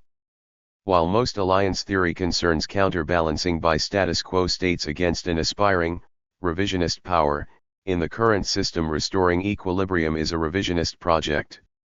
All of the arguments in political science concerning the difficulty of overthrowing a settled, complex, path-dependent social equilibrium now work for rather than against the hegemon. In light of this literature, the barriers to organizing collective action against the status quo United States are much higher than those that frustrated balancing against aspiring, revisionist would-be hegemons like Napoleonic France. Theory and history thus suggest that even if the United States were physically located in Eurasia, and there were no nuclear weapons, globalization, democracy, modern international institutions, or new norms against the use of force, it could sustain a unipolar system. It would only need to be a bit stronger relative to rivals than Napoleon's France was, and the evidence shows that it possesses and will long maintain a far greater share of system capabilities than France ever had. The geography of U.S. unipolarity.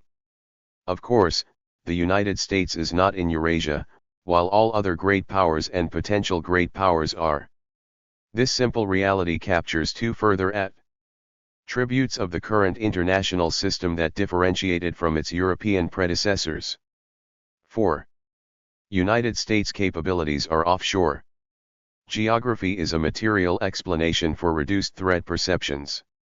As Stephen M. Walt notes, states that are nearby pose a greater threat than those that are far away. Other things being equal, states are more likely to make their alliance choices in response to nearby powers than in response to those that are distant. A systemic concentration of power that is separated from all other major players by two oceans is less threatening to others, regardless of U.S. intentions or institutions. 5. The international system is global and all other great powers are clustered in and around Eurasia. In contiguous international systems such as modern Europe, systemic and local imperatives fuse at a lower threshold than in dispersed systems. A hegemon thus needs more power to stave off a counterbalance, since local concerns are less likely to divert other powers from systemic balancing. It is striking in this context how strong local imperatives were in 18th and 19th century Europe. The current system is global, rather than regional, and the unipolar state is offshore. These two geographical features dramatically alter the relationship between local and systemic imperatives. Distance reduces the salience of American unipolarity, while proximity maximizes salience of the capabilities of the other great powers vis-a-vis each other. They are much more likely to have aspirations and gripes regarding each other than regarding the distant unipolar power. Local threats and opportunities are thus much more likely to thwart systemic balancing in this than in other systems. Thus, the unipolar threshold is lower in the current international system than it was in modern Europe, counter-hegemonic balancing is likely to be less efficient, and the United States has a far larger and more comprehensive preponderance in the distribution of material capabilities than any leading state in modern history. Simply extending the logic of standard balance of power theory to the geographical realities of today's unipolar system suggests that other great powers have lower incentives to counterbalance the hegemon than in European systems because balancing brings fewer security gains and greater autonomy losses. That other great powers face larger collective action problems in fashioning a counter-hegemonic alliance than states in analogous positions in past international systems. Overcoming the collective action problem requires that one or a few states face particularly salient or concentrated incentives to balance. The greater the extent to which major powers are embedded in regional security systems, the less likely it is that anyone will face sufficiently concentrated incentives to pay the upfront costs of organizing a counterbalance. That attempts on the part of individual states to balance via internal efforts are likely to spark local counterbalancing before they substantially constrain the United States. Standard treatments of balance of power theory feature vulnerable, revisionist, centrally located putative hegemons possessing marginal brute power advantages and highly asymmetrical power portfolios in closely integrated international systems. That is, they concern Europe in the 18th and 19th centuries. And even in that setting, organizing a counterbalance could be precarious and uncertain. By contrast, America's capabilities are relatively greater and more comprehensive than those of past hegemons, are located offshore, they stand behind rather than against the status quo, and the prospective balancing powers are comparatively close regional neighbors embedded in complex regional subsystems containing relatively capable states. The basic proposition set forth above suggests that this is a state of affairs that augurs for stability. Put differently, examining simply the distribution of material capabilities, the system is not in disequilibrium, and the systemic balancing imperative is weak.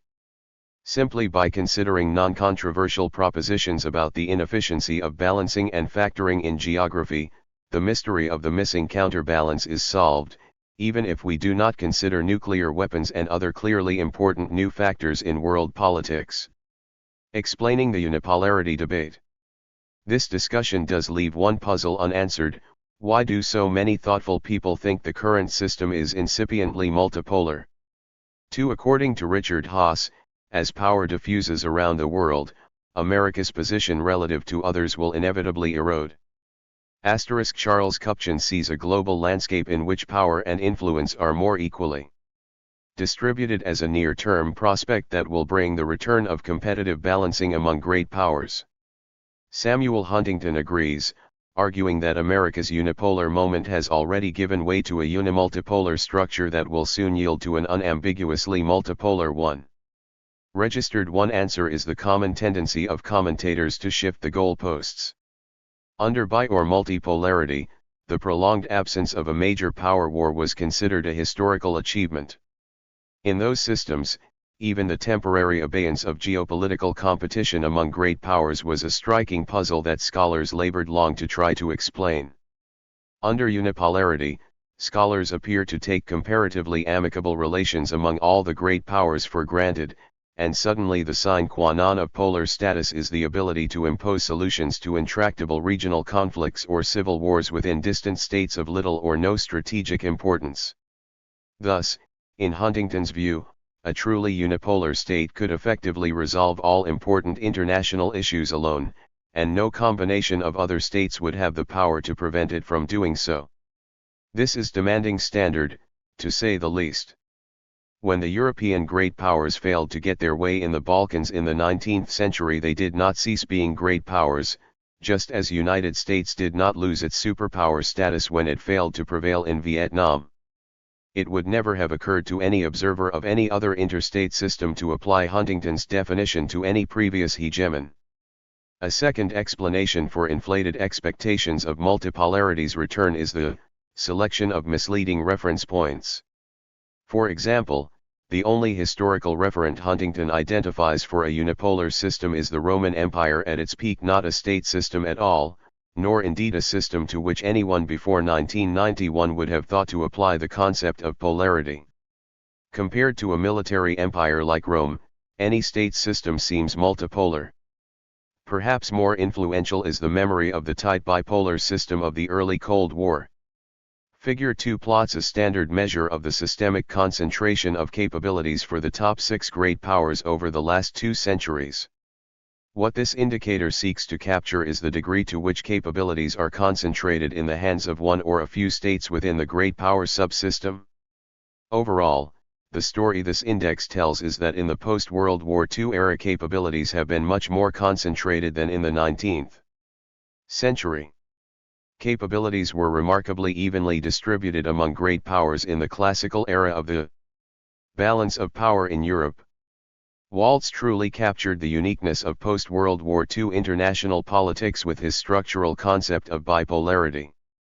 But the highest peacetime levels of overall concentration were in the early bipolar era around 1948 to 52. It was then that the two superpowers dominated all other great powers to a degree that no state, including the United States, can today. While Soviet decline, Japanese stagnation, and U.S. growth have increased concentration since the mid-1980s, economic and military capabilities are still more dispersed among great powers now than in the early bipolar era. What this means in practice is that the second-tier great powers are relatively more capable vis-a-vis the United States today than they were vis-a-vis the United States and the Soviet Union in the early Cold War. To the extent that expectations concerning the sole superpower at the dawn of unipolarity are influenced by memories the relative dominance of the two superpowers at the dawn of bipolarity, the former is bound to disappoint. A final explanation for misperceived polarity shifts is the changing composition of the international system, in particular the vast increase in the number of lesser powers compared to great powers. Figure 3 plots the military personnel and general military-industrial capabilities of the top 5 powers as a percentage of the world total. It indicates that the great powers still represent a large proportion of world power capabilities. But the dramatic increase in the number of states over the last half-century means that there are simply many more states with at least some offensive capability and often substantial defensive capability than in most of the international systems of the past. To the extent that the indicators in Figure 3 capture the ability of states to field some kind of military force that can defend territory and local waters, the global balance of defensive power has shifted steadily against the great powers, not surprising given the increased number of lesser states. The result is again to enhance the salience of local imperatives compared to the systemic balance among great powers. Each great power in each region has to think about more and more capable non-great power neighbors than did the great powers of earlier international systems. At the same time, the ability of great powers to determine the character of relations through the system is less than it was in much simpler and smaller regional systems like 19th-century Europe, with fewer and weaker non-great power actors. The effect of a declining ratio of great powers to lesser states was already observable in the latter bipolar era, as commentators continually hailed each instance of regional independence from the superpowers as the return of multipolarity. Waltz showed that they were wrong, in that the system was still bipolar. Registered, but they were right that it was less concentrated in the 1970s than in the 1950s. Because expectations today are based on comparisons to the 19th century and the early bipolar era, America's inability to impose settlements on dozens of regional states is often taken as evidence that the system is not really unipolar. The indicators presented in Figures 2 and 3 are crude and need to be supplemented by historical research on changing power relationships. But they do convey efficiently what more detailed research appears to rad. The current system is characterized by an unprecedented hegemony within the great power subsystem, and a novel proliferation of lesser states outside that subsystem. Unipolarity, balancing, and the case for disengagement. The structure of the international system has shifted from bipolarity to unipolarity, but American grand strategy has undergone no such transformation. The United States continues to follow a strategy of maintaining a preponderance of power globally and deep engagement in the security affairs of Europe, Asia, and the Middle East. It has adapted rather than abandoned the central institutions and practices it fostered during the U.S. strategy in a unipolar world. Bipolar era, expanded NATO to Central Europe, strengthened its military alliance with Japan, and taken on a great many other less heralded new security commitments in areas formerly under Moscow's sway. To support this strategy, the United States continues to maintain a military establishment on a scale comparable in absolute terms to the peacetime years of the Cold War. Such behavioral continuity in the face of structural change has prompted many scholars to argue that it is time to develop a strategy for disengaging the United States from the security affairs of Eurasia. While not all of these scholars are self-described realists, they generally accept the realist premise that a sound grand strategy must be attuned to the systemic distribution of power.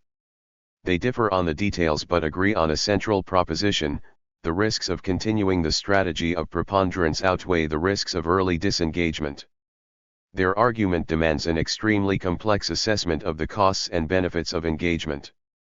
After September 11, 2001, the main question was naturally whether engagement makes terror attacks against the United States more likely. The analysis in this chapter cannot address that crucial question. What it can do is clarify the relationship between unipolarity, engagement, and balancing behavior. The current strategy of engagement is consistent with but not necessitated by the system's material structure. Critics of realism are right that a full explanation for America's choice of grand strategy must include path dependency, inertia, domestic politics, and ideas. The strategy is consistent in that the material environment places few restrictions on a strategy of engagement while offering numerous demands for American involvement. Given the increased ratio of lesser states to great powers, and thus the expanding list of intrastate conflicts, as well as the unprecedented concentration of capabilities in the United States, it is not surprising that Washington's involvement is so frequently demanded as well as denounced. But this structure does not require U.S. engagement. Disengagers are right that America can come home. Indeed, because unipolarity dampens traditional great power threats to the core security of the United States, the current strategy may be difficult to sustain, particularly if Americans perceive a tight link between the engagement strategy and the terrorist threat to their homeland. In assessing the costs and risks of competing grand strategies, 3 propositions derived from the foregoing analysis of the distribution of capabilities ought to be considered. First and most importantly, a continued U.S. grand strategy of engaged copyright will not produce a counterbalance. The debate over balancing dynamics and U.S. grand strategy requires 2 critical judgments. First, will the systemic balancing imperative soon come to dominate the strategies of the second-tier great powers? That is, in maximizing their preference for security, status, or wealth, will these states find that the systemic imperative to counterbalance U.S. power outweighs more local imperatives when these 2 levels contradict each other? The second judgment is just as critical but rarely noted. To what extent is balancing behavior contingent on U.S. strategy as opposed to its underlying capabilities?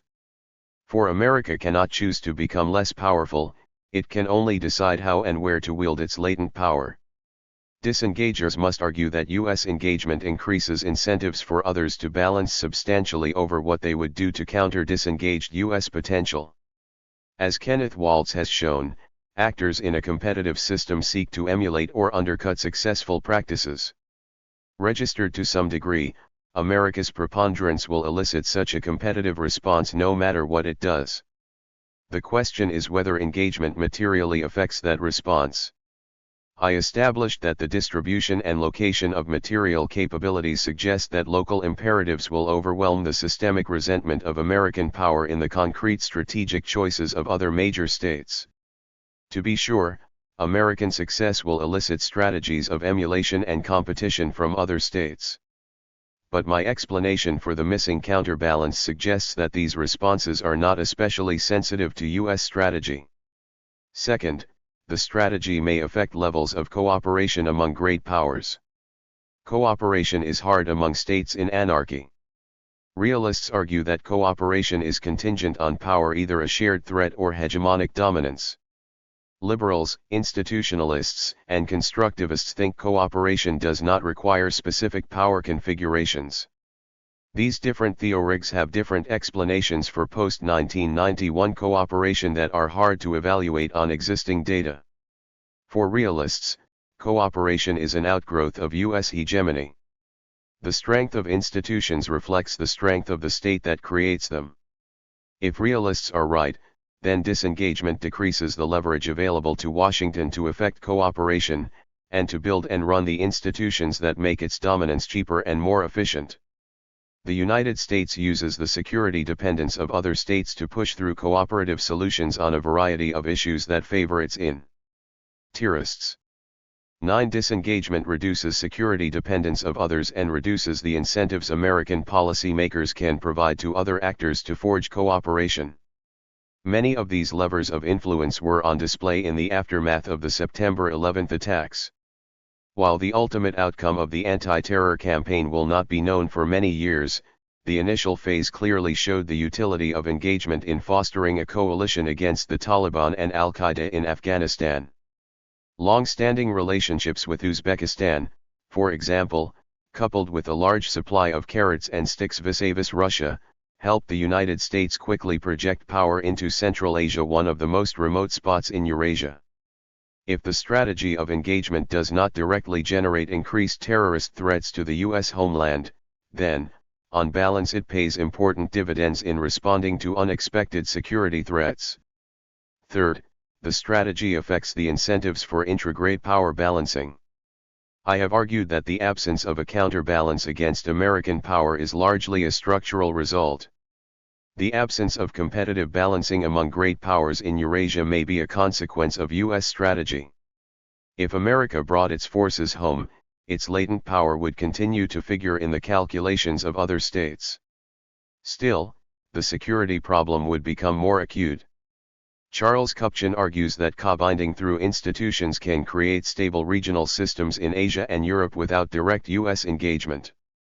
Goltz, Press, and Sapolsky argue that even without elaborate institutions, these regions can create stable multipolar systems by relying on defense-dominant military postures. These arguments seem more plausible in Europe than Asia, where most regional experts would expect the return of competitive balancing if Washington extracted itself from the area. The propositions I developed here provide one explanation for low levels of security or prestige competition among great powers since 1990. Constructivist, institutionalist, and liberal theories provide another. We cannot know with confidence which is true because the outcome is overdetermined. On the question of should the United States come home, however, the predictions of different theories diverge.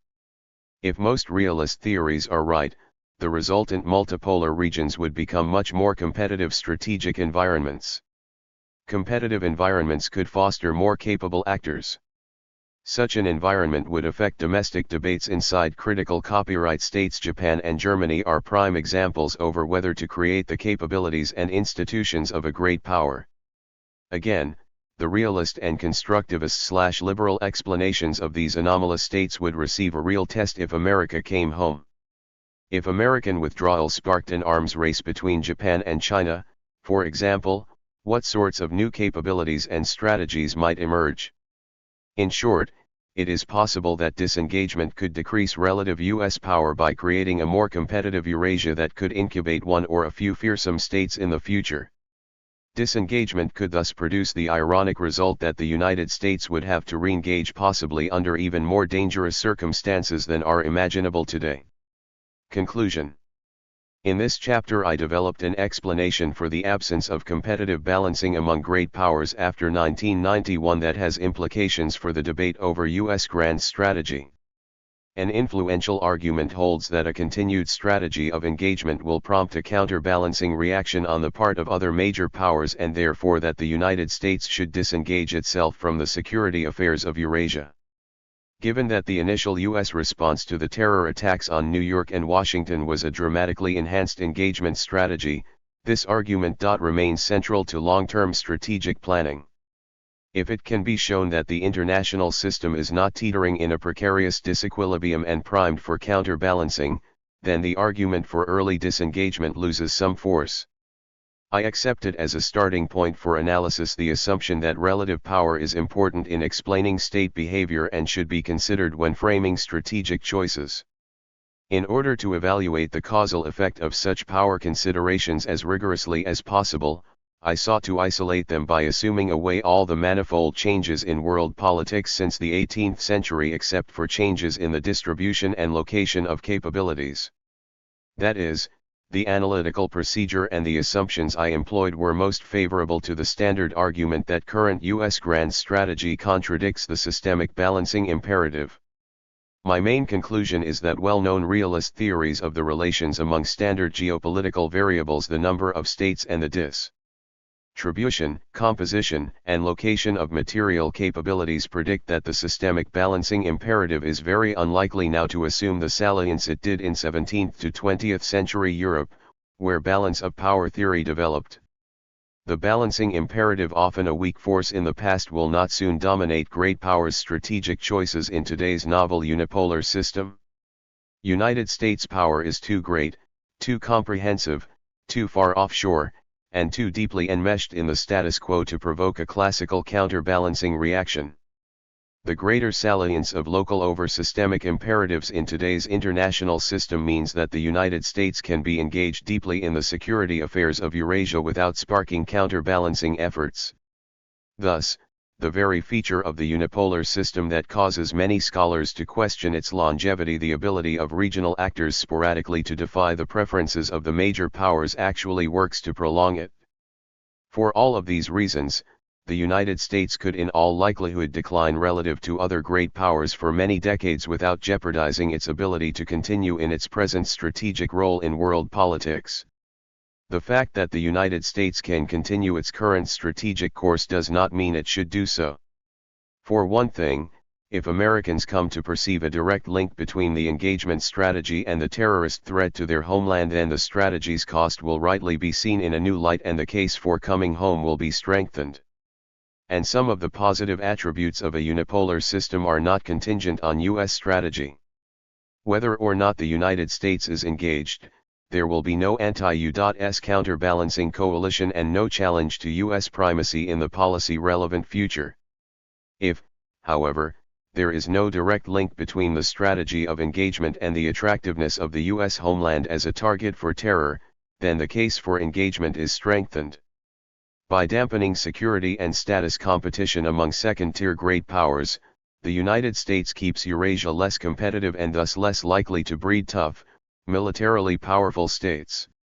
By keeping other states somewhat dependent on itself for security, Washington obtains leverage on other issues and is in a better position to foster cooperation among self-interested states. Naturally, Washington generally ensures that the resultant cooperative equilibria reflect its interests. The United States obtains large but hard-to-measure gains from the deference it receives in exchange for the forward deployment of its considerable resources. In a pinch, Washington can use its hegemonic position to extract unilateral advantage. Given the fact that engagement is unlikely by itself to drain American resources, an engaged United States in a better position than a disengaged one to respond to a major crisis or unexpected geopolitical challenges. These arguments seemed to be ratified by the initial U.S. response to the unexpected security threat from terrorism. As daunting as the challenge of terrorism seems in the wake of September 11, the challenge would be even more formidable in a world on the verge of a structural shift to multipolarity. Fortunately, we are not in such a world. Because unipolarity dampens the traditional great power security threats of power balancing and hegemonic rivalry, the prime security threat for most great powers for most of modern history, the United States and its allies can contemplate innovative and potentially expensive responses, military, economic, and political, to new security threats. Part IL. The management of unipolarity. A. Keeping the world off balance. Self-restraint and U.S. foreign policy. Stephen M. Walt. Had a difference a decade makes. The United States spent the 1980s fretting about its imminent decline, only to awake and discover that it was on top of the world. Both Trotsky and Team B turned out to be 180 degrees off, and it was the Soviet Union rather than the capitalist West that ended up on the ash heap of history. Alarmist fears about an emerging Japanese superpower turned out to be equally misguided, and the Japan that could say no became the Japan that said uncle at century's end. Instead of becoming the ordinary country that some anticipated, facing a world after hegemony, the United States found itself in a position of preponderance unseen since the Roman Empire. Just how good is the U.S. position? In 2001, the U.S. economy accounted for roughly 1/4 of gross world product and was roughly 40% larger than its nearest competitor. The United States enjoyed robust growth for a decade while Japan has been mired in depression and ran up sizable budget surpluses for the first time in several decades. The United States now spends as much on defense as the next 9 countries combined, and because 6 of the 9 are close U.S. allies, this figure actually understates the U.S. advantage. The United States is the world leader in higher education and advanced technologies, and especially the information technologies and service industries on which future productivity is likely to depend. American society is also unusually open to immigration, new ideas, and new business practices, which makes it more adept at adapting to new conditions. America's situation is not perfect, as the September 2001 terrorist attacks on the World Trade Center and the Pentagon demonstrated all too vividly, but one could hardly ask for much more degree. Not surprisingly, most Americans regard this position of primacy as undiluted good news. The bad news, such as it is, however, is that these developments left us intellectually ill-prepared for these new circumstances. It is one thing to exercise leadership when one's principal allies face the same overarching threat and have a strong interest in U.S. protection. It is quite another thing to be the dominant power when the only serious threat is a shadowy transnational terrorist network. Not surprisingly, the past decade has produced a lively debate on U.S. grand strategy, with different authors offering sharply contrasting advice on how the United States should respond to its position as the sole remaining superpower registered. This chapter examines an important part of this puzzle, focusing on whether U.S. preponderance is likely to trigger a defensive backlash by other states. For most of its history, U.S. leaders did not have to worry very much about the possibility that other strong states might combine against them. Until the 1800s, the United States was too weak and geographically isolated to provoke widespread opposition, and U.S. leaders were free to concentrate on consolidating the U.S. position in the Western Hemisphere. Even after it joined the ranks of the great powers, the United States generally avoided military commitments abroad unless there was an imminent threat to the global balance of power. Instead, the United States let other states bear the costs of keeping each other in check and got directly involved, as in 1917 and 1941, only when one state seemed about to establish a hegemonic position in Europe or Asia. When it became clear that the European powers and Japan were too weak to uphold the balance of power after World War II, however, the United States did establish an extensive array of alliance commitments and began to maintain a large military presence overseas. Although there were occasional tensions with the U.S. alliance system, the major powers of Europe and Asia generally welcomed the commitment of U.S. power and were willing to defer to U.S. leadership. According to some prominent theories of international politics, the situation now should be quite different. The United States is far and away the most powerful state on the planet, and no other state presently threatens to dominate either Europe or Asia. Because unbalanced power is an asset to its possessor but a potential danger to others, Americans now face the novel prospect that other major powers might concentrate on balancing them. At the very least, other states may be more inclined to resist U.S. leadership and look for ways to circumscribe Washington's freedom of action, simply to make sure that the United States does not impose its own preferences too enthusiastically. For the time being, therefore, the ability to formulate an effective foreign policy is likely to depend on whether other states show a strong tendency to balance the United States, and on whether U.S. leaders can devise ways to minimize these tendencies if and when they emerge. The remainder of this chapter is organized as follows. Part I examines why states tend to balance against other states and argues that structural theory cannot explain why efforts to balance U.S. power have been remarkably weak since the end of the Cold War. Part 2 considers several alternative explanations for the absence of any serious attempt to balance U.S. power and argues that balance of threat theory provides the best explanation for the surprising dearth of balancing behavior. Part 3 lays out a set of prescriptions based on these theoretical insights, emphasizing in particular the need for a policy of self-restraint, and identifies several areas where the United States may be departing from these precepts. The conclusion offers several caveats to these recommendations and identifies issues that merit further investigation. Why do states balance? When considering why other states might join forces against the United States, an obvious place to begin is structural balance of power theory. Registered according to structural theory, the condition of international anarchy gives states a powerful aversion to unbalanced power. Because weaker states cannot be sure that stronger states will not use their superior capabilities in ways that the weak will find unpleasant, they look for ways to limit the freedom of action of the strong.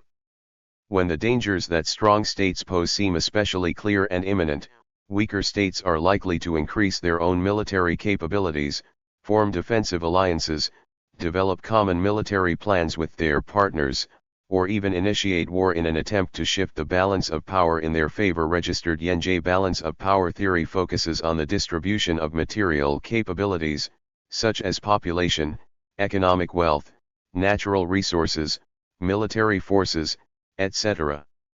It predicts that states will balance against the strongest state, defined as the state with the largest accumulation of material sources. The theory therefore implies that existing U.S. alliances will become more delicate, less cohesive, and harder to lead now that the Soviet Union is gone and the United States is overwhelmingly stronger than any other country. The theory also predicts that other major powers will be looking for ways to limit the unilateral exercise of U.S. power. At a minimum, they will be more reluctant to help the United States pursue its foreign policy objectives. At a maximum, they will join forces to constrain Washington's freedom of action. Is there any evidence of these tendencies? Yes. Both European and American officials have warned that NATO can no longer be taken for granted, and signs of tension within the alliance are increasingly apparent. Registered French Foreign Minister Hubert Védrine has repeatedly complained about America's position as a hyperpower and once declared that the entire foreign policy of France is aimed at making the world of tomorrow composed of several poles, not just one.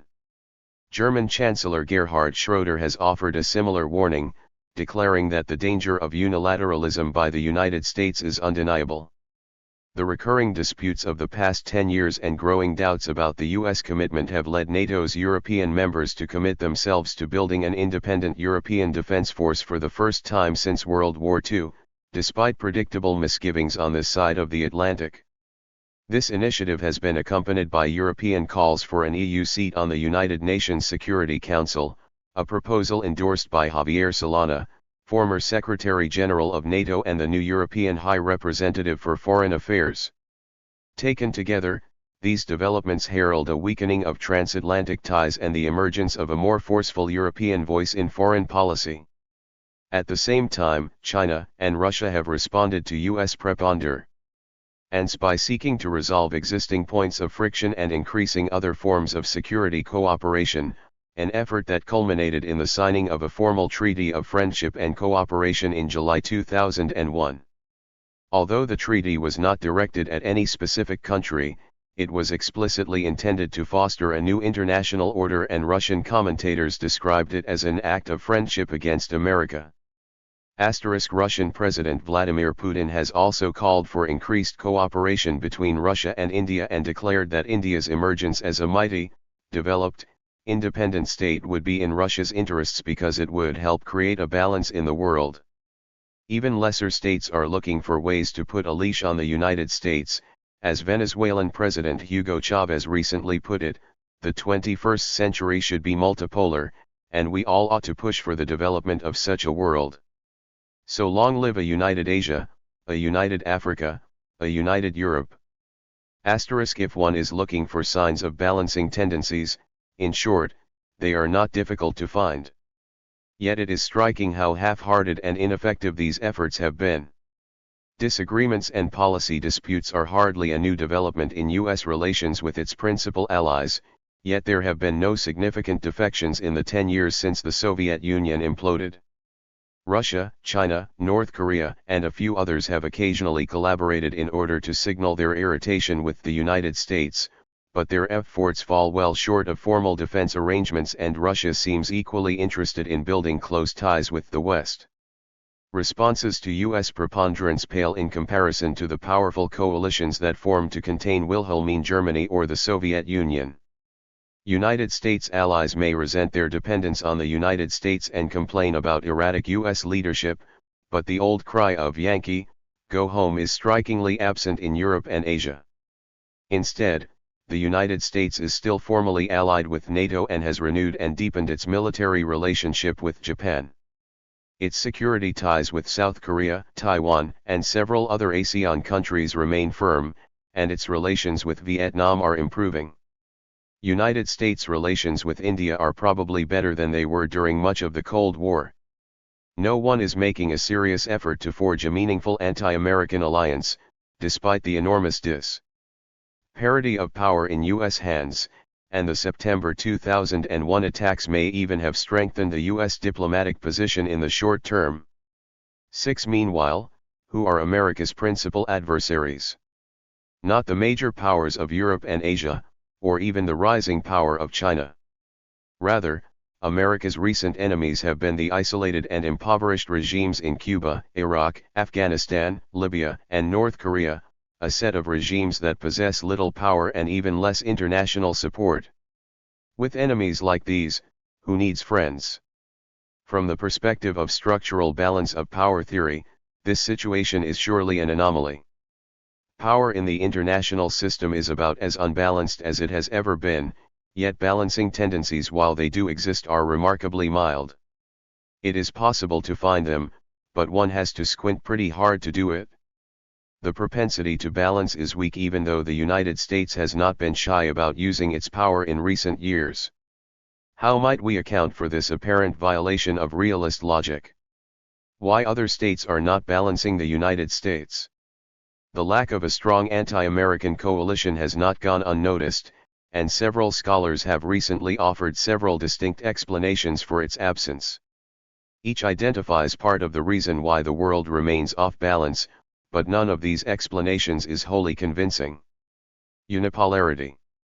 In a path-breaking article on the nature of unipolar systems, William C. Walforth argues that structural realism can provide a compelling explanation for the current dearth of genuine balancing behavior. His key insight is to recognize that the behavior of the major powers in today's unipolar world is likely to be quite different from their behavior in the bipolar and multipolar worlds of the past. In particular, Walforth argues that the unipolar structure of contemporary international politics discourages potential rivals from making a concerted effort to check America's preponderant position. So long as the United States maintains a healthy economic advantage and a global military presence that is second to none, other states will not dare to balance against it.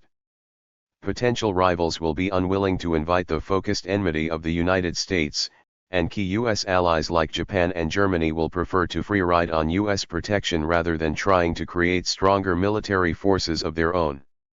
Hegemonic wars are by definition precluded, and great power competition will be correspondingly mild. Thus, Walforth concludes that unipolarity is likely to both long-lived and comparatively peaceful. As discussed at greater length below, this argument contains a number of important insights. Because the United States is so far ahead, it is more dangerous for other states to oppose it openly and tempting for some states to continue to rely on U.S. protection. Yet there are at least two problems with Walforth's confident claim that no state would dare to challenge U.S. preponderance. First, Walforth's analysis does not discuss the possibility that secondary states might try to constrain the United States without engaging in overt efforts to build a balancing coalition.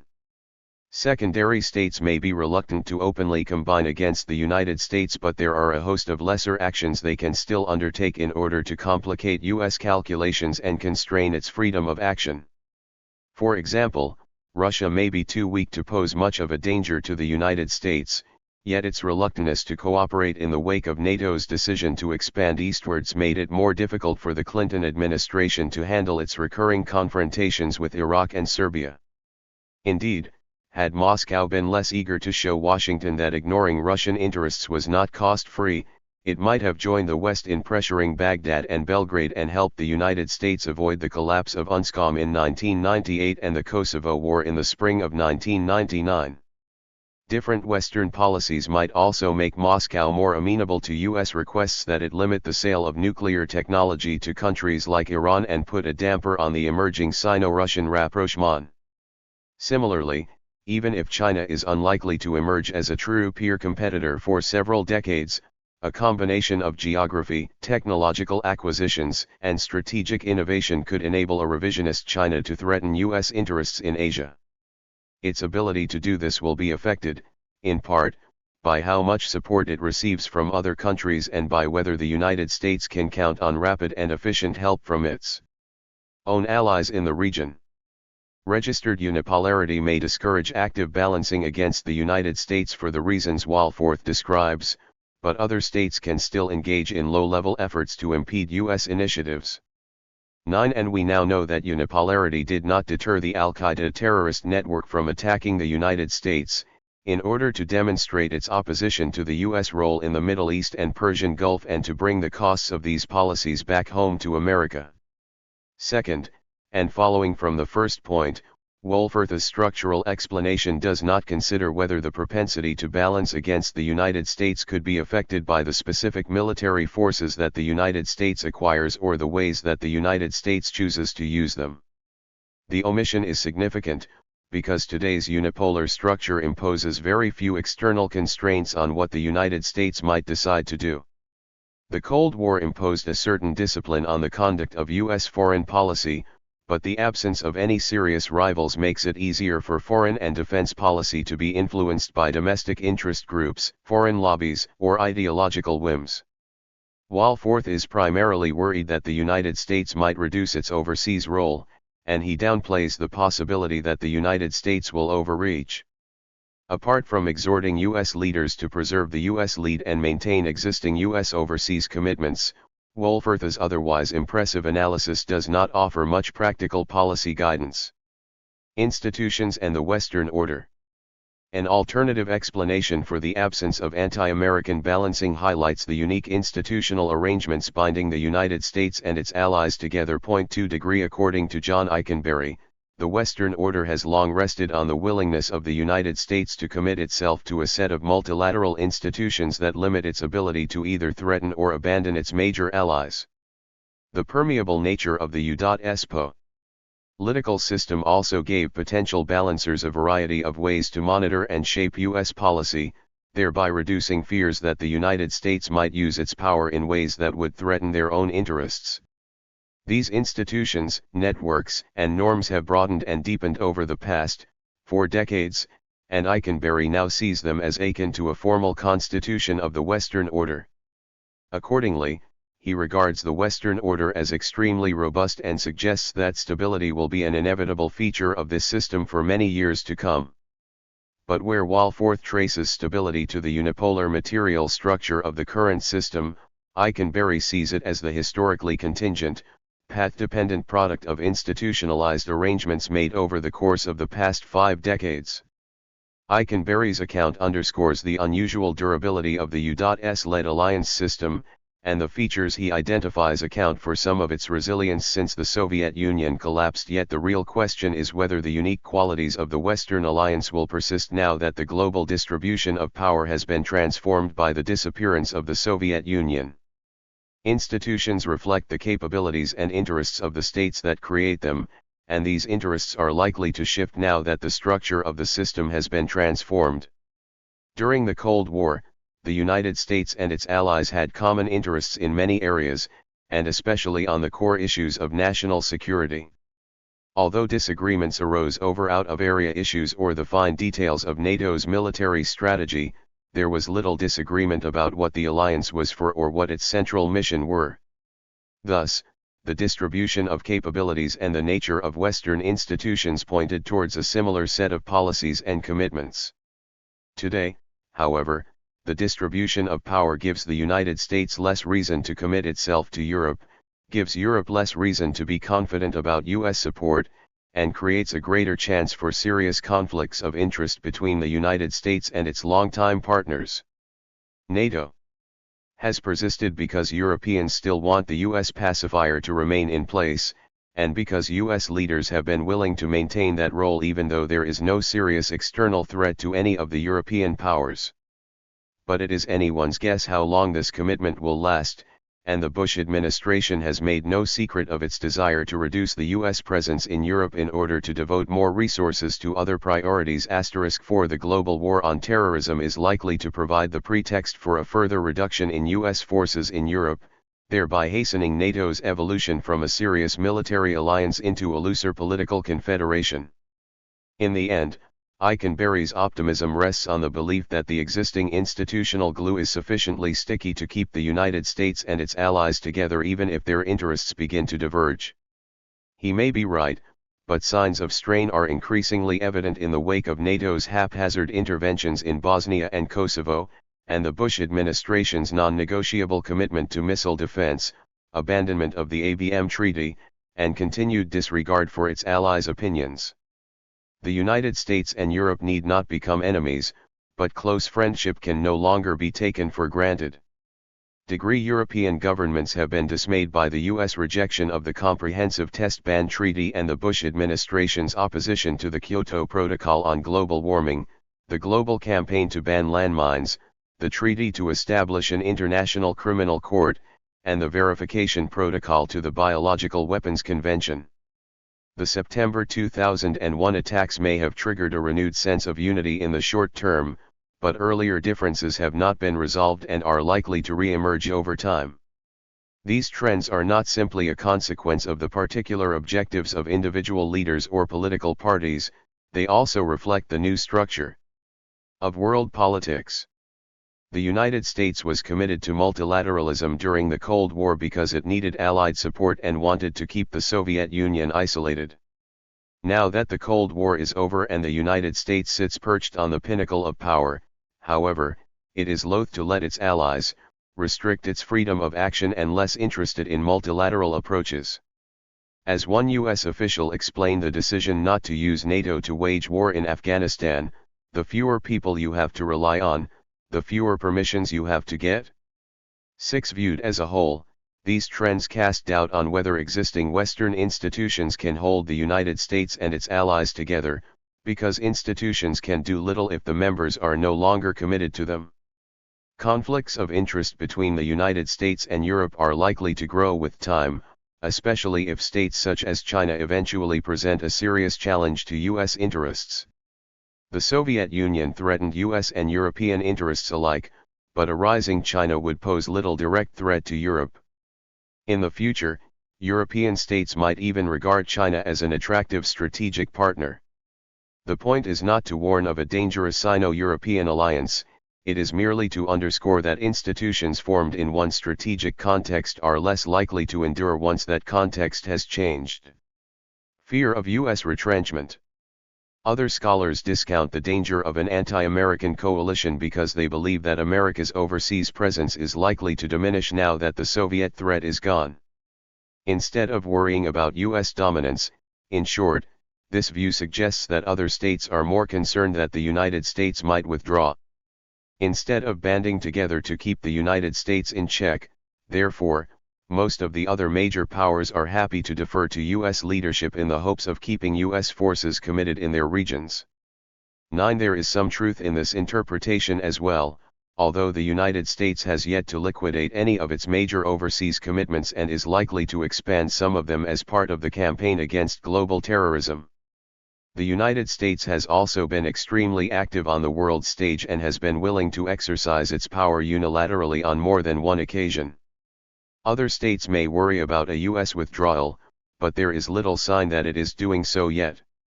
Thus, this perspective does a good job of explaining why balancing might be less likely at some point in the future, but it has trouble explaining why balancing tendencies have been so subdued for the past 10 years.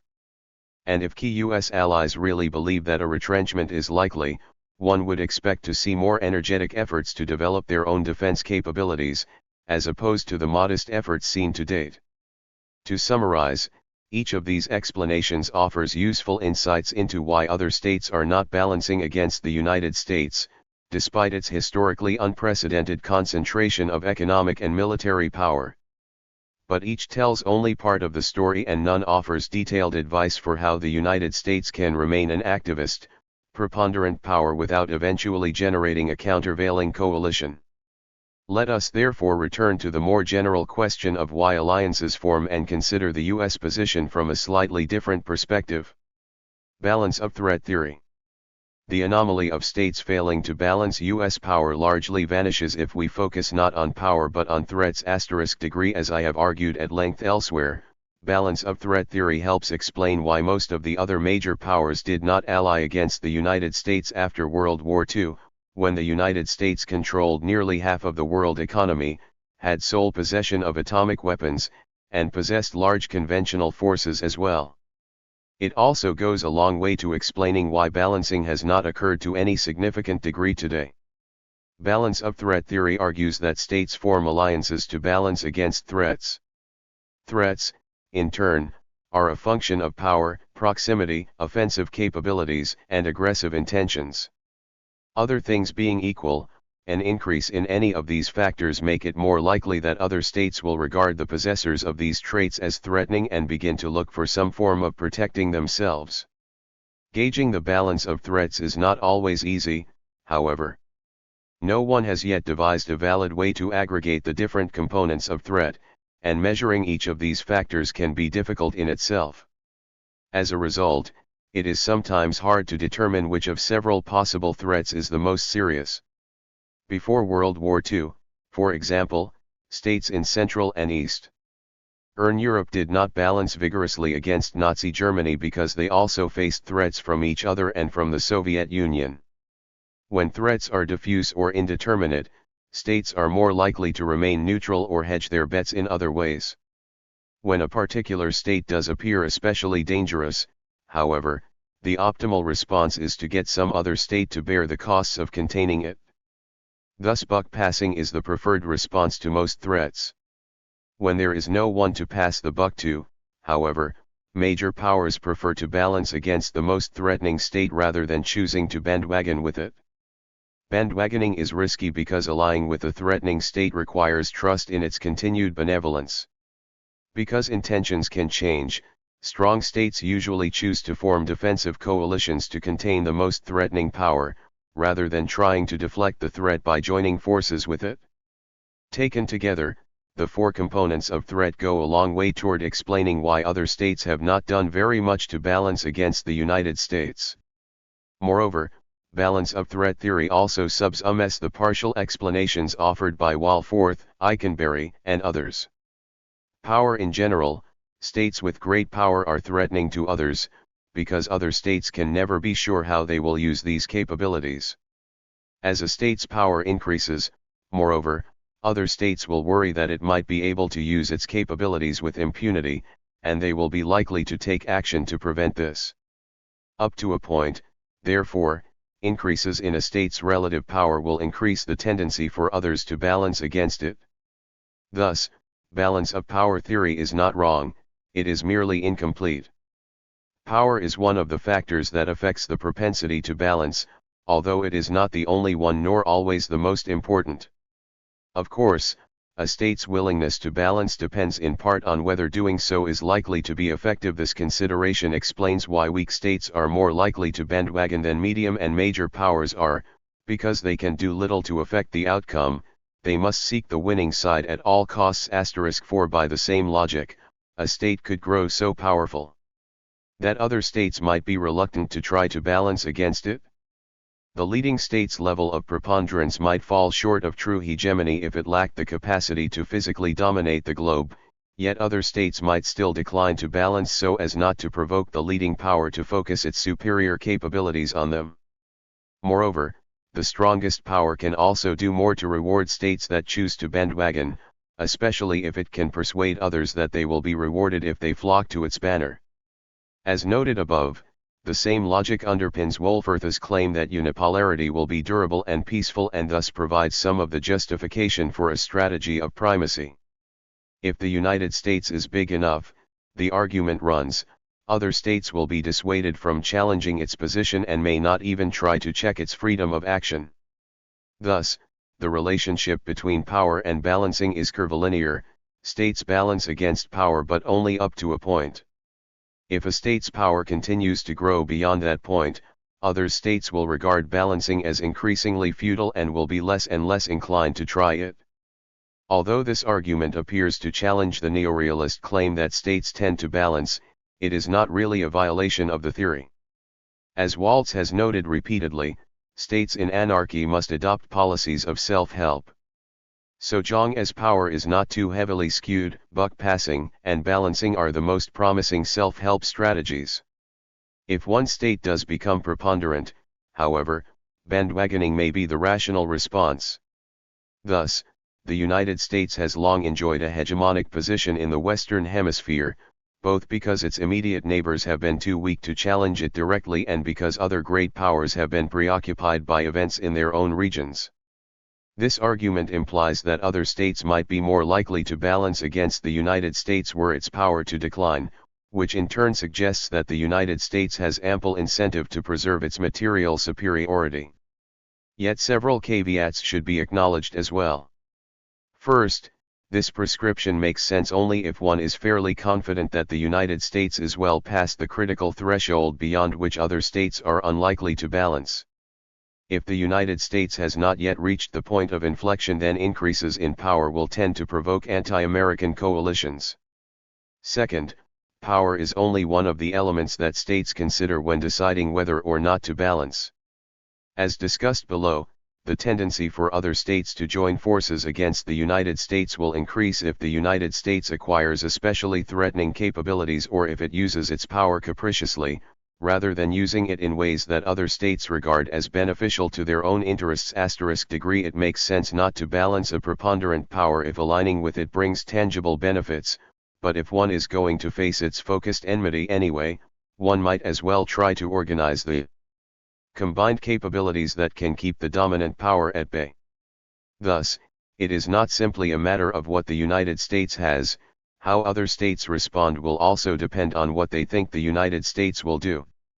Third, as already discussed, there is a range of possible responses that other states may make, ranging from all-out bandwagoning to free riding, to passive non-cooperation, to tacit opposition, and on to active balancing.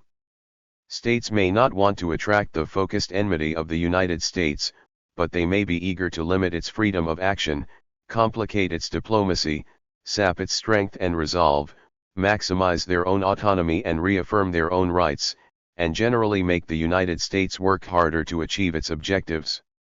Such actions would fall well short of forming an explicit alliance directed against the United States, but U.S. policymakers would still find them troubling.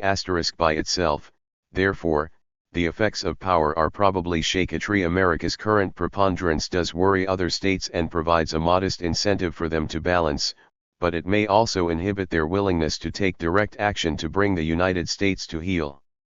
By itself, therefore, power does not determine what other states are likely to do. Proximity. Because the ability to project power declines with distance, states that are nearby pose a greater threat than those that are far away. The geographic position of the United States is thus a tremendous asset, and it goes a long way toward explaining why other states are less worried by the concentration of power in U.S. hands. Because it is extremely difficult to project power across water and onto a foreign shore, U.S. power is less threatening to others and they are less inclined to balance against it. America's geographic isolation also reduces the likelihood of territorial disputes with other major powers and allows the United States to take a more detached view of many international developments. Moreover, because the other major powers lie in close proximity to one another, they tend to worry more about each other than they do about the United States. This feature explains why the United States is such a desirable ally for many Eurasian states. Its power ensures that its voice will be heard and its actions will be felt, but it lies a comfortable distance away and does not threaten to dominate its allies physically. As a European diplomat puts it, a European power broker would be a hegemon. We can agree on U.S. leadership, but not on one of our own. Similarly, Asian allies like Japan, Korea, and Taiwan favor a strong U.S. commitment because they see other states as potentially dangerous and because they regard the physical presence of U.S. troops as a non-threatening guarantor of regional stability. Geography also explains why it would be difficult to conjure up an anti-American coalition combining Russia, China, and India, unless the United States acted in a remarkably myopic and aggressive fashion. Offensive power. Other things being equal, states are more threatening when they acquire specific military capabilities or political capacities that pose a direct danger to the territorial integrity or political stability of other powers. Accordingly, other states are more likely to balance when states with large material resources acquire these particular specialized offensive capabilities. By contrast, when a state can defend its own territory but cannot attack others with high confidence, their incentive to balance against it will decline. As noted above, the physical isolation created by the Atlantic and Pacific Oceans reduces the direct military threat that the United States poses to other states, thereby reducing their propensity to balance. but this effect should not be overstated, given that other states are clearly worried about America's unparalleled power projection capabilities. Thus Chinese military officials see the world as comprised of one pole, but many powers, identify U.S. hegemonism and power politics as the central security problem in the world, and are acutely attentive to the global reach of U.S. military capabilities. Chinese, Russian, and European leaders have also been sharply critical of U.S. plans to develop national missile defenses, correctly seeing them as a potential threat to their own deterrent capabilities. In a general sense, the physical presence of U.S. ground forces in Europe or Asia is less threatening than its capacity to strike hostile targets virtually anywhere in the globe. Similarly, we should expect other states to be especially worried by the current campaign to create a national missile defense system or the potent air capabilities demonstrated by the United States in the 1991 Gulf War, the 1999 intervention in Kosovo, and the recent war in Afghanistan. According to balance of threat theory, increasing U.S. offensive capabilities will increase the tendency for other states to balance against the United States. By contrast, developing and deploying U.S. power in defensive modes is likely to reassure allies without provoking potential foes. Offensive intention states are more likely to balance when they believe others have especially aggressive intentions. The logic here is straightforward, because known aggressors are by definition harder to appease. The only choice is to assemble a countervailing coalition that is strong enough to stop them. Here again, the United States gains by being perceived as comparatively benign. This does not mean that the United States always acts benevolently or that it is incapable of aggressive behavior. Rather, it means that most of the world's major powers do not see U.S. intentions as especially hostile or aggressive. This judgment probably reflects the relaxed nature of U.S. imperialism as well as the legacy of Cold War cooperation. As great powers go, the United States has been rather mild-mannered. Although some states are understandably concerned that U.S. power may be used to undermine their interests, none of the major powers seem to be worried that the United States will try to conquer them. The United States may be self-righteous, overweening, and occasionally trigger-happy, but it is not trying to acquire additional territory. As a result, other states are somewhat less inclined to balance against its otherwise daunting capabilities. Taken together, the principal sources of threat explain why balancing behavior has been muted thus far. The United States is by far the world's most powerful state, but it does not pose a significant threat to the vital interests of most of the other major powers. Other states are wary of U.S. capabilities, but they are nowhere near as alarmed as the European powers were by Wilhelmine Germany in the first decade of the 20th century, or by Nazi Germany in the 1930s. Similarly, the American threat to the medium powers of Europe and Asia is much less worrisome than the threat formerly posed by the Soviet Union, which combined power, proximity, offensive capabilities, and aggressive intentions in an especially alarming package. Registered impediments to balancing. Balancing behavior is not automatic, and the main impediments to effective alliance formation help reinforce the U.S. position. First, potential balancers may try to pass the buck to one another, hoping that their allies bear the brunt of the effort to deter, contain, or defeat an aggressor. If they buck pass or free ride too much, however, the balancing coalition will not acquire enough strength to succeed or may simply dissolve amid mutual mistrust and recrimination. Second, potential balancers must recognize their shared interests and communicate them to one another, and have to be able to trust each other enough to make workable defensive arrangements. Finally, to be truly effective, allies must coordinate strategy and avoid the temptation to seek unilateral advantages when opportunities to do so arise. Given these potential pitfalls, a clever great power can try to thwart efforts to form a balancing coalition. Aggressive states can try to mask the full extent of their ambitions, potential allies can be co-opted with bribes, and defensive coalitions can be split by offering concessions to one opponent but not to others. And if they are especially skillful, even powerful and aggressive states may defuse opposition long enough to accomplish their aims. Degree. Summary. Balance of threat theory provides a compelling explanation for the absence of anti-American balancing both during and after the Cold War.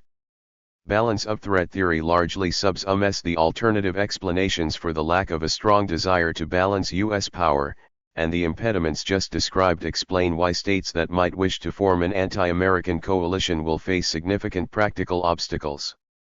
These arguments raise the obvious question: is the danger of an anti-American coalition so remote as to be of little practical concern? The answer is no, for two reasons. First, although it would require several acts of folly to bring such a coalition about, the United States is more likely to commit such acts if it assumes that the geopolitical costs will be negligible. Second, keeping the world off balance is very much in the U.S. interest even if other states are disinclined to form an anti-U.S. alliance. The ability of the United States to achieve its foreign policy objectives at relatively low cost will depend in large part on whether other powers are inclined to support or oppose U.S. policies, and whether others find it easy or difficult to coordinate joint opposition to U.S. initiatives. The more other states worry about U.S. preponderance, the more likely they are to take steps, however modest and covert, designed to undermine or obstruct U.S. efforts.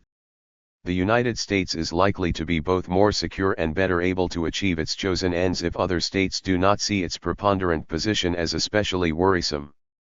Thus, even if an anti-American alliance is presently unlikely, U.S. policymakers should try to reduce other states' incentives to interfere or resist in limited but still problematic ways.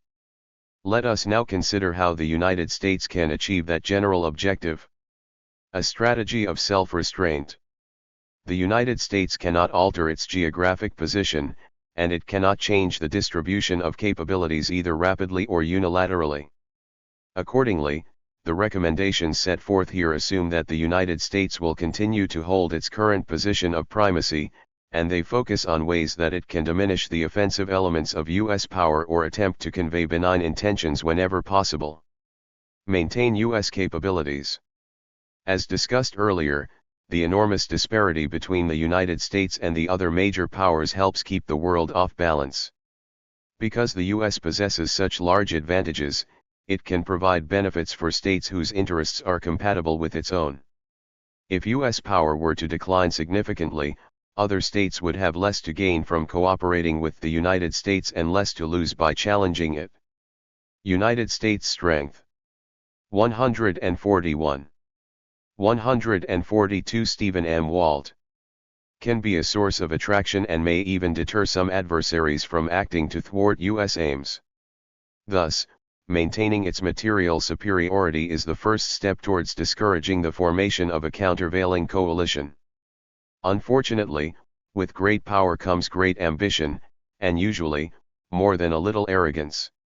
The more powerful a state is, the more it can hope to accomplish and the less it will display a decent respect for the opinions of mankind. In the near term, therefore, the main danger is that the United States will either squander its power in ill-chosen adventures or use its power in ways that reinforce the concerns of other states. Accordingly, the policy recommendations set forth below focus on ways that the United States can make its preponderance less worrisome to the rest of the international community. Mailed fist, velvet glove. As just noted, U.S. preponderance makes other states more sensitive to the ways that U.S. power is used. As a result, the United States should take care to use its power judiciously, and especially where military force is concerned. Americans should worry when generally pro-U.S. publications such as The Economist describe the United States as too easily excited, too easily distracted, too fond of throwing its weight around, or when knowledgeable foreign experts describe the United States as a rogue superpower or a trigger-happy sheriff. 3 specific recommendations follow. First, the United States should use force with forbearance, asking questions first and shooting later. Although it will occasionally be necessary to use force preemptively so as to minimize casualties or convey resolve, U.S. preponderance gives it the luxury of taking a more relaxed and deliberate view of many international developments. States whose existence might be endangered if they failed to act quickly may have to preempt threats and respond vigorously to highly ambiguous warnings. Because the United States is objectively so secure, however, it can usually rely on policies of deterrence and retaliation rather than preemption, and reserve the latter tactic for those rare circumstances when it faces a potentially lethal danger registered? In general, the United States should follow the prescription once expressed by President Woodrow Wilson, who declared that the United States can afford to exercise the self-restraint of a truly great nation, which realizes its own strength and scorns to misuse it. Second, the United States can reduce the threat posed by its overawing power by giving other states some say over the circumstances in which it will use force. As Ikenberry has emphasized, confining the use of force to multilateral contexts is an effective way to assuage potential fears about the unilateral exercise of U.S. power. This point has been lost on conservative opponents of the United Nations and other international institutions, who fail to recognize that multilateral institutions help the United States exercise its power in a way that is less threatening to others. Although exceptions will arise from time to time, the United States should for the most part rely on a buddy system to regulate the large-scale use of its military power. Specifically, if it cannot persuade one or more other major powers to join it, then the United States should refrain from using force. For this policy might also increase other states' incentives to maintain good relations with Washington, because close ties with the United States will give them a greater influence over how Washington chooses to use its power. Registered third, given that the United States now wants broad support for its war against terrorism, it would be wise to reciprocate the foreign support it has recently sought by making some concessions of its own.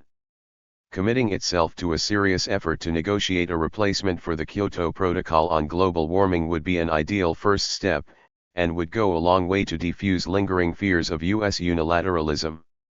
Similarly, the United States could accelerate preparations for a new global trade round and declare that it was especially interested in lowering its own barriers against exports from the developing world, even if this hurts some special interests here at home. It is also an ideal time to improve relations with Russia, by making sure that issues like NATO expansion and missile defense are handled in a manner that is acceptable to Moscow. The common element in these various initiatives is to show that the United States is willing to compromise with other countries, and willing to use its power in ways that advance others' interests as well as its own. A final element of the velvet glove approach is that the United States should go easy on promoting democracy. Encouraging democracy is a worthy goal on normative grounds, and U.S. policy can sometimes exert positive effects on occasion. Promoting democracy can also be extremely destabilizing and is likely to appear intrusive and self-congratulatory to foreign elites. At the very least, the United States should not make exporting democracy the centerpiece of its foreign policy. Practice random acts of self-abnegation. U.S. preponderance allows it to impose its preference on other states in many circumstances, or to ignore the preferences of others and merely go its own way irrespective of what other states want. This capacity is a great asset, of course, but it can easily tempt the United States into precisely the sort of unilateralist behavior that concerns even long-standing U.S. allies. The more that the United States insists on its own way, the more others are likely to resent U.S. power and search for ways to restrict it. Thus, unilateralist actions like the Helms-Burton Act or the recent decisions to reject a series of prominent international conventions carry symbolic costs that may ultimately outweigh the alleged benefits of rejection. By the same logic, the United States would do well to offer genuine concessions when it can, simply to minimize others' concerns that it is indifferent to their interests and amour propre. In other words, recognizing that verbal statements of benign intent are little more than cheap talk, the United States can best communicate its benevolence by making more credible signals to this effect. And to be credible, these gestures must entail some cost to the United States. Thus, the Clinton administration wisely abandoned its initial opposition to a German candidate for the position of managing director of the International Monetary Fund, thereby allaying concerns about U.S. dominance and avoiding a potentially costly dispute with its closest allies. This approach also implies a willingness to accept less than perfect agreements that are still a net benefit to U.S. interests. A related tactic would be to denationalize international policy discussions by framing them in terms of a search for best practices. Instead of viewing international collaboration as a bargaining process in which different national positions are openly negotiated, the United States should orient collaborative efforts around the exchange of technical expertise and professional advice. This approach has gained favor in a number of important areas, including environmental cooperation, commercial regulation, international law enforcement, and international anti-terrorist efforts. By conducting collaboration primarily via day-to-day consultations between the relevant bureaucrats, professional elites, and technical experts, this approach would diminish the sense that the United States was imposing its own preferences on its weaker partners. It also increases the likelihood that the United States might alter its own practices in light of the experience of other actors. Ideally, the outcome could be the best of both worlds. The United States develop workable solutions on some area of common concern, while the United States shows it is willing to engage in genuine give and take. These prescriptions do not require the United States to abandon important interests and does not mean that the United States should not insist on its own way on occasion. Rather, it suggests that the United States should look for issues where letting weaker states win costs us something but not much. By visibly refraining from using the full extent of its power, and by not seeking every advantage that primacy might confer, the United States can reduce other states' concerns about its capabilities and reduce their incentive to join forces against us. The United States likes to think of itself as a benevolent hegemon, but it needs to make sure its benevolence is apparent to others. Keep clients under control. The ability of the United States to keep the world off balance rests in part on avoiding unnecessary quarrels with foreign powers. In addition to minimizing the direct threat that U.S. power poses to others, the United States must also ensure that its allies and clients do not act in ways that encourage third parties to see it as overly dangerous. If the United States allows its allies to behave in a bellicose or provocative fashion, they may drag it into conflicts that might otherwise have been avoided.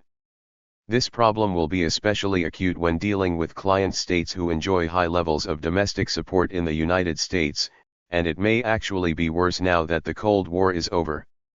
Because most U.S. citizens have been indifferent to foreign affairs, the relative impact of groups with strong and focused agendas has probably increased. Domestic lobbies may exert even greater influence than they did before, simply because most Americans are indifferent.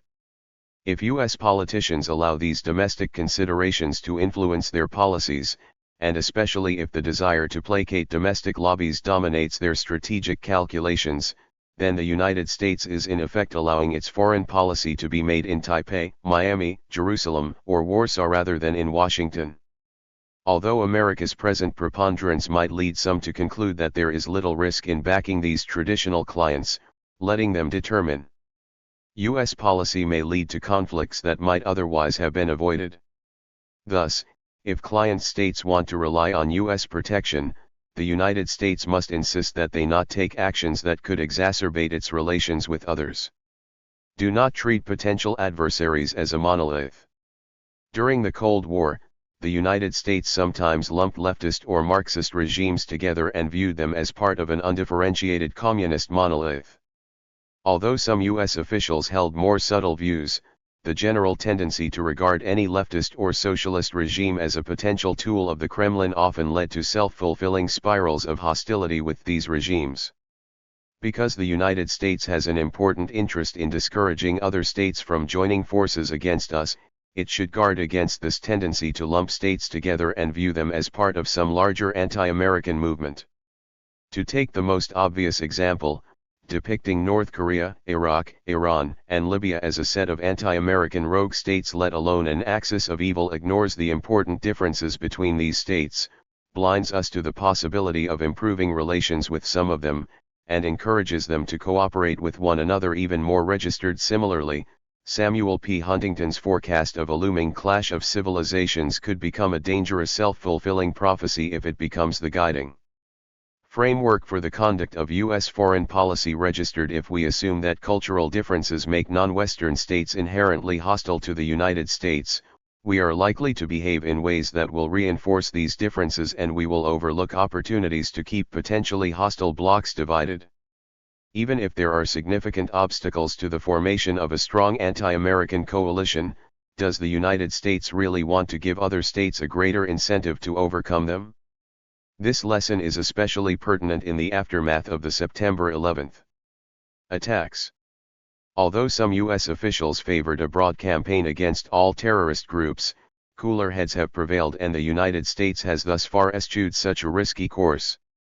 Broadening the war to countries like Iraq would jeopardize international support, divert U.S. assets away from the groups that actually struck the United States, and encourage various anti-American groups to support each other even more vigorously. Unless the United States has clear evidence that foreign powers are helping terrorists wage war against us, the proper strategy is divide and conquer, keeping the terrorists isolated and giving their potential allies good reasons to cut them loose. Labeling regimes we do not like an axis of evil, as President Bush did in his February 2002 State of the Union address, merely alarms potential allies, casts doubt on U.S. judgment, and limits our own flexibility in dealing with these very different countries. Emphasize defense, eschew offense. Balance of threat theory implies that states will be more likely to balance against the United States if its military capabilities appear to be heavily oriented toward offense. By contrast, military forces that are designed to protect the U.S. or its allies will be less dangerous to others and less likely to provoke a balancing response. As critics of offense-defense theory have noted, distinguishing between offensive and defensive weapons and force postures can be extremely difficult, particularly at the level of individual weapons systems registered in general. However, force postures that protect territory without threatening others, and that lack the capacity to attack foreign territory, are likely to be less threatening than force postures that emphasize offensive conquest. Registered from this perspective, the ideal U.S. posture would be the forward deployment of defensively oriented military forces. United States ground troops and tactical aircraft could be deployed overseas to defend key allies, as they currently do in Japan, Germany, and South Korea. By eschewing large offensive capabilities, the United States would appear less threatening to others and would be less likely to provoke defensive reactions. Unfortunately, such a sharp distinction would be difficult to maintain in practice. It would be impossible to remove all the offensive potential from current U.S. forces without significantly weakening overall U.S. capabilities and depriving the United States of options it would like to retain. And if the much ballyhooed revolution in military affairs has real substance to it, it is likely to enhance the ability of the United States to project destructive military force throughout the globe. The war in Afghanistan suggests that U.S. power projection capabilities continue to improve, and other states are unlikely to find this a comforting trend. How would such a development affect the geopolitical position of the United States and the attitudes of other countries? On the one hand, reverting to an offshore balancing strategy and relying on increased strategic mobility and power projection might eliminate the tensions caused by the presence of large U.S. forces in places like Okinawa. On the other hand, a force posture of large, highly offensive forces based in the continental United States would also provide less credible protection to other states, but it would still be seen as threatening by some other countries. It is entirely possible, therefore, that a radical restructuring of the U.S. military posture could increase the degree to which other states saw us as threatening and make it harder for the United States to attract Allied support. Foreign reactions to U.S. plans to develop missile defenses suggest that this is not merely a theoretical possibility. Nuclear weapons are still the trump cards of international politics, and a combination of missile defenses and large, highly accurate offensive forces would look a lot like a first strike capability to most other countries, especially those with small and relatively primitive arsenals. Thus, if missile defense can be made to work, it could give the United States the capacity to threaten other states with impunity. At the very least, it would make it more difficult for potential adversaries to deter the use of U.S. conventional forces by threatening nuclear escalation. Thus, it is hardly surprising that Russia, China, and several U.S. allies view this initiative with misgivings.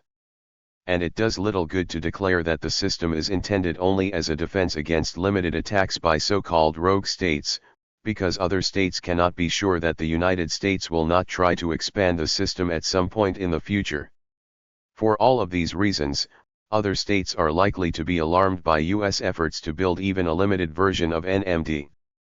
Although such a policy is unlikely to trigger an anti-U.S. alliance all by itself, it would certainly make such a development more likely.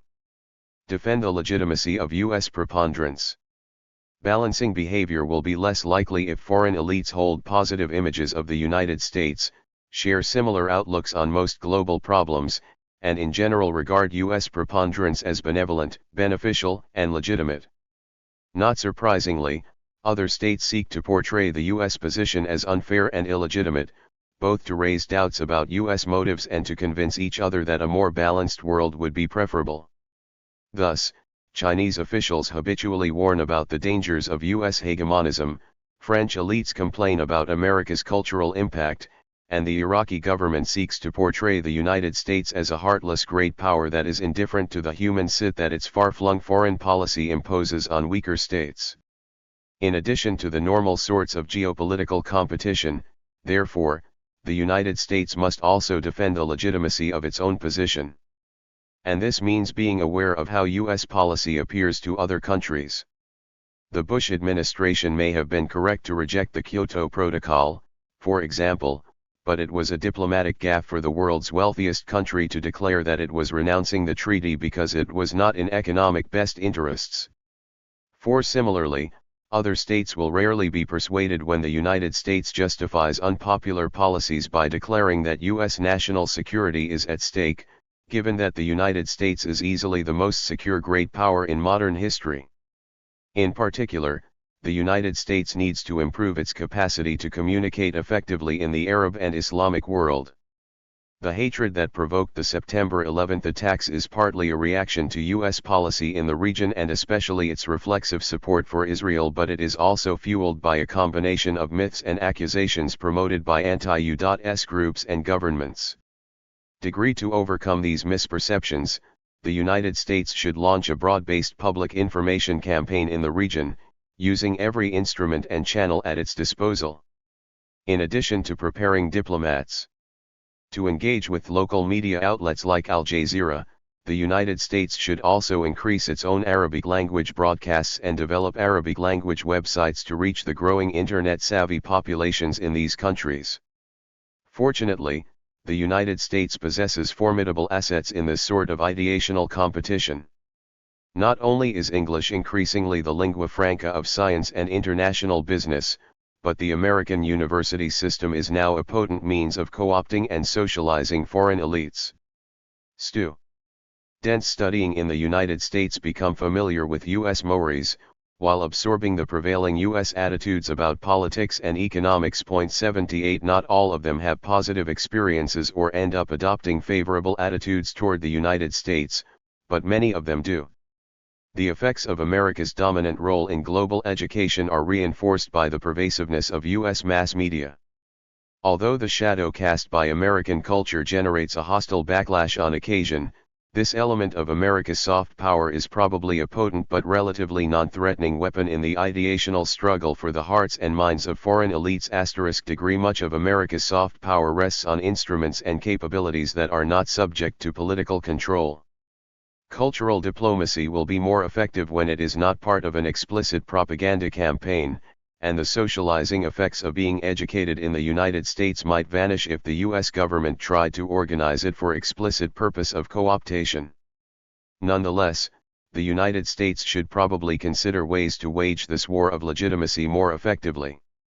One obvious strategy would be to adopt a more generous approach to foreign aid and other forms of financial assistance, although it would require a sea change in public and congressional attitudes to implement such a policy.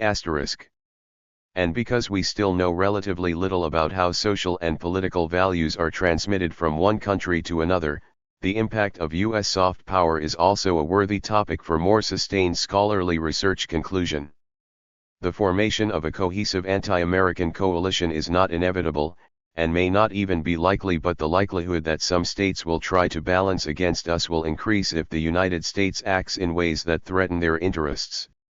when such actions would reduce U.S. security or jeopardize its ability to pursue particular interests, it behooves Americans to search for policies that could override or dampen these tendencies. In the preceding pages, I have tried to sketch what some of these policies could be. In general, I have argued that a policy of self-restraint is most likely to keep the rest of the world off balance and minimize the opposition that the United States will face in the future.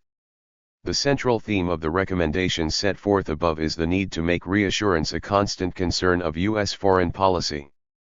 Throughout the Cold War, the United States repeatedly sought to remind its allies that its commitment to them was credible. To do this, the United States deployed military forces on foreign territory, conducted joint military exercises, sent top officials on innumerable visits, and made verbal commitments in hundreds of public speeches. Now that the Cold War is over and the United States is essentially unchecked, U.S. leaders have to make a similar effort to convince other states of their goodwill, good judgment, and sense of restraint. And U.S. leaders cannot just say it once and then act as they please. Reassuring gestures have to be repeated and reassuring statements have to be reiterated. Needless to say, the more consistent its words and deeds, the more effective U.S. pledges are likely to be. Unfortunately, it is hard to be optimistic about America's ability to implement such a strategy. Great power may or may not corrupt, but it certainly tempts, and self-restraint is not a cardinal U.S. virtue. Moreover, by requiring the United States to become even more actively engaged around the world, and especially in the Middle East and Central Asia, the current campaign against terrorism is likely to reinforce the fears and resentments that gave rise to Al-Qaeda in the first place. The longer this effort takes, and more it requires the United States to interfere in other countries' business, the greater the chance of a hostile backlash later on. Thus, even if the current distribution of power calls for a policy of self-restraint, one suspects that the United States will end up meddling more than it should, building more than it should, and probably building the wrong sorts of weapons. The Bush administration's first year in office does not afford much grounds for optimism, given their repeated insensitivity to the opinions of others and their willingness to chart a solo course on a range of different issues. For the administration appeared to be doing better in the immediate aftermath of the September 11th attacks, but it has reverted to its earlier unilateralism now that the initial challenge has been met. Even so, we should keep this warning in perspective. The United States is the most secure great power in history, and most states would be delighted to exchange their position for ours. Geography, history, and good fortune have conspired to give the United States a remarkable array of advantages, and retaining those advantages does not require the genius of a Bismarck. At a minimum, Americans can be grateful for that. But the United States still has an interest in retaining the good wishes of most other countries, if only because its ability to accomplish positive ends will decline if other states are resentful or fearful, and if they are looking for opportunities to throw dust in Uncle Sam's eyes. And if the United States ends up hastening the demise of its existing alliances and creating new ones that are opposed to it, we will have only ourselves to blame. Defying history and theory, the United States as the last remaining superpower. Joseph Joffre. Able to defy all challengers, whether they come singly or in combination. Rome was such a power, Britain was not, because it had to fight its major wars with the help of others. But in a nuclear setting, superior deterrent/defensive capabilities are not enough. For any nation with a second strike force can deter each and all. Though Russia and China, Britain, and France possess that distinction, they are not hegemonial powers. So there is a second condition. A hegemon must also enjoy a surplus of usable, not just deterrent, power. Its interests and its influence must extend throughout the entire system, its sway over critical outcomes, strategic, diplomatic, economic, must exceed the capabilities of its rivals by a comfortable margin. A hegemon must wield large positive, not just negative, power. By that measure, only the United States is a hegemonic power, and uniquely so. Of all former greats, only Rome fits the description, although, for precision's sake, it should be classified as an empire. For at the height of its power, After it had subjugated the lands between the British Isles, Carthage, and the Levant, Rome was virtually coterminous with the then international system itself. Its successors, the papacy or the Holy Roman Empire, Habsburg Spain, or the France of Louis XIV, 19th century Britain or 20th century Germany, were only. Its power may be defined in two parts. First, it should be 155. 156 Joseph Joffre would be hegemons. True, the sun never set on Charles V's empire. Britain ruled the waves in the 19th century, and Nazi Germany went all the way to the gates of Moscow and Cairo. But they were vulnerable to combinations of other powers that prevailed over them in the end. Nor was Britain a real exception. To uphold its exalted position, it depended on allies all the way to World War II, when it was almost done in by a single foe, Nazi Germany. America is unique in time and space. Others might be able to defy the United States, but they can neither compel nor vanquish it except in the meaningless sense of nuclear devastation that will be mutual. The sweep of its interests, the weight of its resources, and the margin of its usable power are unprecedented. None other than Hubert Védrine, the French foreign minister, has made the point in all its glory, though grudgingly, one must assume. The United States of America, he proclaimed, today predominates on the economic, monetary, technological level, and in the cultural area. In terms of power and influence, it is not comparable to anything known in modern history. In short, the United States is a hyperpuissance, a hyperpower. History and theory suggest that this cannot last. Power will always beget power, and inordinate power will provoke inordinate internal effort among the lesser players and or combinations among them. Why hasn't it done so already, given that America became the last remaining superpower at the turn of the 1990s? Several answers are possible. One argument against the classical realist prediction that balancing shall prevail comes in a number of guises, such as liberal institutionalism, complex interdependence, or constructivism.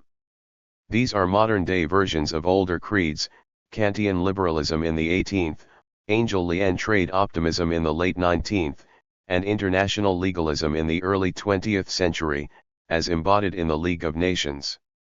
All of them would explain the dog that did not bark in the night by way of transcendence. In explaining why balancing has not kicked in against the United States, anti-realist theory would claim that the system is not destiny. Structure qua distribution of power cannot explain behavior, at least not in our day and age. Other forces are said to drive the actions of state. Rules and norms, democratic culture, and economic interaction have dethroned structure as the ultimate arbiter of international politics. Hence the puzzle of this Babak: why has counterbalancing not yet set in? Is said to be no puzzle at all. It is simply the wrong question. Arguments from transcendence have not worked very well in the previous 3 centuries.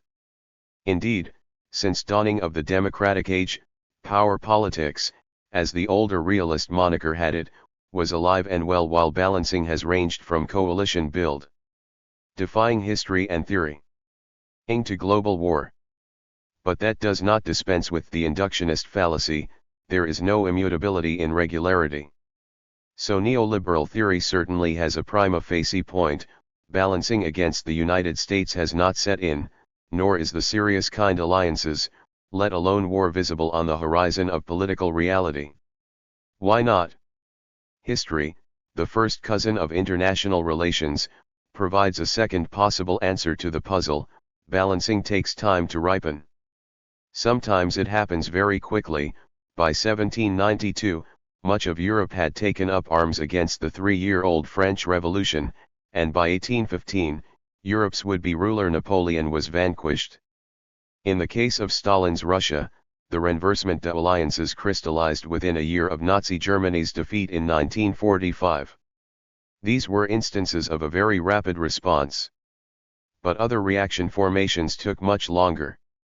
In the case of the Third Reich, concerted, system-wide balancing kicked in only 9 years after Hitler's accession and rapid rush to rearmament, the defining moment was America's entry into World War II in December 1941. Bismarck's Germany enjoyed a much longer break. After its unification in 1871, Germany was undoubtedly the premier power on the continent. But only at the beginning of the 20th century did it begin to face formalized, multi-state opposition, when France, Russia, and Britain coalesced in the Entente of 1907. Anti-hegemonial war, that is, World War I, did not break out until 1914, 43 years after the Second Reich's rise to regional preeminence. What about Britain, the nation that comes closest to hegemony at American? Arguably, Britain never inspired the massive balancing that undid Europe's hegemonic pretenders from Habsburg to Soviet Russia. True, Britain faced a succession of challengers plus their cohorts, Spain, Holland, France, Russia, Wilhelmine, and Hitlerian Germany. But a determined coalition of major powers that would lay low Britannia? In fact, the pattern went the other way. Britain was always the balancer, not the balancé, to coin a phrase. History and hegemony, models for the United States. History suggests that the United States may not be such an extraordinary exception to the realist rule. The curious cases of Britain and Bismarck Germany, both of which detained at least partial primacy maritime or continental, shift the inquiry from structure and second image analysis to the third answer, state behavior. Does the career of these two powers, which enjoyed a long, or in the German case, longish run against fate, deliver some insights pertaining to 21st century America? Or does the last remaining superpower defy historical comparison? Not quite. To be sure, America's hegemonial dimensions dwarf those of Britain and post-1871 Germany. But there is a basic structural similarity. Like them, the United States possesses primacy, but not supremacy, a condition that would allow it to impose its will everywhere and every time. The difference between primacy/hegemony and supremacy is the presence or absence of worthy competitors. Britain and Germany faced plenty of them, France, Austria, Russia, Japan, and eventually America. So does the United States today. There is the EU with 2 nuclear powers and an economy cum population larger than America's. Minus its Soviet empire, Russia still stretches across 10 time zones while retaining an overkill nuclear arsenal. Japan has the world's second largest economy, and nuclear-armed China boasts the world's largest population. India, second in population, looms as could-be competitor down the road. Yet they are not ganging up on the United States. If behavior might be a key to the puzzle, we must ask, what distinguishes America's as well as Britain's and Bismarck's grand strategy from the course of those who were brought down by countervailing coalitions? To begin, one should define the positional logic of a hegemon.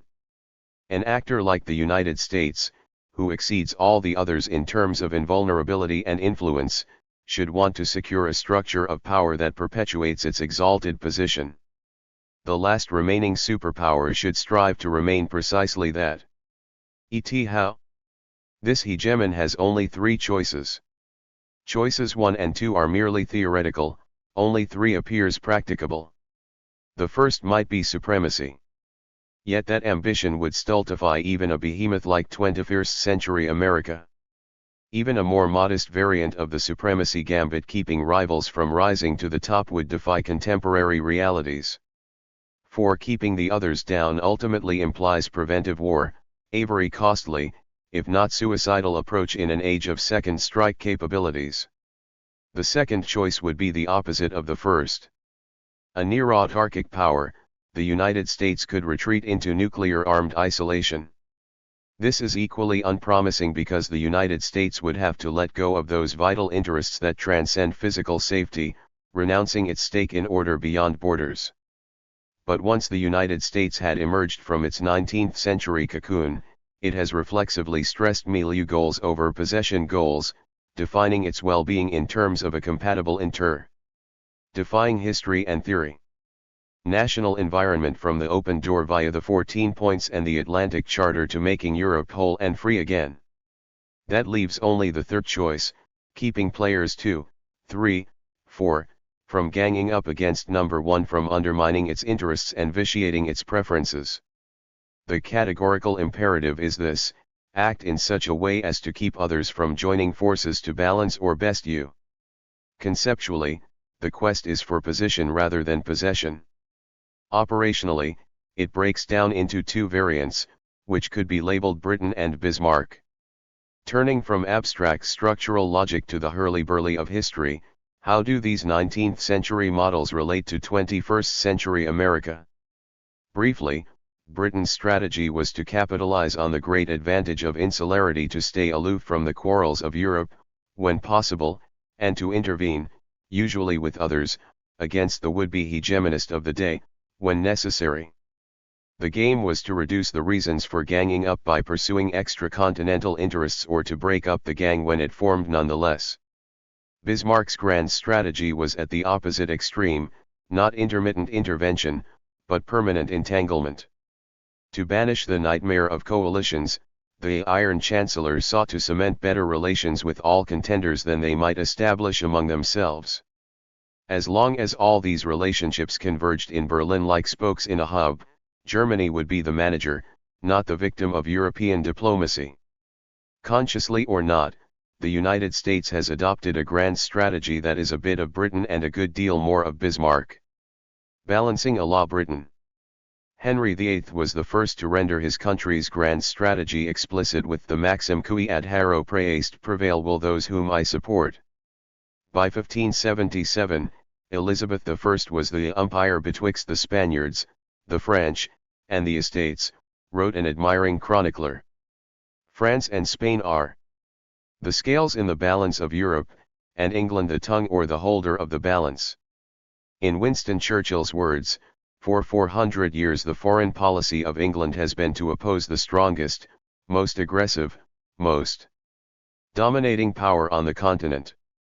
Faced by Philip IL of Spain, against Louis XIV under William III and Marlborough, against Napoleon, against William II of Germany, it would have been easy to join with the strongest and share the fruits of his conquest. However, we always took the harder course, joined with the less strong powers, made a combination among them, and thus defeated and frustrated the continental military tyrant. For this is the traditional, if also idealized, rendition of British grand strategy. In the great European struggles for hegemony, Britain engineered those continental coalitions that stopped the Habsburgs and the Hitlers. It would fight with and against France, the Netherlands, Austria, and Prussia-Germany. The basic principle was anti-hegemonism without entanglement. In the words of Castlereagh, when the territorial balance of Europe is disturbed, Britain can interfere with effect. We shall be found in our place when actual danger menaces the system of Europe, but this country cannot, and will not, act upon principles of precaution. And, our true policy has always been not to interfere except in great emergencies and then with a commanding force. Extraordinarily successful, this strategy secured Britain's status as the only global power for about 3 centuries. Until World War I, when Britain lost an entire generation in the trenches of Flanders, the strategy was also enormously economical. As Spain, France, Austria, and the Netherlands exhausted themselves in endless continental war, Britain played out the essential advantages of an island-based sea power. Analogous to the United States, British geographic insularity granted it immunity from direct attack as long as the Royal Navy controlled its maritime moat. Mastery of the seas multiplied options and reduced costs. Compared to the expense of keeping and moving large armies, the dispatch of the fleet was not just cheaper. It allowed for speed, hence strategic surprise at points chosen by the attacker. Like America's at Midway, Britain's decisive battles were won at sea against the Armada and at Trafalgar, and at far smaller cost than Napoleon's victory at Borodino. The name of the game was balance, not conquest, at least in Europe. North America, India, and East Asia were other stories. Tipping the scales is cheaper than having to field the full range of countervailing power. Even more economical than breaking up hostile coalitions ex post facto is to provide no incentives for ganging up ex ante. By withdrawing from the European system after victory, Britain routinely removed itself as a target. The no-conquest rule also reduced future costs by leaving no permanent enmities on the books.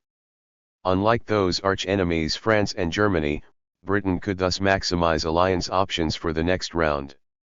And so, Britain could always mastermind those superior coalitions that brought down the hegemonist du jour. This presaged American grand strategy in the two world wars: wait out the trend, then intervene decisively on the side of the status quo.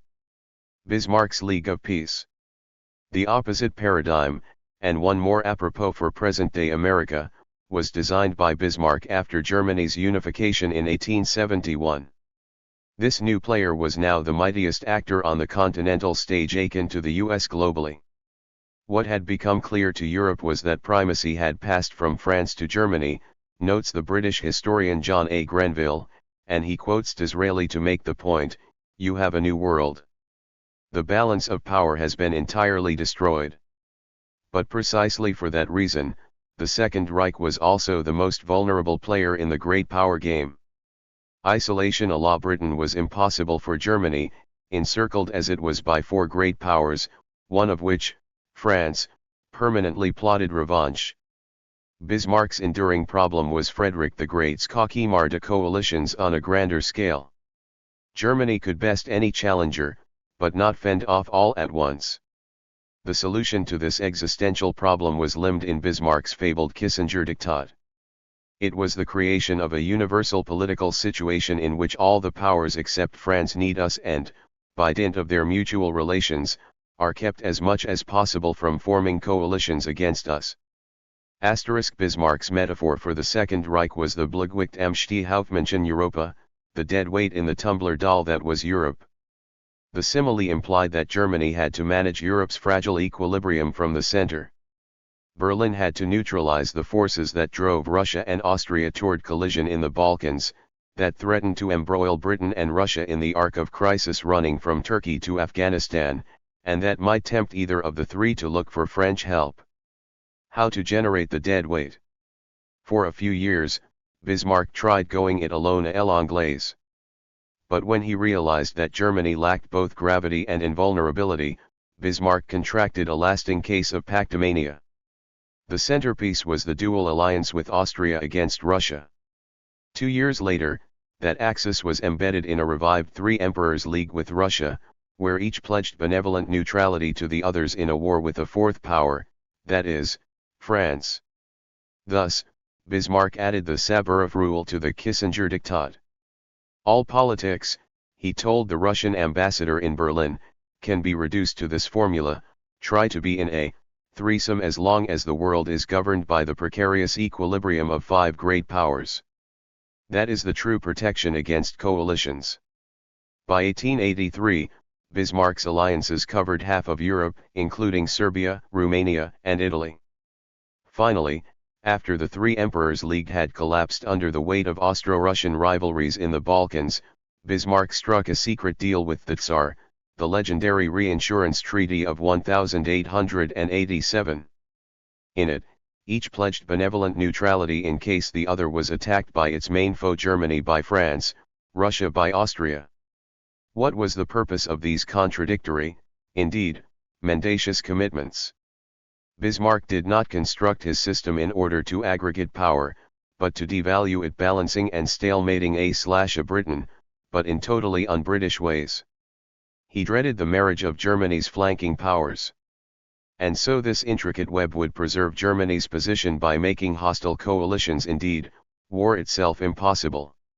If all but France were bound to Berlin, if none could move without being tripped by that net, each would stay in place, and with this arrangement came stability for the European status quo so profoundly destabilized by the enormous, but not supreme power of the Second Reich. The grand strategy of hubs and spokes.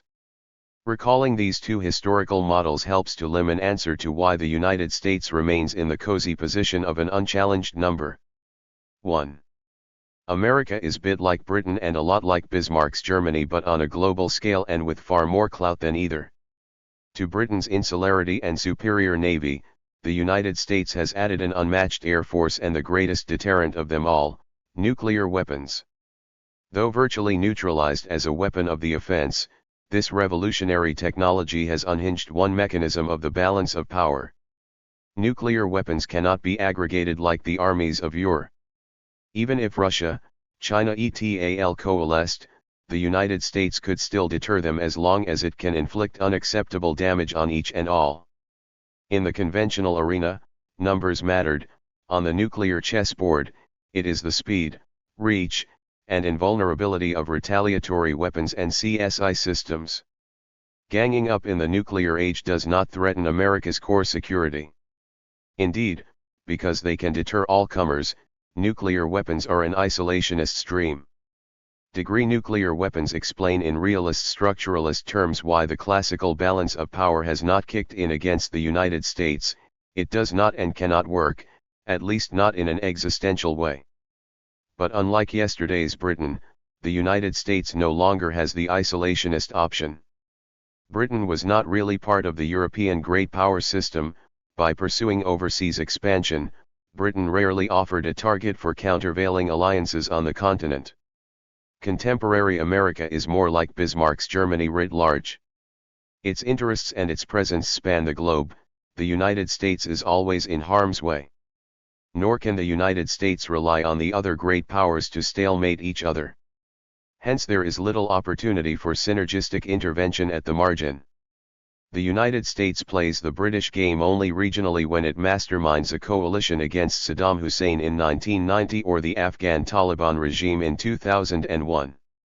Or when it tips the scales in favor of NATO's intervention against the Serbs in the War of the Yugoslav Succession, first in Bosnia in 1995 and then in the Kosovo in 1999. Like Britain, the United States tries to minimize itself as a target by staying offshore as an over-the-horizon presence in the Western Pacific and the Mediterranean. Where the United States does commit ground forces, their presence is accepted as legitimate, as in Japan, South Korea, and Western Europe.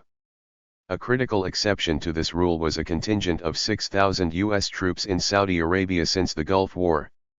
Interestingly, this was one of the ostensible reasons for the attack of the Bin Laden terror network against New York and Washington in 2001. But the global game is essentially a Bismarckian one, and that may be one explanation for the dog that did not bark in the night. Recall the Kissinger diktat. The task was to create a system in which all the powers except France need us and are kept as much as possible from forming coalitions against us. The fitting metaphor is that of hub and spokes. The hub is Washington, and the spokes are Western Europe plus the NATO newcomers in Eastern Europe, Japan, China, Russia, and the Middle East. In the aftermath of the war in Afghanistan, India has become a candidate member of the system. For all their antagonisms against the United States, the spokes' relationships with the hub are as yet more important to them than their ties to one another. Let us examine each spoke separately. The Far East. In the Pacific, the United States has fought wars against Japan, North Korea/China, and North Vietnam. Yet today, the United States has better relations with Russia, China, Japan, and South Korea than these states have with one another. Lesser states like Thailand would rather huddle under the American umbrella than be exposed to the larger Pacific powers. That might also become true for America's former nemesis, Vietnam, which moved a bit closer toward the American orbit when Bill Clinton became the first American president to visit the country in November 2000. Though China and Russia are always touting their strategic partnership, as first announced in 1997, both covertly look to the United States as an implicit ally against each other. At any rate, their strategic partnership fails to translate into anything tangible, let alone into an alliance. All of Asia counts on the U.S. security guarantee to keep Japan from converting its economic riches into military prowess. And though each has played its own game with North Korea, China, and Russia have been quite content to let the United States carry the burden of constraining Pyongyang's nuclear ambitions. All of this may change if the two Koreas unify. At that point, the ASEAN, defying history and theory, civil reason for the American military presence in the South will fall away. Reunified Korea might ask the United States to leave. On the other hand, This has not happened in reunited Germany, even though the strategic threat from the east faded a decade ago. Germany likes to keep a diminished US force on its soil for at least two reasons. 1. The United States keeps underwriting NATO as an Atlantic alliance, a useful beast to have around in case of Russia's resurgence or another war in the Balkans. 2. This presence still helps to shorten the shadow of German power, thus reassuring everybody else in Europe.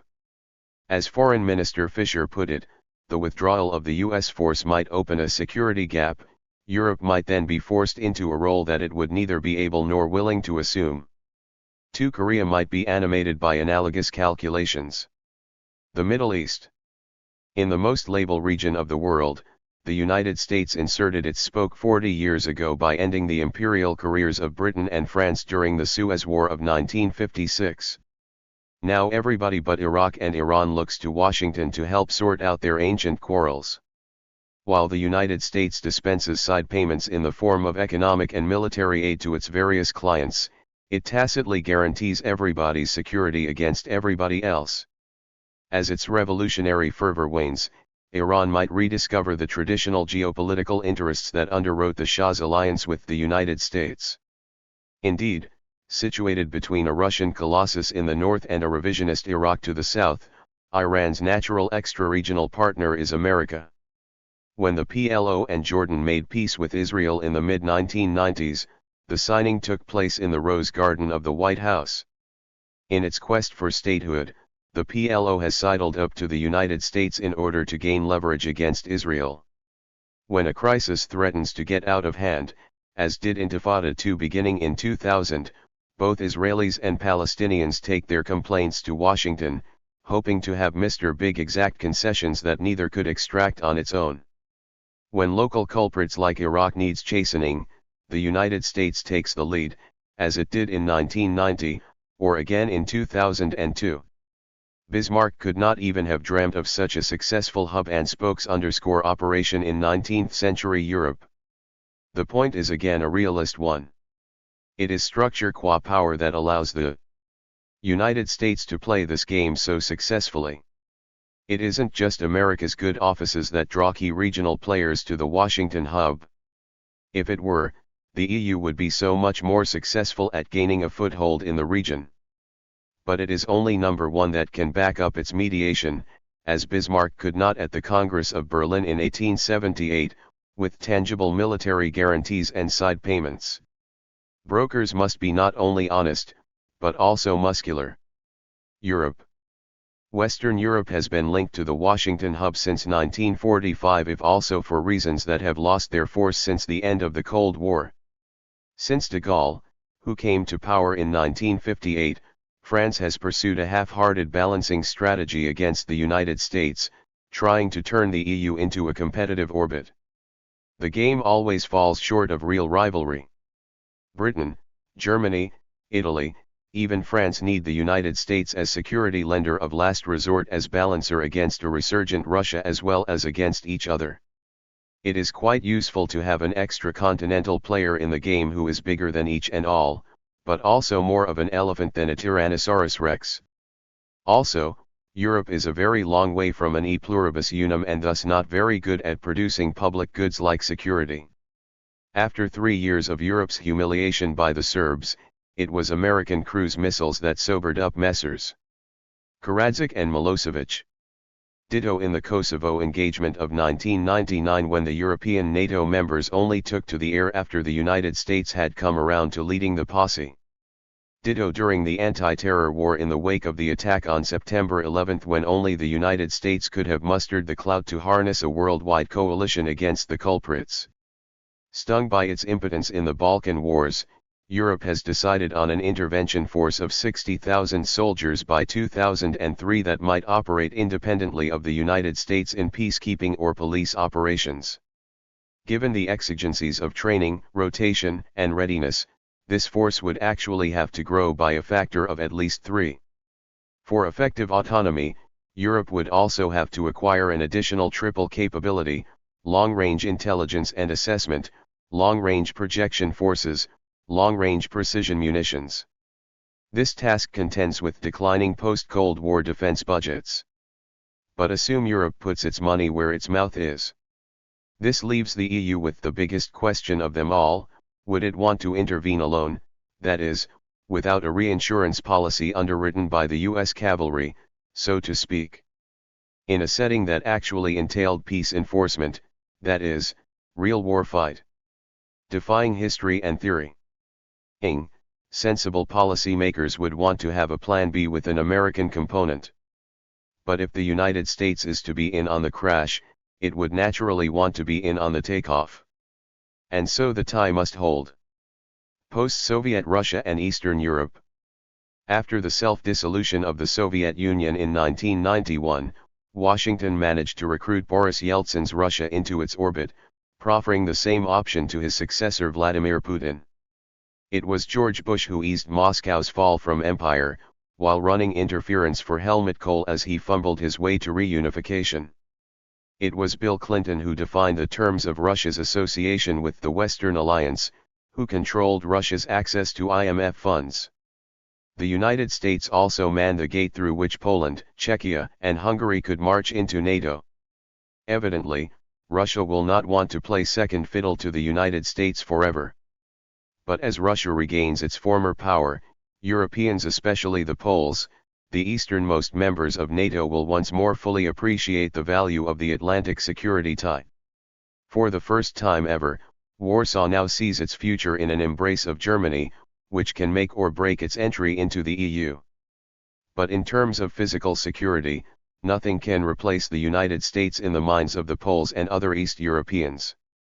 Whence it follows that the United States, to borrow from Secretary of State Madeleine Albright, remains the indispensable power in the European subsystem as long as the EU does not harness its enormous resources under a single will. At any rate, the hub tends to have more options than the spokes. This was illustrated by changing Russian grand strategy after the Twin Tower attack in 2001, when Moscow swiftly gravitated to the American side. Indeed, Putin's Russia then offered itself as the main strategic partner of the United States, delivering bases in Uzbekistan and Tajikistan as well as precious intelligence to the US while supplying the foes of the Taliban with arms and ammunition. Assuming that it endures, this shift from the outside to the inside of the Great Power Club highlights the essential implication of the hub and spokes model. Secondary powers would rather bandwagon with today's number one than balance against it. The United States and the world, different beast, different jungle. America is an XXL Bismarck Reich, the indispensable impresario of all critical endeavors, and precisely for that reason not the object of N. 167. 168 Joseph Joff. Circlement. Nonetheless, let us pursue the analogy to the end and ask, why did Bismarck's hub and spoke system fail so miserably by century's end? One classical answer is the stupidity of his successors and the hoary ambitions of Wilhelm II. A few months after Bismarck's dismissal, the Foreign Office's Paul Kaiser remarked, after a quarter of a century of genius, it is a real blessing to be able to be as homely and matter-of-fact as other governments. 5 Bismarck's heirs certainly lived up to that sigh of relief. The first blow against complexity was struck when the new regime refused to renew the reinsurance treaty with Russia because that secret compact conflicted with Germany's pledges to Austria. The new Chancellor Leo von Caprivi was heard to confess that he simply could not keep several balls up in the air at once, as Bismarck had done. A more profound answer was offered in Sir Eyre Crowe's famous Memorandum of Point 1907. There were 2 possible interpretations of German strategy. Either the Kaiser was reaching for hegemony, or all her excursions and alarms, all her underhand intrigues do not contribute to a well-conceived system of policy. So what was it, hegemonial or haphazard? Intentions did not matter, Crowe concluded. The critical point was the relentless growth of German material power that would feed Germany's ambition, turning it into a formidable menace to the rest of the world even without malice aforethought. In other words, the system was destiny, and so Germany's growing power called for balance and containment for ganging up. A third problem with Bismarck's hub and spokes was Germany's precarious position as semi-hegemonial power, strong enough to hold off each, but not all. To keep all spokes centered on Berlin required a strong and invulnerable hub real hegemony. Without that strength, Germany could not keep these rods in place forever. Russia was encroaching 6N Austria in the Balkans. France, hungering to undo the defeat of 1871, was determined to break the entire wheel. Thus an alliance between Russia and France, the two revisionists, was an ever-present threat. And materialize it did not the least because the manager became Europe's main problem when it began to grope for mastery after 1890. What lesson does this analogy hold for the United States, the XXL version of the Bismarckian model? How does this number one remain in its present position? The answer requires a digression on some crucial differences between the Reich and the United States. The United States is a different beast, and so is the realm through which it roams. America irks and domineers, but it does not conquer. It tries to call the shots and bend the rules, but it does not go to war for land and glory. Indeed, the last time the United States actually did so was in the Philippines and Cuba 100 years ago. This is a critical departure from traditional great power behavior. For the balance of power machinery to crank up, it makes a difference whether the others face a usually placid elephant or an aggressive T-Rex.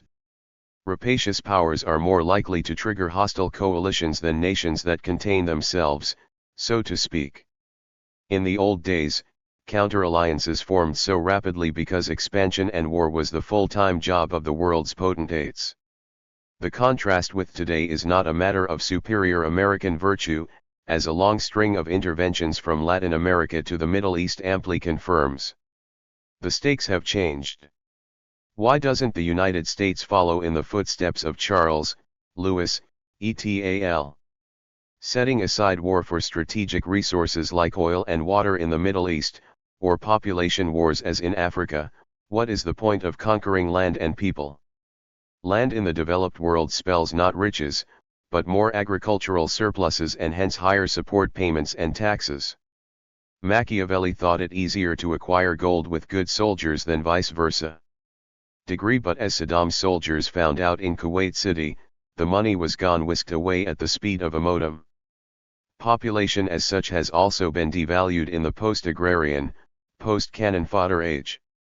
In the 21st century economy, as in modern war, sheer numbers count for less and less, and technological sophistication for more and more. But highly motivated specialists need not be subjugated, almost as mobile as capital, they go where the return on their skill is highest, as tens of thousands of Indian, Chinese, Israeli, and European computer scientists in Silicon Valley demonstrate. Information-driven modes of production have separated profit from possession. Invasion is not as lucrative as in eras past, and those who do not conquer do not provoke war. Nor does a counter-aggregation of power deal very well with the postmodern nature of power. Let's make no mistake about it. Hard power, men and missiles, guns, and ships still counts. It remains the ultimate, existential currency of power. But on the day-to-day transaction level, soft power is the more interesting coinage. Registered, it is less coercive and less tangible. It grows out of the attraction of one's ideas, with agenda setting, with ideology and institutions, and with holding out big prizes for cooperation, such as the vastness and sophistication of one's market. Soft power is cultural economic power and very different from its military kin. The United States has the most sophisticated, though not the largest, forces in the world, and this sophistication keeps growing by leaps and bounds, as the Afghan war demonstrated. But it is in a class of its own in the soft power game. On that table, none of the others can match America's pile of chips, from McDonald's to Microsoft, from Hollywood to Harvard. This type of power, a culture that radiates outward and a market that draws inward, rests on pull, not on push, on acceptance, not on imposition. Nor do the many outweigh the one. In this arena, Europe, Japan, China, and Russia cannot meaningfully gang up on the United States like in an alliance of yore. All of their movie studios together could not break Hollywood's hold, because if size mattered, India, with the largest movie output in the world, would rule the roost. Nor could all their universities together dethrone Harvard and Stanford. For sheer numbers do not lure the best and the brightest from abroad who keep adding to the competitive advantage of America's top universities. Against soft power, aggregation does not work. How does one contain power that flows not from coercion but seduction? Might it work in the economic sphere? There is always the option of trading blocs cum protectionism. But would Europe forego the American market for the Russian one? Or would Europe seek solace in its vast internal market alone? If so, it would forego the competitive pressures and the diffusion of technology that global markets provide. The future is mapped out by Daimler-Chrysler, not by a latter-day European Seehen sphere. This is where the game has changed most profoundly. The old game of nations was, in the end, zero-sum, my gains are your losses. But the new game is different. Not only do all win and lose together, that was true in 1914, too, when the great powers did march off into the trenches, though on many counts, they were even more interdependent or integrated than today. Today, advanced nations worry less about another's disproportionate relative gains because the connection between strategy and economics has loosened. In theory, the United States should worry greatly about China's growth as did Britain about Germany's at the turn of the 19th century. Yet instead of plotting preventive war, the United States accepts a $50 billion trade deficit with China, viewing it as a carrot that will recruit China to the status quo and allow welfare to trump warfare.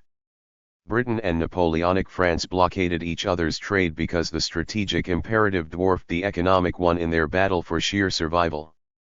Today, Europe and America inflict only mild tit-for-tat retaliation on each other because they are deadly afraid of destroying the global trading SYS_TEM. America's rivals would rather deal with the former's soft power by competition and imitation because the costs of economic warfare are too high provided, of course, that strategic threats do not re-emerge. How does such an explanation relate to international relations theory?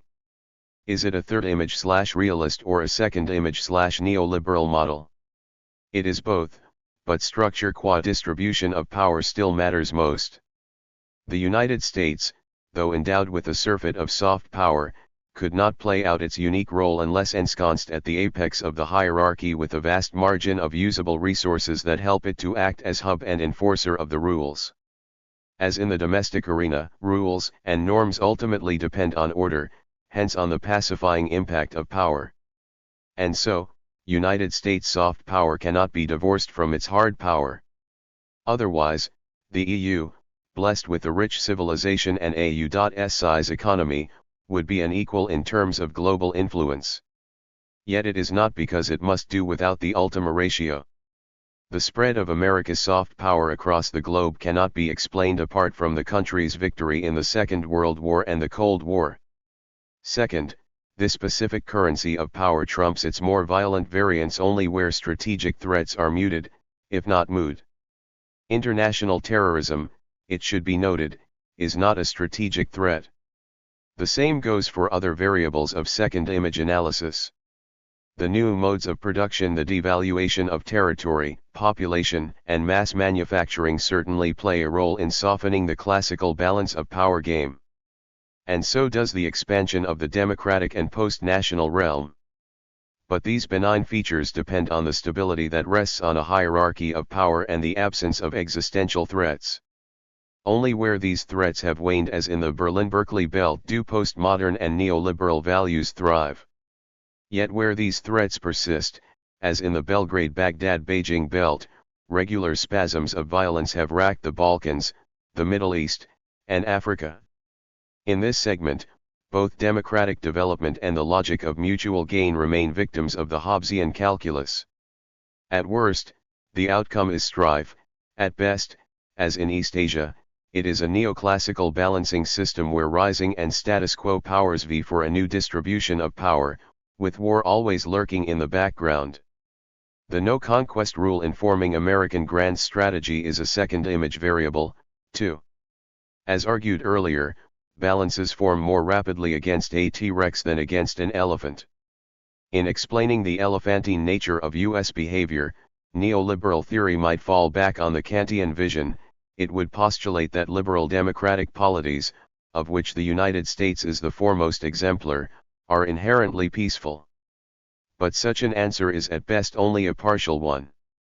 From the shores of Tripoli in 1801 to the war against Al-Qaeda in 2001, the United States has not exactly been a model of Kantian virtue, though it stopped conquering 100 years ago. Why? Again, hard power, the stuff of realism, furnishes the rest of the answer. A nation stronger than each and all can dispense with force and wield other cudgels, be they economic or diplomatic. In general, those who have power need not inflict force. Power is when it need not be used. So goodness flows from great power, too. Balance and power after bipolarity. Pourvu santé dure, was the wary counsel of Napoleon's mother Laetitia. Bismarck's hub-and-spokes operation is hardly a reassuring precedent. He managed to keep Europe's number one out of encirclement for 20 years, then, the inexorable slide toward World War I began. Sooner or later, rivals will balance against number one. Why should America fare better than history and theory suggest? Actually, balancing has already begun, though with an interesting new twist. Given the argument so far why balancing against the US has not materialized, this verdict seems to open up a vexing paradox. To crack it, it helps to distinguish between three different types of balancing: psychocultural, politico-diplomatic, and military-strategic, a distinction to which classical balance of power theory has paid no attention. Roughly, the first is high, the second is medium, the third is low to nil. Why is this so, and what are the implications for U.S. grand strategy? Psychocultural balancing. In Europe, but also elsewhere, this type comes in the guise of three indictments. First, America is morally retrograde. It executes its own people, and it likes to bomb others. It is the land of intolerant, fundamentalist religion. The United States will not submit to the dictates of global goodness, it will not respect climate conventions, nor ratify the International Criminal Court or the landmine ban. Internationally, it is Dirty Harry and Globico rolled into one, an irresponsible and arrogant citizen of the global community. Second, America is socially retrograde. It is the land of predatory capitalism that denies critical social services, like health insurance, to those who need it most. Instead of bettering the lot of the poor and unskilled, mainly dark-skinned minorities, it shunts them off into prison. America accepts, nay admires, gross income inequalities, whereas the rest of the civilized world cherishes the social justice that comes with redistribution. The United States lets its state school system rot, not to speak of the public infrastructure. Third, America is culturally retrograde. It gorges itself on fatty fast food, wallows in tawdry mass entertainment, starves the arts and prays only to one god, which is mammon. Instead of subsidizing the good and the high-minded, the United States ruthlessly sacrifices the best of culture to pap and pop. Its great universities conceal vast illiteracy and ignorance of the world. In matters sexual, America is both prurient and prudish. America, in short, gets it both coming and going. It is puritanical and self-indulgent, Philistine and elitist, sanctimonious and crassly materialist. It is a society where solidarity and community, taste and manners are ground down by rampant individualism. Whatever the caricature's fidelity, there is deeper problem with such an indictment. Europe, indeed, most of the world, also wants what America is. Nobody has ever used a gun to drive Frenchmen into one of their 780 McDonald's. No force need be applied to make the rest of the world buy clothes or watch films made in U.S.A. The problem, in short, is America's gargantuan soft power. Hence, other governments must deploy the force of law to stop their citizens from imbibing all things American. This is where cultural balancing turns operative. In 1993, the French coaxed the EU into adding to its commercial treaties a cultural exception clause exempting cultural products, high or low, from normal free trade rules. Other European nations impose informal quotas. The purpose is a balance of power policy of sorts. It is to contain American cultural clout to build trade walls instead of real turrets and battlements. The enemy is not America the conqueror, but America the beguiling. And seduction is subversion. America is not just number one in terms of strategic and soft power. It is also modernity's global engine. Like any revolution, this one, too, threatens old power, status, and entitlement structures. Unwritten social contracts that have upheld traditional notions of distributive justice are under attack from abroad, and abroad is America, hence the conflation of globalization with Americanization. To catch up, Europe et'll have to become at least partly what America already is. No wonder that they dislike the idea as well as its purveyor. The natural reaction formation, as Professor Freud would pontificate, is to assert one's own moral cultural superiority, holding it up against the depraved ways of America. Or to project one's angst about modernity's cruel progress on that vast canvas that is the United States. Hence the psychocultural balancing against an America that is what Europe and westernizing societies fear to become, but cannot totally avoid. The enemy, against whom resistance is due, was described by a French foreign minister thus: an ultra-liberal market economy, rejection of the state, non-republican individualism, unthinking strengthening of the universal and indispensable role of the USA, common law, Anglophony, Protestant rather than Catholic concepts. Political diplomatic balancing. Save for such devices as the French-inspired cultural exception clause, there is no hard and fast counteraction against the beguiler. The struggle against temptress America is high on vocality, but low on penalties. In the political arena, the duel has more palpable repercussions. The problem is an obvious one. First, how to constrain an economy that seems to defy the usual strictures of the international market. Why else would the dollar rise in tandem with exploding trade deficits?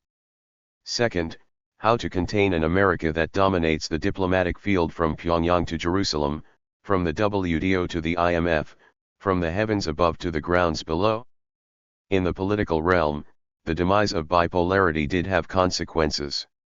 With Cold War discipline gone, the Europeans can afford to balance against Mr. Big in ways that help their own farmers while hurting those of the United States. On weightier matters than GM foods and hormone beef, Europe's common currency makes a better case in point. Nary a politician or pundit has failed to stress the political rewards of monetary union, with the euro touted as bulwark and counterweight against the almighty dollar. Indeed, the language is straight out of the balance of power vocabulary. Turning into a co-equal reserve currency and unit of account, the argument goes, the euro will impose discipline on America's profligate ways by curbing its power to issue debt in its own currency. And so, the euro will bring about a bipolar or, along with the yen, tripolar system in the financial arena. Politico-diplomatic balancing has kicked in against the United States long ago. Since the Gulf War, the EU has fitfully tried to insert itself into the Israeli-Palestinian peace process in order to break the US monopoly on mediation. As the United States tries to hang on to the dual containment of Iran and Iraq, the EU has insisted on a cultural dialogue with Tehran while ridiculing George W. Bush's axis of evil terminology and warning him stridently not to go to war against Iraq. To curtail US influence in the region, the French have opened separate diplomatic channels to Baghdad and Tehran, escalating the competition against the United States in 2001 when they openly condemned the Anglo-American bombing of Iraq. With his counterpart Vladimir Putin at his side, French President Jacques Chirac has castigated American missile defense plans while in Moscow. Diplomatic balancing can also involve doing nothing at critical moments. When the Bush administration was caught in a terse standoff with China over its crippled spy plane held on Hainan Island in April 2001, its European allies reacted with deafening silence. Such paris belong into the category of subcritical balancing, for they fall far short of formal counter-aggregations of power. So do the routine invocations of strategic partnership between Moscow and Beijing, which entail neither partnership nor strategic consequences. More interesting is the indirect, nay, unconscious ganging up against number one. Their common denominator is the attempt to constrain American power within universal or at least regional control regimes. One example is the European, Russian, and Chinese opposition to missile defense. The message to the United States is, you must adhere to time-honored arms control regimes as embodied in the ABM Treaty. Yet the purpose, perfectly logical from a balancing perspective, is to suppress a quantum leap in what is seen as excessive American power. Assume that missile defense really works. In that case, it will not only devalue the strategic arsenals of the lesser players. It will also add to America's proactive power by enhancing its escalation dominance. If the United States could really shield itself, it could inhibit Chinese sallies against Taiwan or intervene against any rogue state with little risk to itself. That would grant a nice margin of usable power to the United States, a prospect that does not assure the rest of the world. Other examples are the landmine and the comprehensive test ban. Treaties to which the United States refuses to adhere. Again, the lesser players correctly see America's waywardness in balance of power terms. Antipersonnel mines deliver a nice shield for power projection abroad, while continued nuclear testing helps to build more sophisticated, say, subkiloton, warheads that might just be more usable. That, too, WOITs those who worry about unbridled American power. Or take America's refusal to submit to climate conventions. Though the issue is framed in terms of global good citizenship, the underlying point is again untrammeled American power. The fear is that the United States will strengthen its economic position relative to the rest if it continues to take liberally from the global commons by refusing to limit its CO2 output. Picking up on the bitter recriminations against the United States during the negotiations about the Kyoto Climate Protocol in The Hague in November 2000, The Economist noted, some European ministers made it clear that they wanted Americans to feel some economic pain more than underscore they wanted a workable agreement. America's refusal to submit to the International Criminal Court also involves an unarticulated balancing game. For both sides, the issue is American power. Clearly, the United States does not want international bodies to pass judgment on its interventions by way of prosecuting malfeasance in its military ex post facto. Clearly, the Europeans see the ICC as yet another regime that might deter the use of force not sanctioned by international bodies such as the UN. The general point is this: hegemonic powers are loath to submit to international regimes they do not dominate. Lesser powers like them precisely because they strengthen the many against the one. In a world that does not gang up formally against the last remaining superpower, international regimes have become the functional equivalent of classical balance of power politics. Number 1 knows it, and so do numbers 2, 3, and 4. Because this game is played by allies as well as non-declared adversaries, it is high on implicit intent and low on explicit affirmation. Strategic balancing. Because America's existential sting is well concealed or well contained, real balancing against this hegemon falls short of the classic pattern. It is internal, illicit, or implicit. Internal balancing is what the Russians and Chinese do when they try to preserve or expand their military panoplies. Illicit balancing goes by the name of international terror. It is deployed against the United States more or less privately, as by Saudi freelance bombardier bin Laden, or more or less officially, by those Islamic countries suspected as sources of state-sponsored terrorism. Implicit balancing is what the EU does when it fields a rapid reaction force under the umbrella of its European defense and security policy. The label implicit is deliberately chosen. For its purpose is not to countervail the United States in the ways of a classic alliance. The size of the RRF is as modest as its objective. The latter was laid down in the Petersburg tasks: policing rather than warfighting, peace maintenance rather than peace enforcement. These tasks dovetail realistically with the RRF's compact size of 60,000. Nonetheless, the European rhetoric on the RRF is shrouded in equivocation. Atlanticist stalwarts like Britain and, to some extent, Germany talk about a force within NATO. Usual suspects like France depict the RRF as first step toward a full-fledged EU army.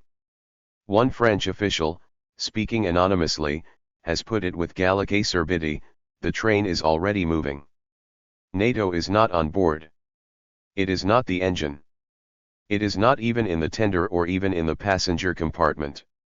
This is how Washington views the RRF. Hence, the 3Ds issued as early as 1998, the ESDP must not diminish or duplicate NATO, nor discriminate against non-EU NATO members. Whatever the European rhetoric, the ESDP is a balancing mechanism in news. The thrust is implicit rather than explicit.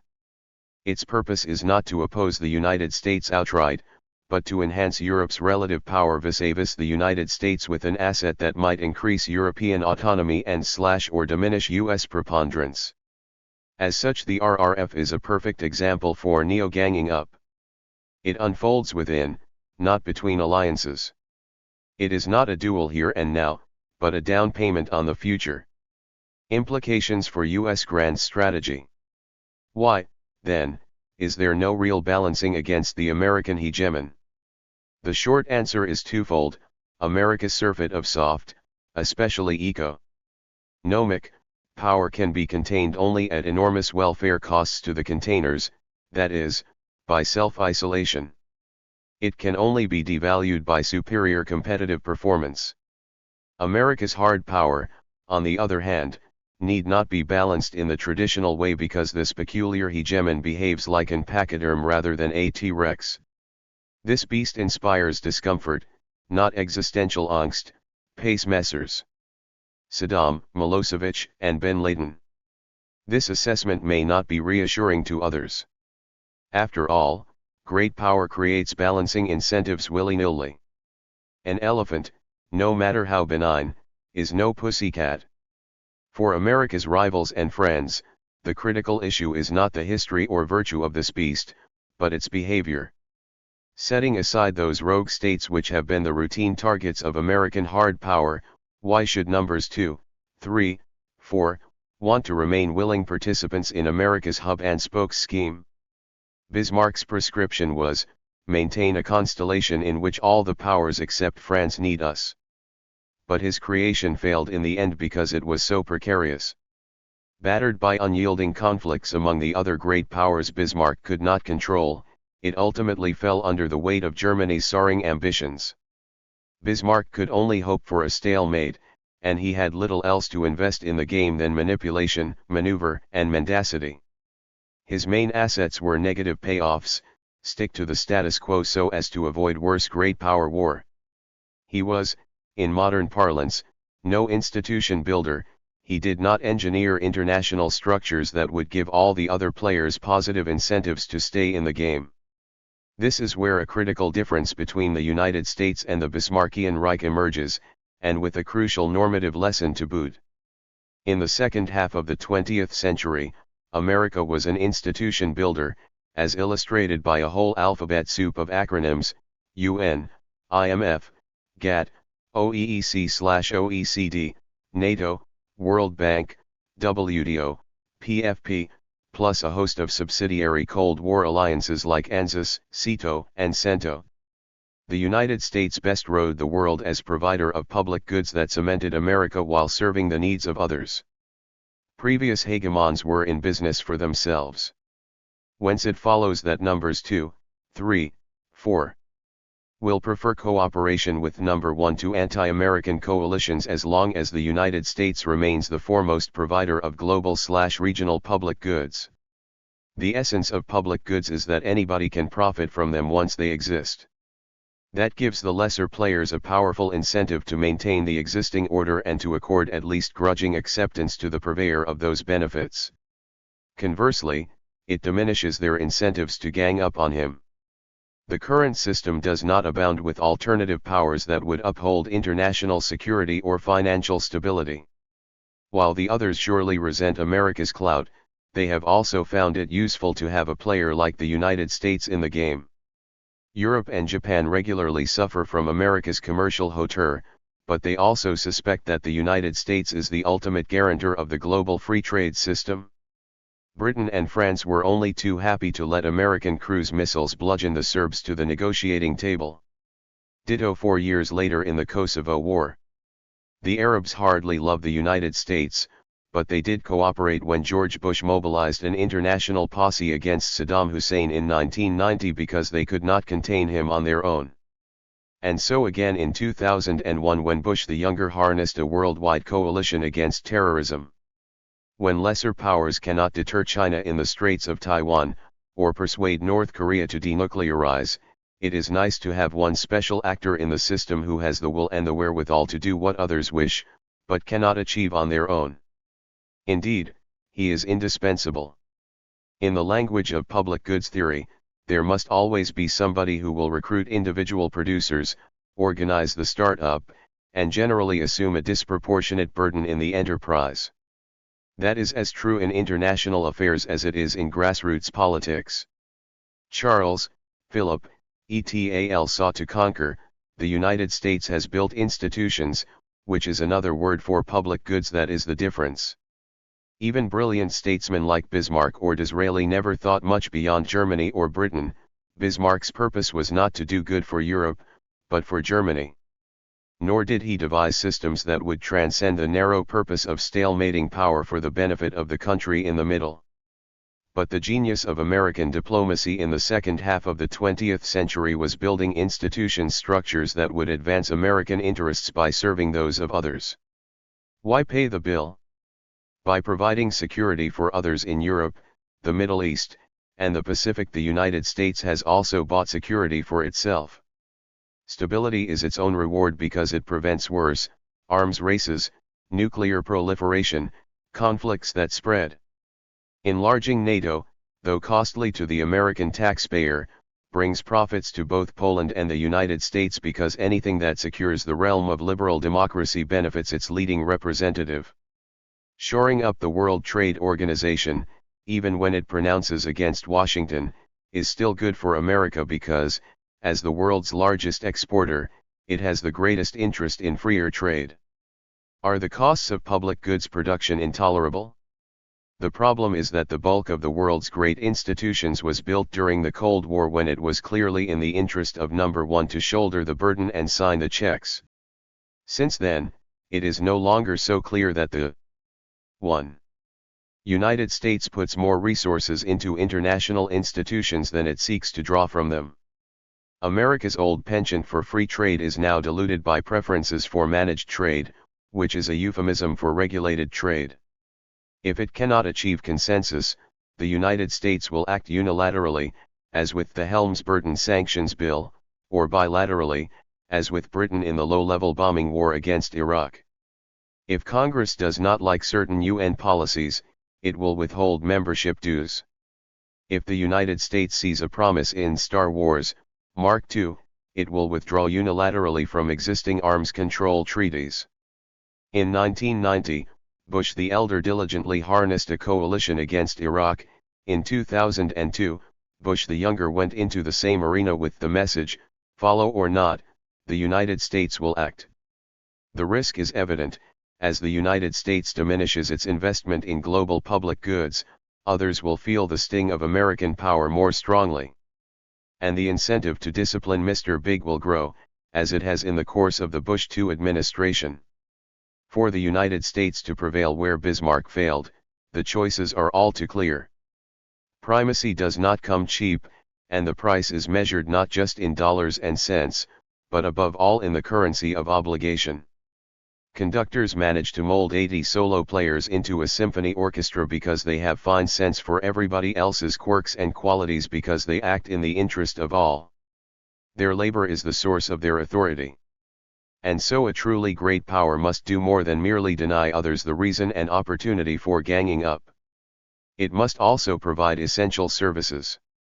Those who do for others engage in systemic supply-side economics, they create a demand for their services, and that translates into political profits, also known as leadership. Mite power exacts responsibility, and responsibility requires the transcendence of narrow self-interest. To succeed longer than did Bismarck, the task is Bismarck plus. As long as the United States continues to provide such public goods, envy and resentment will not escalate into fear and loathing that spawn hostile coalitions. Do good for others in order to do well for yourself, is the proper maxim for an unchallenged number one. To endure in the 21st century, this hegemon must serve his own interests by serving those of others. And he must abide by the lessons of the second half of the 20th century, the era of institution building that was the finest moment of American diplomacy. 6. Incomplete hegemony and security order in the Asia-Pacific. Michael Mustanaduno. US unipolarity, better understood as an ephemeral moment, soon to be overtaken and forgotten, or as an international system with its own logic and dynamics and with the potential to endure for several decades beyond the 1990s. The analysis contained in this chapter leans closer to the latter position than to the former. My presumption is that the persistence of unipolarity depends not only on the maintenance of asymmetrical power relations, but, just as critically, on the ability of the United States to institutionalize and maintain legitimacy for an American-centered international order. Hegemony, more so than unipolarity, is the key concept. The ability of the United States to translate its preponderant power into a durable hegemonic order will be sorely tested in the Asia-Pacific region. Economic dynamism, political diversity, and fluid relations among major powers whose future prospects are uncertain characterize the contemporary Asia-Pacific. China is a rising power, simultaneously asserting its global status, testing its regional influence, and transforming its domestic politics. Japan remains a leading commercial and technological power that has experienced a decade of economic and political uncertainty. 182 Michael Mustanaduno. India strikes many as a awakening giant determined to assert itself as a legitimate great power. Suspicions and resentments, deeply embedded in the history of the region, continue to linger some 50 years after the end of the Second World War. The experience of Japanese imperialism prior to and during the war continues to shape political sentiment in China, Korea, and parts of Southeast Asia. Both the growth of Chinese power and the unpredictability of North Korea concern Japan. Numerous flashpoints that could lead to bilateral or regional military conflict include the troubled relationship between China and Taiwan, instability and ethnic conflict in Indonesia, the continued division of the Korean Peninsula, and the Kashmir dispute between India and Pakistan. One does not need to be unduly pessimistic to recognize the potential for instability and conflict in this critical area of world politics. How is order to be maintained in this region? No universally accepted definition of security order exists among political scientists. The most commonly cited definition is probably that offered by Hedley Bull, who defined international order broadly as the pattern of international activity that sustains those goals of the Society of States that are elementary, primary, or universal. Four definitions of order are contentious because any particular international order benefits some actors and privileges some values at the expense of others. Nevertheless, most political scientists would probably accept that a successful regional order involves the absence of a major war among the states in the region. It also involves the management, and ideally the successful resolution, of regional disputes short of major war.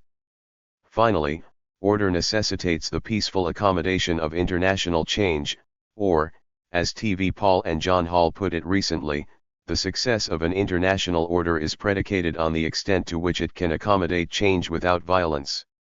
Incomplete hegemony and security order in the Asia-Pacific. The purpose of this chapter is to examine the role of U.S. hegemony in the creation and maintenance of security order in the Asia-Pacific. The hegemonic pathway to order should be distinguished from other pathways. Order might be maintained, for example, by the operation of the balance of power, whether bipolar or multipolar. It might result from the functioning of a diplomatic concert among the major powers in the region, or from the emergence of a pluralistic security community. Order might also result from the broadening and deepening of international institutions sufficiently legitimate and powerful to constrain the potentially destabilizing behavior of member states. In contrast to these possible pathways, hegemony refers to the creation and maintenance of security order due to the capabilities and behavior of a dominant state. The hegemonic pathway is directly relevant to the contemporary Asia-Pacific because the United States possesses a preponderance of material capabilities and has been eager to take on the responsibility as a stabilizer of the regional security order. A set of related arguments are advanced in this chapter. The first is a reminder that hegemony has material and non-material components. A unipolar distribution of power, by itself, is not sufficient to establish hegemony. There must also be some meaningful degree of acquiescence on the part of other major states in the region. In a hegemonic order, the leader must have followers, and the more these followers are willing to recognize the hegemonic order as legitimate and share its values and purposes, the more durable the order will be. Second, a hegemonic order does exist in the Asia-Pacific. The United States has constructed that order over the course of the post-war era and has continued to advance it after the end of the Cold War. Hegemony has contributed in significant ways to the maintenance of regional security. United States power and presence has helped to keep traditional major power rivals in the region from engaging in significant conflict and has helped to reassure smaller states who traditionally have been vulnerable to larger regional powers. The United States has played a key role in managing and defusing regional crises. And, by promoting economic liberalization in the region, U.S. officials helped to disarm the nationalist economic competition that historically has been associated with political conflict. There are limits to what hegemony has contributed to regional order. United States officials have helped to defuse regional crises, but have proved unable to foster any fundamental resolution of those crises or to address their underlying causes. Similarly, the United States has helped to discourage conflict among major regional powers, yet has been unable. 183. To promote any significant improvements in relations among those powers. Hegemony has contributed to security order but has been, in effect, a holding operation. It has kept the security environment from deteriorating yet without creating any enduring solutions to regional security problems. Third, the U.S. hegemonic order is incomplete. One regional power, Japan, has embraced the U.S.-centered order and found its security in the maintenance of that order. A second regional power, China, is considerably more ambivalent, despite the fact that the United States has made it a foreign policy priority to integrate China into the existing order. A third major player, India, is similarly ambivalent about U.S. hegemony, and the United States has only recently begun any serious attempt to integrate India. Fourth, the United States faces a set of significant challenges in its effort to sustain and consolidate a hegemonic order in the region. It has the daunting task of completing hegemony through the successful engagement of China and India. It must also maintain domestic support for its hegemonic role and manage the political resentments that inevitably arise when there are gross asymmetries in the global distribution of power and prestige. Registered, the fact that these challenges are interrelated makes their effective resolution all the more difficult. Finally, and despite its obvious shortcomings, I argue that the pathway of U.S. hegemony has significant advantages over other pathways in the contemporary Asia-Pacific. There are pathways that are more desirable, but not feasible in the near term. There are pathways that are feasible, but less desirable as a means to secure order. The U.S. hegemonic order is by no means ideal. But, in light of the alternatives and the distinctive political context of the contemporary Asia-Pacific, U.S. hegemony is sufficiently attractive and tolerable to persist meaningfully into the future. Hegemony and order. It is somewhat ironic that during the time period most political scientists consider the high point of U.S. hegemony, the 1950s and 1960s, the term hegemony hardly appeared in the international relations literature. The term came into usage during the 1970s, when many U.S. political scientists addressed the issue of declining hegemony. Hegemony and hegemonic stability became central themes in international relations scholarship during the 1980s. As is the case for many core concepts, hegemony has multiple meanings and different analysts stress different ones. The most important point for the purposes of this chapter is to recognize both the material and non-material aspects of hegemony. One common understanding equates hegemony with a particular distribution of material resources, one in which there exists an unambiguously dominant state. Hegemony, in this view, is essentially equivalent to unipolarity. Some scholars focus exclusively on the international economic structure, while others suggest that a state must be dominant in the distribution of military as well as economic power to qualify as hegemonic. Others contend that hegemony connotes more than the asymmetrical distribution of resources, whether economic or military. Hegemony should be understood in terms of the ability to control effectively important international outcomes. It is associated not just with material power but with social purpose. Charles Kindleberger popularized this idea with his now well-known argument that one leading state needed to undertake a series of tasks to assure one critical outcome: the robust functioning of a liberal economic order. Robert Keohane argued more generally that hegemonic states possess the capabilities to maintain the regimes they favor. During the 1980s and 1990s, Bruce Russett, Susan Strange, and Henry Now each challenged the conventional wisdom of the United States as a hegemonic power in decline by pointing to the continued U.S. ability to produce the international outcomes it preferred, such as liberal trade, democratization, and the nuclear peace. A hegemonic state has the power to shape the rules of the international game in accordance with its own values and interests. An important implication is that a hegemonic distribution of power will not always produce the same international outcomes. Outcomes depend on the particular priorities and purposes of whatever state happens to dominate. A third meaning of hegemony is embedded in the question of whether international outcomes benefit other states as well as the hegemonic state. Does the hegemonic state promote the common good, or does it merely exploit others for its particularistic gain? Scholars distinguish benign from malign hegemony, leaders from dominators, and collective goods producers from predators. Although it makes sense to identify different styles of hegemonic behavior, the key point is that hegemony is unlikely to endure if it is primarily coercive, predatory, or only beneficial to the dominant state. Put differently, leaders must have followers. Hegemony requires some level of consent on the part of other major actors in order to sustain itself. The most durable hegemonic order is one in which there exists a meaningful consensus on the right of the hegemonic state to lead, and on the social purposes it projects. Gramsci's depiction of hegemony as a power relationship that is internalized, or reproduced and sustained through ideological acceptance, is relevant here. One might say that hegemony works best when it is least noticed, or when others as a routine state of affairs accept it, or as Bruce Cummings put it recently, hegemony is most effective when it is indirect, inclusive, plural, heterogeneous, and consensual, less a form of domination than a form of legitimate global leadership. Registered hegemony, then, requires a preponderance of material resources, a sense of social purpose, the ability to control international outcomes of importance to the dominant state, and some degree of consent and acceptance from other states in the system. Two qualifications are in order. First, the ability to control outcomes should not be taken to imply that the hegemonic state controls all international outcomes, or that it wins all the time.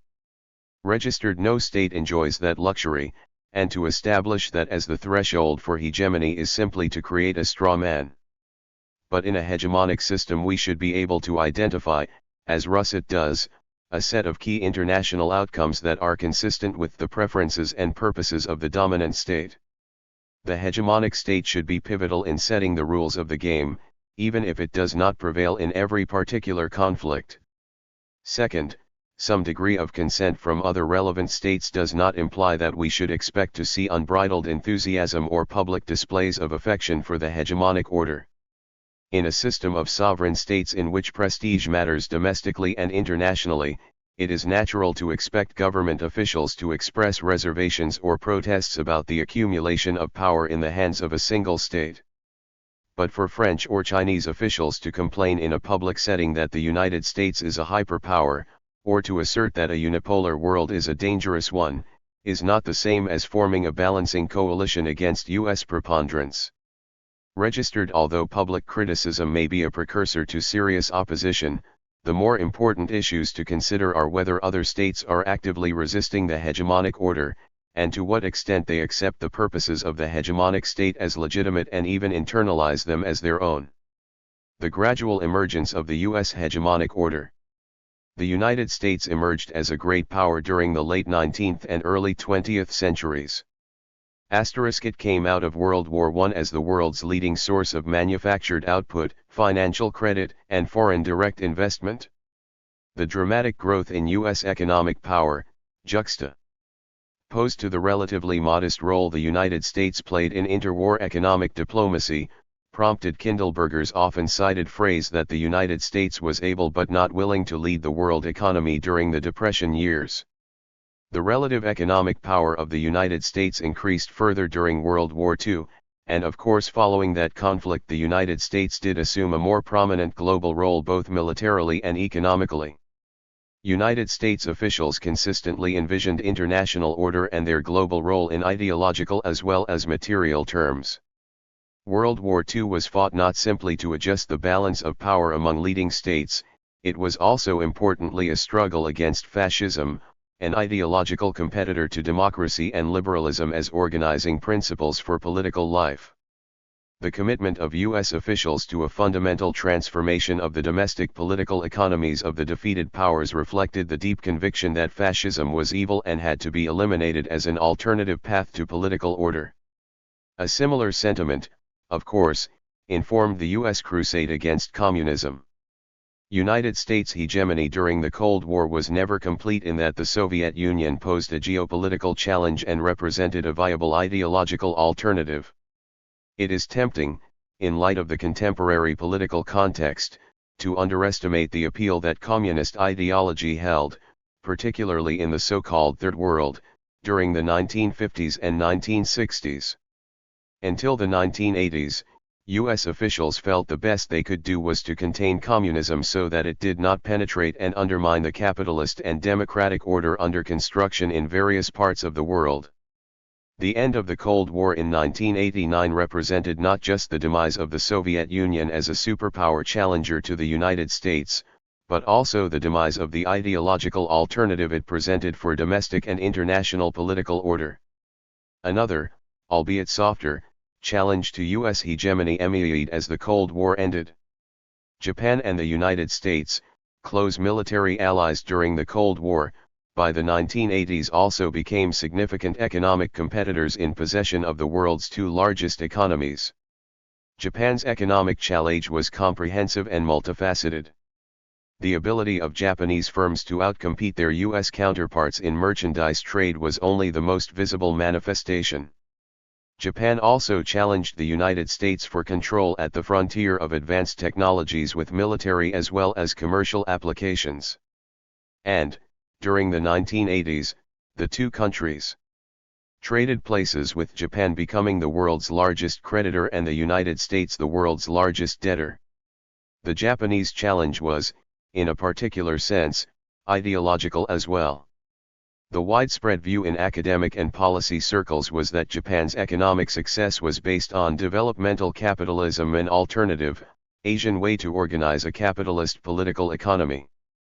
In contrast to the more laissez-faire model offered by the United States, the Japanese model emphasized tight alliances and long-term relationships among manufacturing firms, close collaboration between industry and government, a commitment to state-led industrial policy and export promotion, the selective protection of home markets, and reliance on banks rather than equity markets for corporate funding. This model seemed to be working during the 1980s so well, in fact, that a debate emerged within U.S. policy circles over whether the United States should emulate Japan by adopting an industrial policy of its own and perhaps creating an executive agency with the seeming foresight of Japan's Ministry of International Trade and Industry. As Japan's success mounted, its usually reticent foreign policy officials become more assertive at touting the advantages of their economic model. They urged the World Bank, for example, to stress the key role of government intervention in its 1993 study of the origins and lessons of the Asian economic miracle. The challenge of developmental capitalism was accentuated by the economic accomplishments of the broader Asia-Pacific region. The countries of East and Southeast Asia grew at an average annual rate of roughly 6% for almost 2 decades, well above the global annual average of about 2%. For sustained, high rates of growth enabled the region to take on greater significance in the world economy. Asia was no longer on the periphery. In fact, prominent political economists such as Robert Gilpin foresaw a fundamental shift in the center of global economic activity, and by implication, geopolitical influence, from Europe to Asia. The Asia-Pacific began to assume more of a regional identity, symbolized by the emergence of APEC and the initiation in 1993 of annual meetings of the region's leaders. This dawning of the Pacific century and the distinctiveness of Asia's approach to political economy went hand in hand. A common metaphor depicted Asia's thriving economies as geese flying in formation behind the leadership of Japan. The picture that emerges at the end of the 1990s is strikingly different. Throughout the past decade, Japan experienced economic stagnation. Japan's bubble economy burst in the early 1990s, and the subsequent efforts at recovery have been hampered by some of the very features of the Japanese model that accounted for Japan's post-war success. Lifetime employment commitments and long-term relationships among firms made the Japanese economy far less flexible than that of the United States in responding to economic downturns. The same close links between banks, firms, and government that helped to allocate capital effectively during the high-growth years have proved to be a constraint at a time when many banks are insolvent and carrying bad loans. Industrial policy was an effective instrument for the mobilization of an economy to catch up in the production of commodities such as automobiles and memory chips. As Japanese officials recognize, industrial policy has turned out to be far less effective as an instrument for innovation at the frontier of technology. The tendency of Japanese politicians to defer to the professional expertise of the bureaucracy, viewed as a great asset in the consistent implementation of the post-war growth strategy, has proven a liability in an era in which Japan lacks an overall strategy and requires political leadership and vision to change direction. The Asian financial crisis of 1997-98 further accentuated the weakness of developmental capitalism. The pressure of volatile international capital movements exposed a host of domestic economic vulnerabilities in some of the most promising young tigers of East and Southeast Asia. These problems included the overextension of credit to inefficient enterprises and real estate developers, inadequate supervision of domestic financial systems, a lack of transparency in current and capital account activity, excessive short-term borrowing to cover current account deficits, and the use of reserves to defend overly rigid exchange rates. 8. In the course of only several years, the common characterization of the region by academics and policy analysts has swung from Asian miracle to crony capitalism. The latter depiction likely overplays Asian weaknesses, just as the former probably overplayed Asian strengths. In the years ahead, the Asian model of political economy is more likely to be modified than abandoned outright.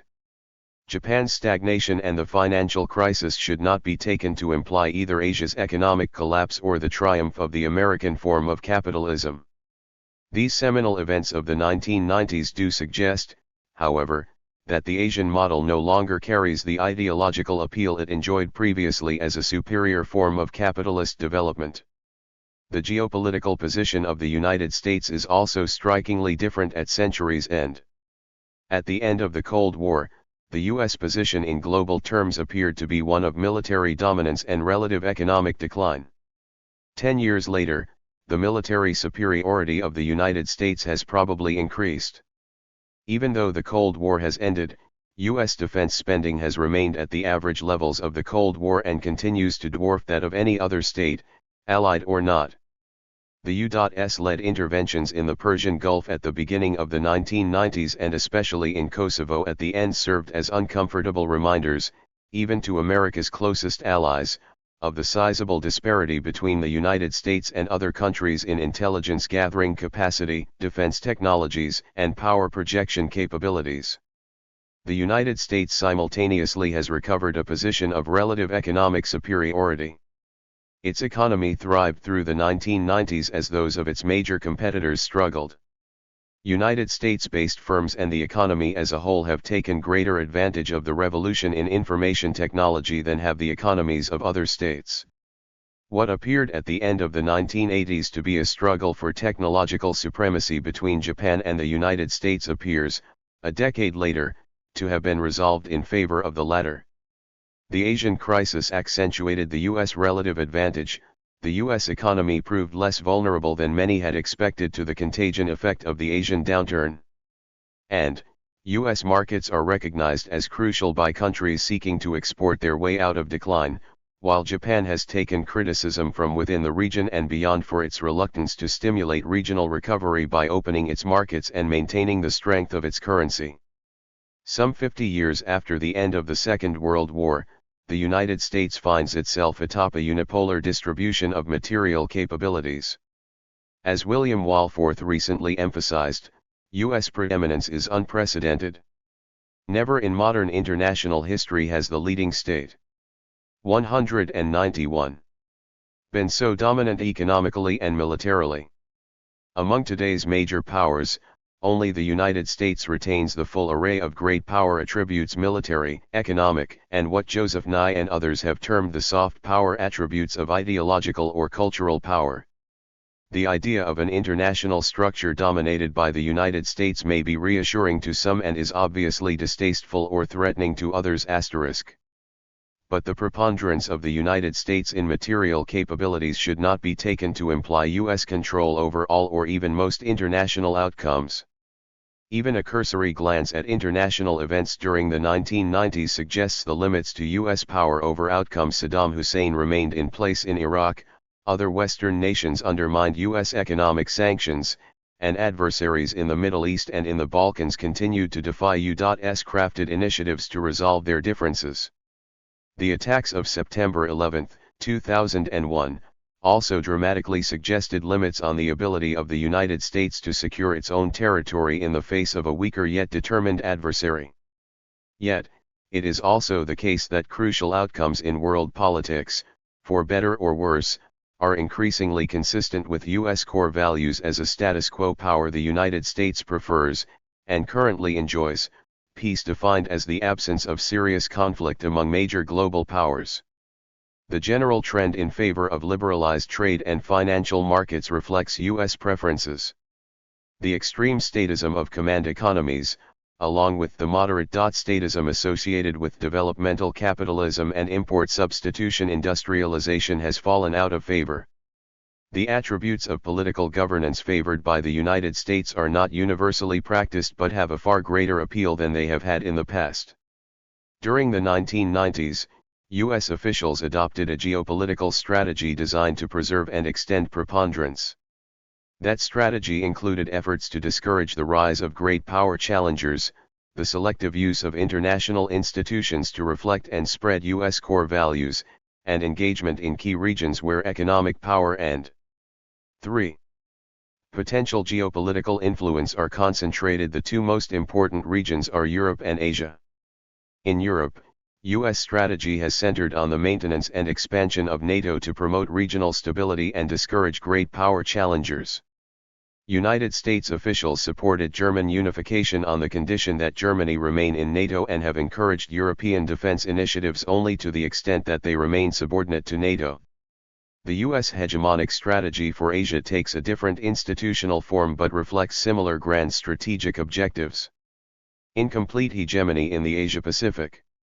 The U.S. hegemonic strategy for Asia. The end of the Cold War presented the U.S. officials with several options for pursuing order in the Asia-Pacific. The United States could have adopted the role of offshore balancer by withdrawing its forward presence from the region and encouraging a multipolar balance of power to emerge. Alternatively, U.S. officials could have focused on building and strengthening regional security and economic institutions as the principal pathway to order. A third possibility might have been to organize a coalition of states to contain whatever state appeared prepared to mount a challenge to regional order. In light of its size and ambition, China would be the most likely prospect for that role. *. United States officials have given priority to none of the foregoing options. Instead, they have pursued a hegemonic strategy, one that reserves a special role for the United States as the principal guarantor of regional order. The most important institutional feature of the U.S. hegemonic strategy is the cultivation of a set of special relationships with key states in the region. Bilateralism, rather than multilateralism, is the key to the U.S. approach. The most important bilateral relationship is with Japan, reflecting the continuity between America's Cold War and post-Cold War regional strategy. United States officials similarly have maintained their bilateral alliance structure and commitment to South Korea. Instead of using these alliances to balance China, however, the core U.S. strategy has been to develop a special relationship with China as well. Clinton administration officials termed their approach to China comprehensive engagement. They envisioned a partnership that is less than an alliance but considerably more cooperative than competitive. The overall U.S. approach to the region might be thought of in terms of a hub-and-spokes arrangement, USS. Officials have sought to craft a series of special relationships designed to assure key regional players that their relationship with Washington is both crucial and indispensable. Registered the manner in which the United States has treated multilateral security institutions in Asia clarifies further its hegemonic strategy. United States officials tended to view multilateral initiatives skeptically during the Cold War, particularly after the failures of SEATO and CENTO. During the 1990s, they have been more supportive and encouraging of multilateralism as a complement to core bilateral security relationships. For example, in a 1993 speech in South Korea, President Clinton focused attention on the crucial role of bilateral alliances, and also called for the promotion of new multilateral dialogues in the region on the full range of common security challenges. For U.S. officials, multilateral initiatives afford a useful way to engage the participation of various Asian states in regional security affairs, while not undermining the core hegemonic strategy. Asian security institutions can play a positive role in fostering communication and confidence-building measures, but are not sufficiently developed to take on a central role in the management and resolution of regional security problems. Thus it is not surprising that U.S. officials have supported the Asian Regional Forum as a vehicle for ASEAN members to voice their security concerns and explore the potential for preventive diplomacy and maritime cooperation. United States officials similarly have supported the Northeast Asia Cooperation Dialogue among China, Japan, Russia, the United States, and the two Koreas.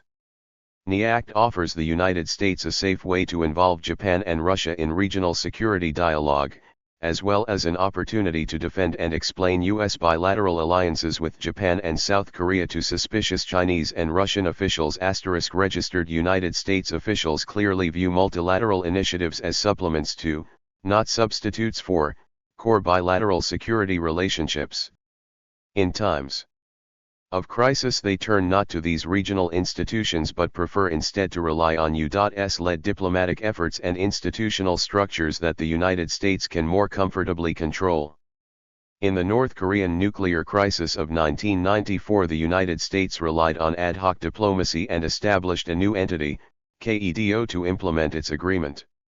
During the Asian financial crisis, U.S. officials rebuffed Japan's proposal for a regional financing facility and instead concentrated the management of the crisis on the more comfortable terrain of the IMF.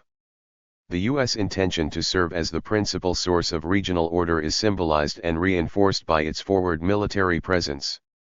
Early in the 1990s, the United States scaled back its troop commitments in East Asia and about the same time relinquished its naval facilities in the Philippines at the request of that government. These moves were read in the region and elsewhere as the beginnings of U.S. withdrawal. By 1995, U.S. officials made clear that this was not the case, and in fact that their intention was the opposite.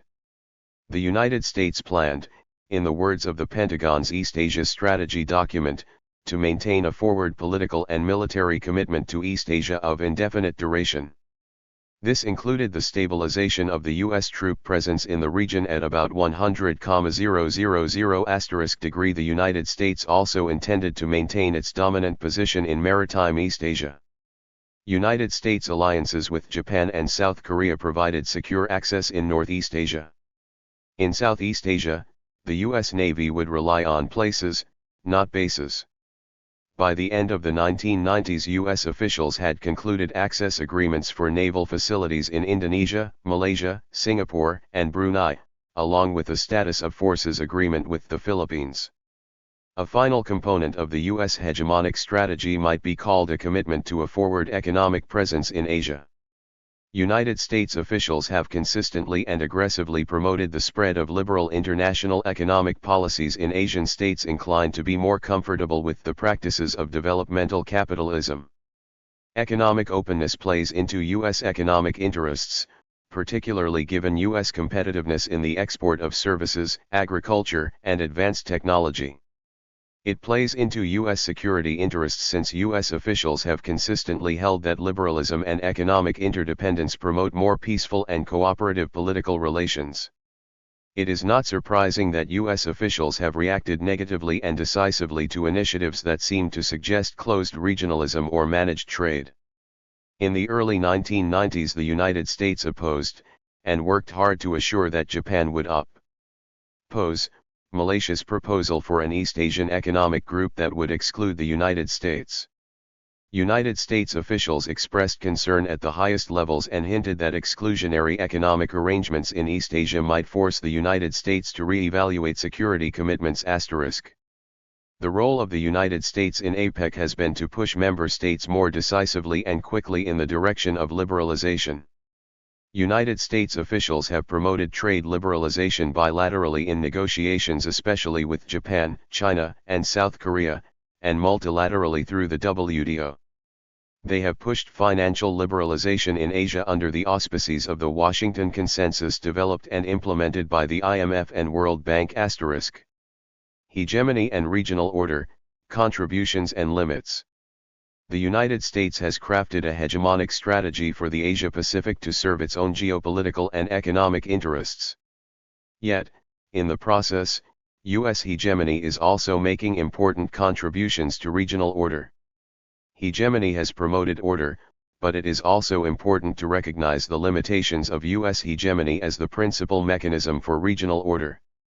One important contribution of the U.S. position in Asia has been to keep potential power rivals at bay. Japan and China are major powers, each with the capacity to be great military powers. They share geographic proximity and an unfortunate history of conflict and mutual recrimination. Events such as the recent conference in Japan reconsidering the 1937 massacre at Nanking, or recent remarks by Tokyo Governor Shintaro Ishihara to the effect that Japan must be prepared to put down Korean or Chinese uprisings, serve to reopen old wounds and keep hostilities alive. The Japanese-Chinese relationship has the makings of a classic security dilemma, and one reinforced by hard memories and ethnic conflict. As Tom Christensen noted recently, although Chinese analysts presently fear U.S. power much more than Japanese power, in terms of national intentions, Chinese analysts view Japan with much less trust and, in many cases, with a loathing rarely found in their attitudes about the United States. Chinese attitudes and suspicions obviously factor into Japan's own anxieties about the rising power and intentions of its large neighbor. In this circumstance, U.S. hegemony plays a critical role in keeping the negative aspects of the relationship from spiraling in a dangerous direction. Through its alliance and commitment to defend Japan, the United States make it possible for Japan to avoid having to confront China directly. A direct Japanese approach to China would only confirm Chinese fears of a revanchist Japan. Although Chinese officials are reluctant to admit it, they recognize that the U.S.-Japan alliance constrains as well as protects Japan. That alliance, combined with the U.S. partnership with China, helps to reassure China that it does not need to confront Japan directly. The balancing game U.S. officials must play is a delicate one. Too strong an alliance with Japan arouses Chinese fears of containment, while too strong a partnership with China to the neglect of Japan arouses Japanese fears of abandonment. The difficulty of the diplomatic task only serves to reinforce the fact that in the absence of a U.S. hegemonic role, the chances of Japanese-Chinese geopolitical competition would increase substantially. Second, U.S. hegemony helps to assure the security of smaller states in the region. In many circumstances, hegemonic power can reasonably be feared by smaller states as a threat to their security and territorial integrity. In the Asia-Pacific context, the opposite is more likely to be the case. The U.S. presence is more a source of reassurance than of threat. One reason is that the smaller powers of Northeast and Southeast Asia live in potentially dangerous neighborhoods. They coexist with larger powers that have varying geopolitical ambitions and conflicts among themselves and, there is an array of unresolved territorial disputes that can serve as possible flashpoints for larger conflicts. The United States, in this setting, can play the role of honest broker more credibly than any other large power. It has geopolitical interests of its own, but does not have territorial ambitions. It also possesses power projection capabilities that other major powers in the region lack, granting it credibility as the potential enforcer of regional order. In Northeast Asia, the U.S. presence in both Japan and South Korea helps to reassure the latter in the presence of its more powerful neighbors. The U.S. maritime presence in Southeast Asia similarly helps the smaller ASEAN states to deal more comfortably with China. Although most Southeast Asian states are reluctant to grant the United States access to their bases to preposition military equipment, most also acknowledge and welcome the role that U.S. forward-deployed forces play in maintaining regional stability. A third contribution of U.S. hegemony to order involves the management of security crises that have the potential to escalate to local war and the possibility of broader regional conflict. The United States has assumed for itself a major role in responding to and defusing regional crises. The 1999 conflict between India and Pakistan over Kashmir is an apt example. That conflict came closer to a general war than was publicly acknowledged at the time. Pakistan established positions in Indian-controlled Kashmir during the spring of 1999. India responded with a general military mobilization, which eventually led Pakistan to preparations of its own.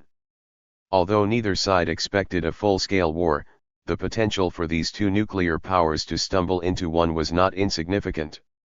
This concern led to a frenzied response at the highest levels of the U.S. government.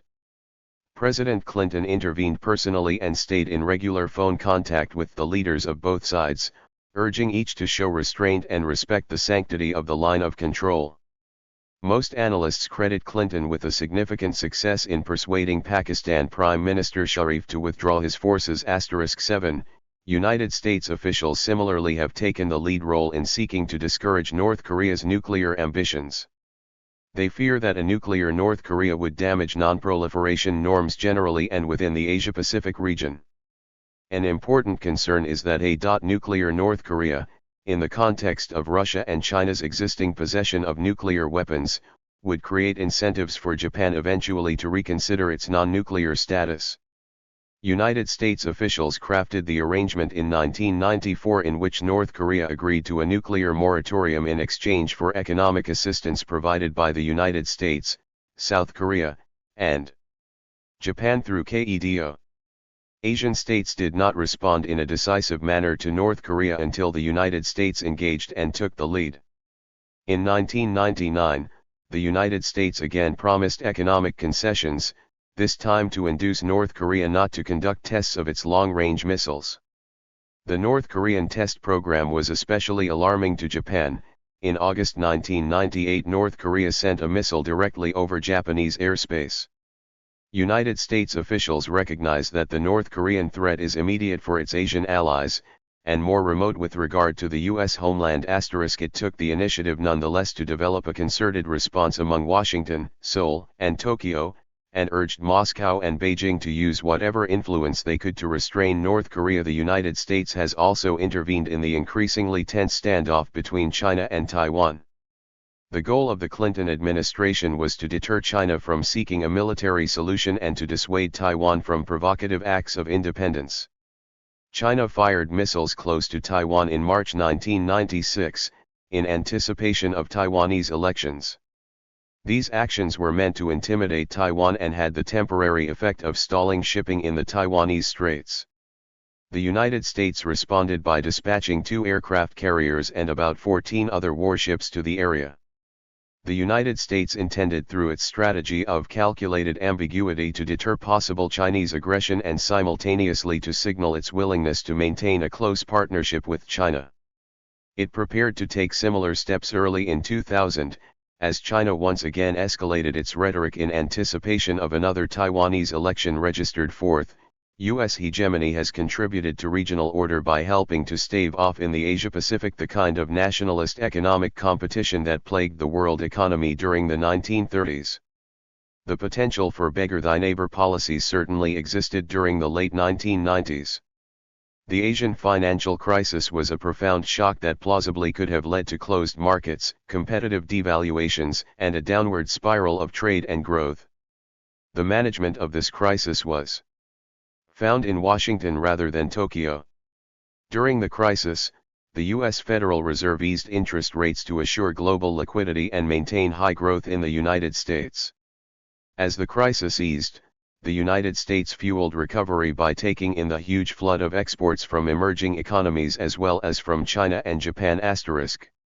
The U.S. response to the crisis reflected its broader regional economic strategy of seeking to liberalize the developmental capitalist markets of Japan and Southeast Asia, and at the same time opening and integrating China into the liberal world economy.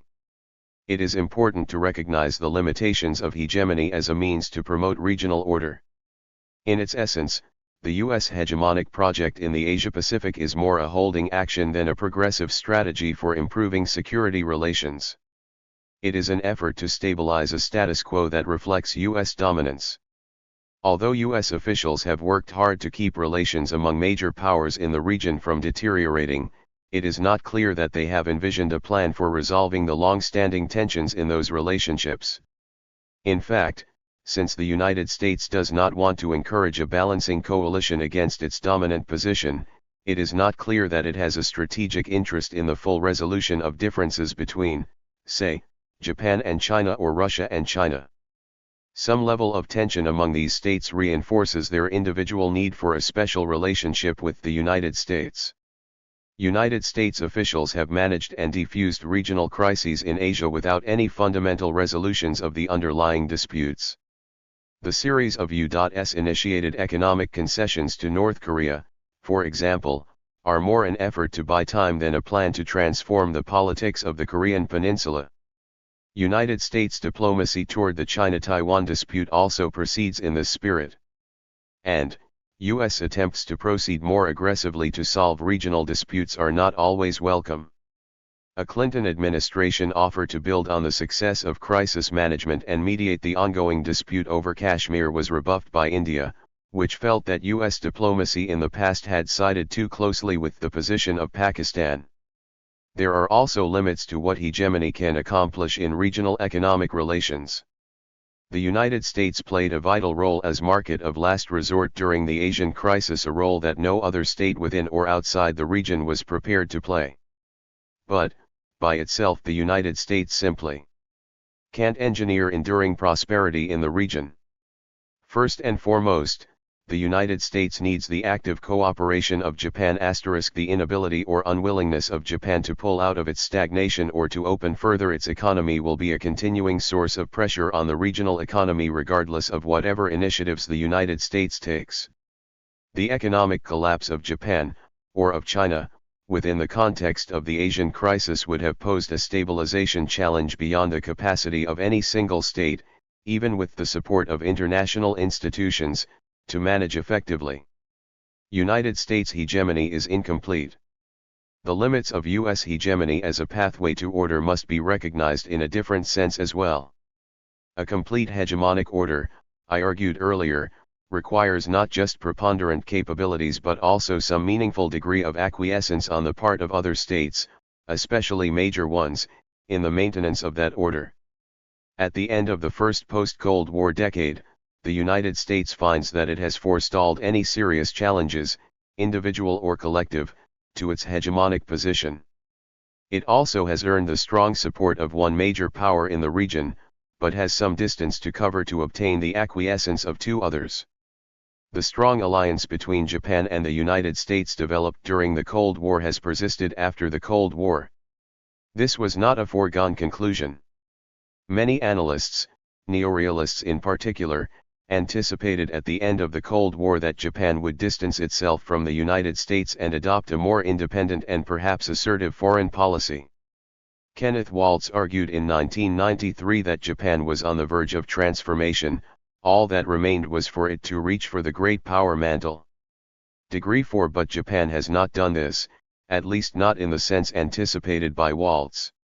Its willingness to continue to define its national security priorities in terms of its special relationship with the United States in part reflects changes in Japan's national identity that have evolved over the post-war era, and in part the effectiveness of a U.S. strategy designed to assure Japan that its interests would be best served by remaining, in effect, as a junior partner in a U.S.-centered regional and global order.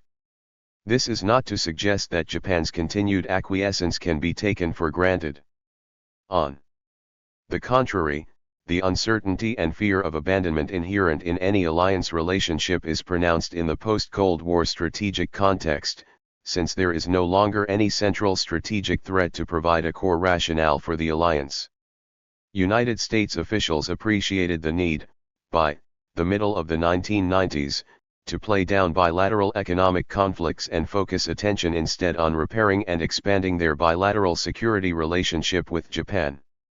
That relationship will demand sustained attention in the uncertain security environment of the Asia-Pacific. The U.S. relationship with China poses a different problem.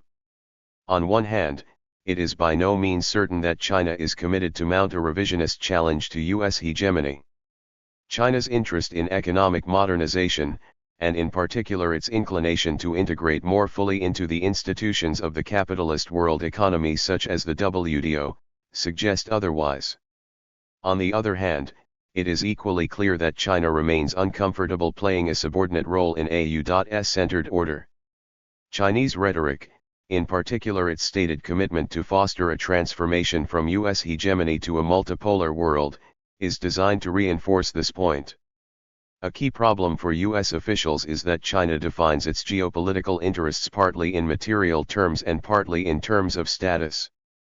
During the Clinton era, the United States committed to comprehensive engagement and a partnership with China in an effort to convince Beijing that it would be secure and prosperous in a U.S.-centered order.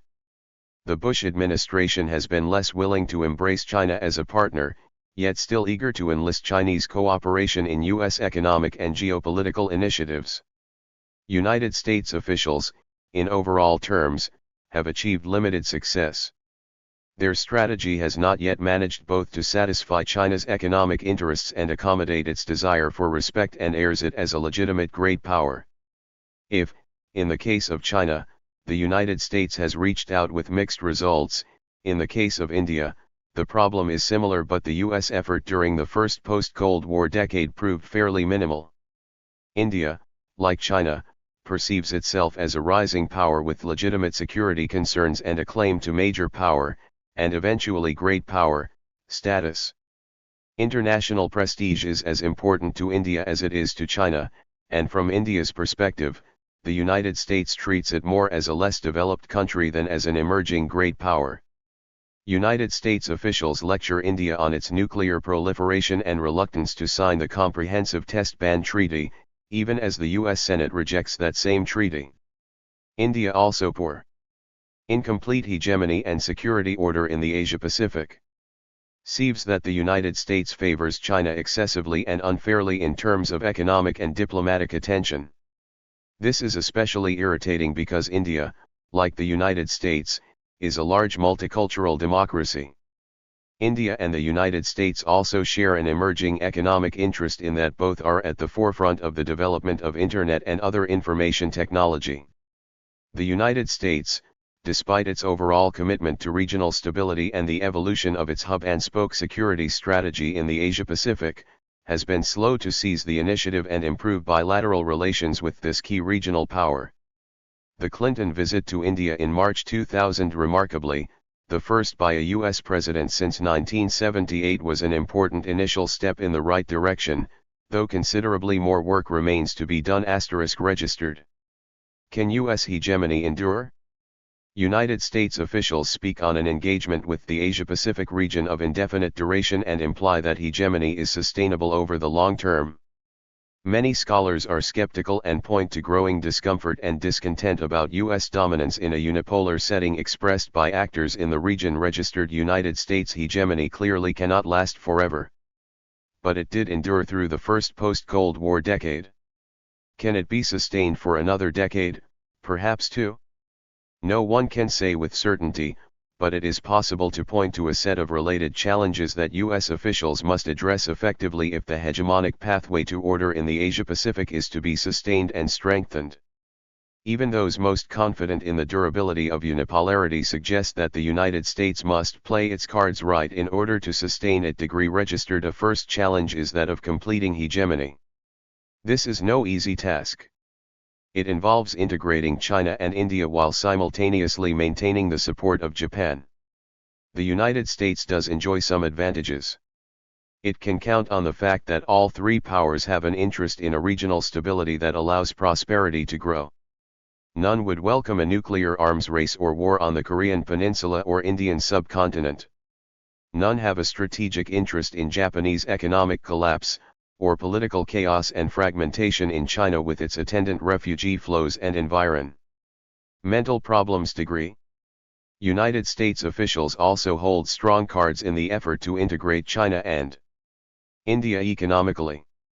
The fact that China's economy has been increasingly dependent on the world economy in general and U.S. markets, investment, and technology in particular is an important source of leverage for the United States. Registered. In India's case, there is considerable room to overcome constraints on bilateral trade and investment in both labor-intensive sectors and in high technology, and to integrate India effectively into international economic institutions such as the WTO and APEC. One difficulty, of course, is that increased wealth and prosperity are necessary but probably not sufficient means to integrate these two powers. Their status demands are equally important and even harder to accommodate. Symbolic political gestures are useful to pursue.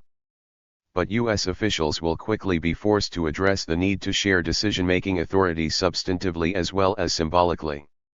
A second challenge is to maintain domestic support for the political and economic strategies to sustain hegemony. United States officials succeeded during the 1990s, but one could argue that they had it relatively easy.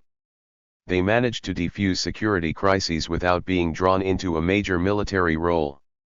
Sustained economic prosperity in the United States helped to mitigate any lingering concerns over burden sharing and unfair trade practices, concerns that decisively shaped domestic political debate over Asia policy at the beginning of the decade. Opinion polls suggest that the U.S. public is supportive of U.S. engagement in Asia, but also is not deeply informed and is sensitive to the costs of engagement. Registered. In this domestic political context, U.S. officials proved effective at hegemony quietly and cheaply during the 1990s. The next decade may prove less accommodating. A major military crisis in the Taiwan Straits or Korean Peninsula would strain and possibly undermine domestic support for the hegemonic strategy in Asia. The domestic test would prove most severe if the United States found itself intervening and taking casualties while its closest ally in the region, Japan, begged off a direct role for political or constitutional reasons. United States officials have worked with their Japanese counterparts to head off this nightmare scenario by strengthening and clarifying Japan's responsibilities under the U.S. Japan Security Treaty. Whether and how the new arrangements would work in an actual crisis remains to be seen. Registered. A sustained economic downturn in the United States would similarly complicate U.S. strategy. The incentives for Asian trading states to embrace a U.S.-centered security order are increased to the extent that U.S. officials are willing to tolerate sizable trade deficits. Slower growth in the United States, however, could rekindle both protectionist pressures and the resentment directed at Asian trading partners perceived to benefit unfairly from the asymmetrical openness of the U.S. market. In relations with Japan and South Korea, the politically charged issue of whether the United States should be defending states with prosperous economies, and perfectly capable of defending themselves, would be raised anew. A strategic partnership with China, a potential adversary perceived to be taking advantage of the United States economically, would similarly come under serious strain.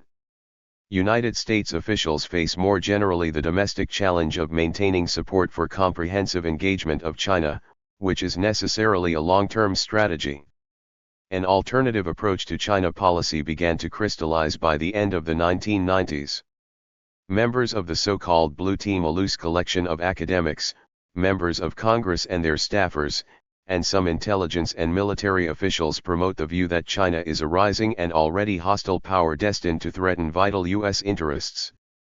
Blue Team advocates call for the United States to take a harder line on China's human rights and unfair trade practices, restrict technology transfers, and provide more vigorous support for Taiwan.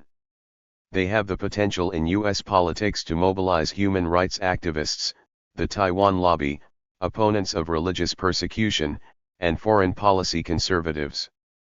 The powerful U.S. business community is arrayed against this coalition, but its ability to prevail is not a foregone conclusion, especially because it cannot control China's behavior, which is a key factor in the domestic debate. United States officials must win this domestic struggle, while deflecting the charge of appeasement, in order to pursue a consistent engagement strategy toward China.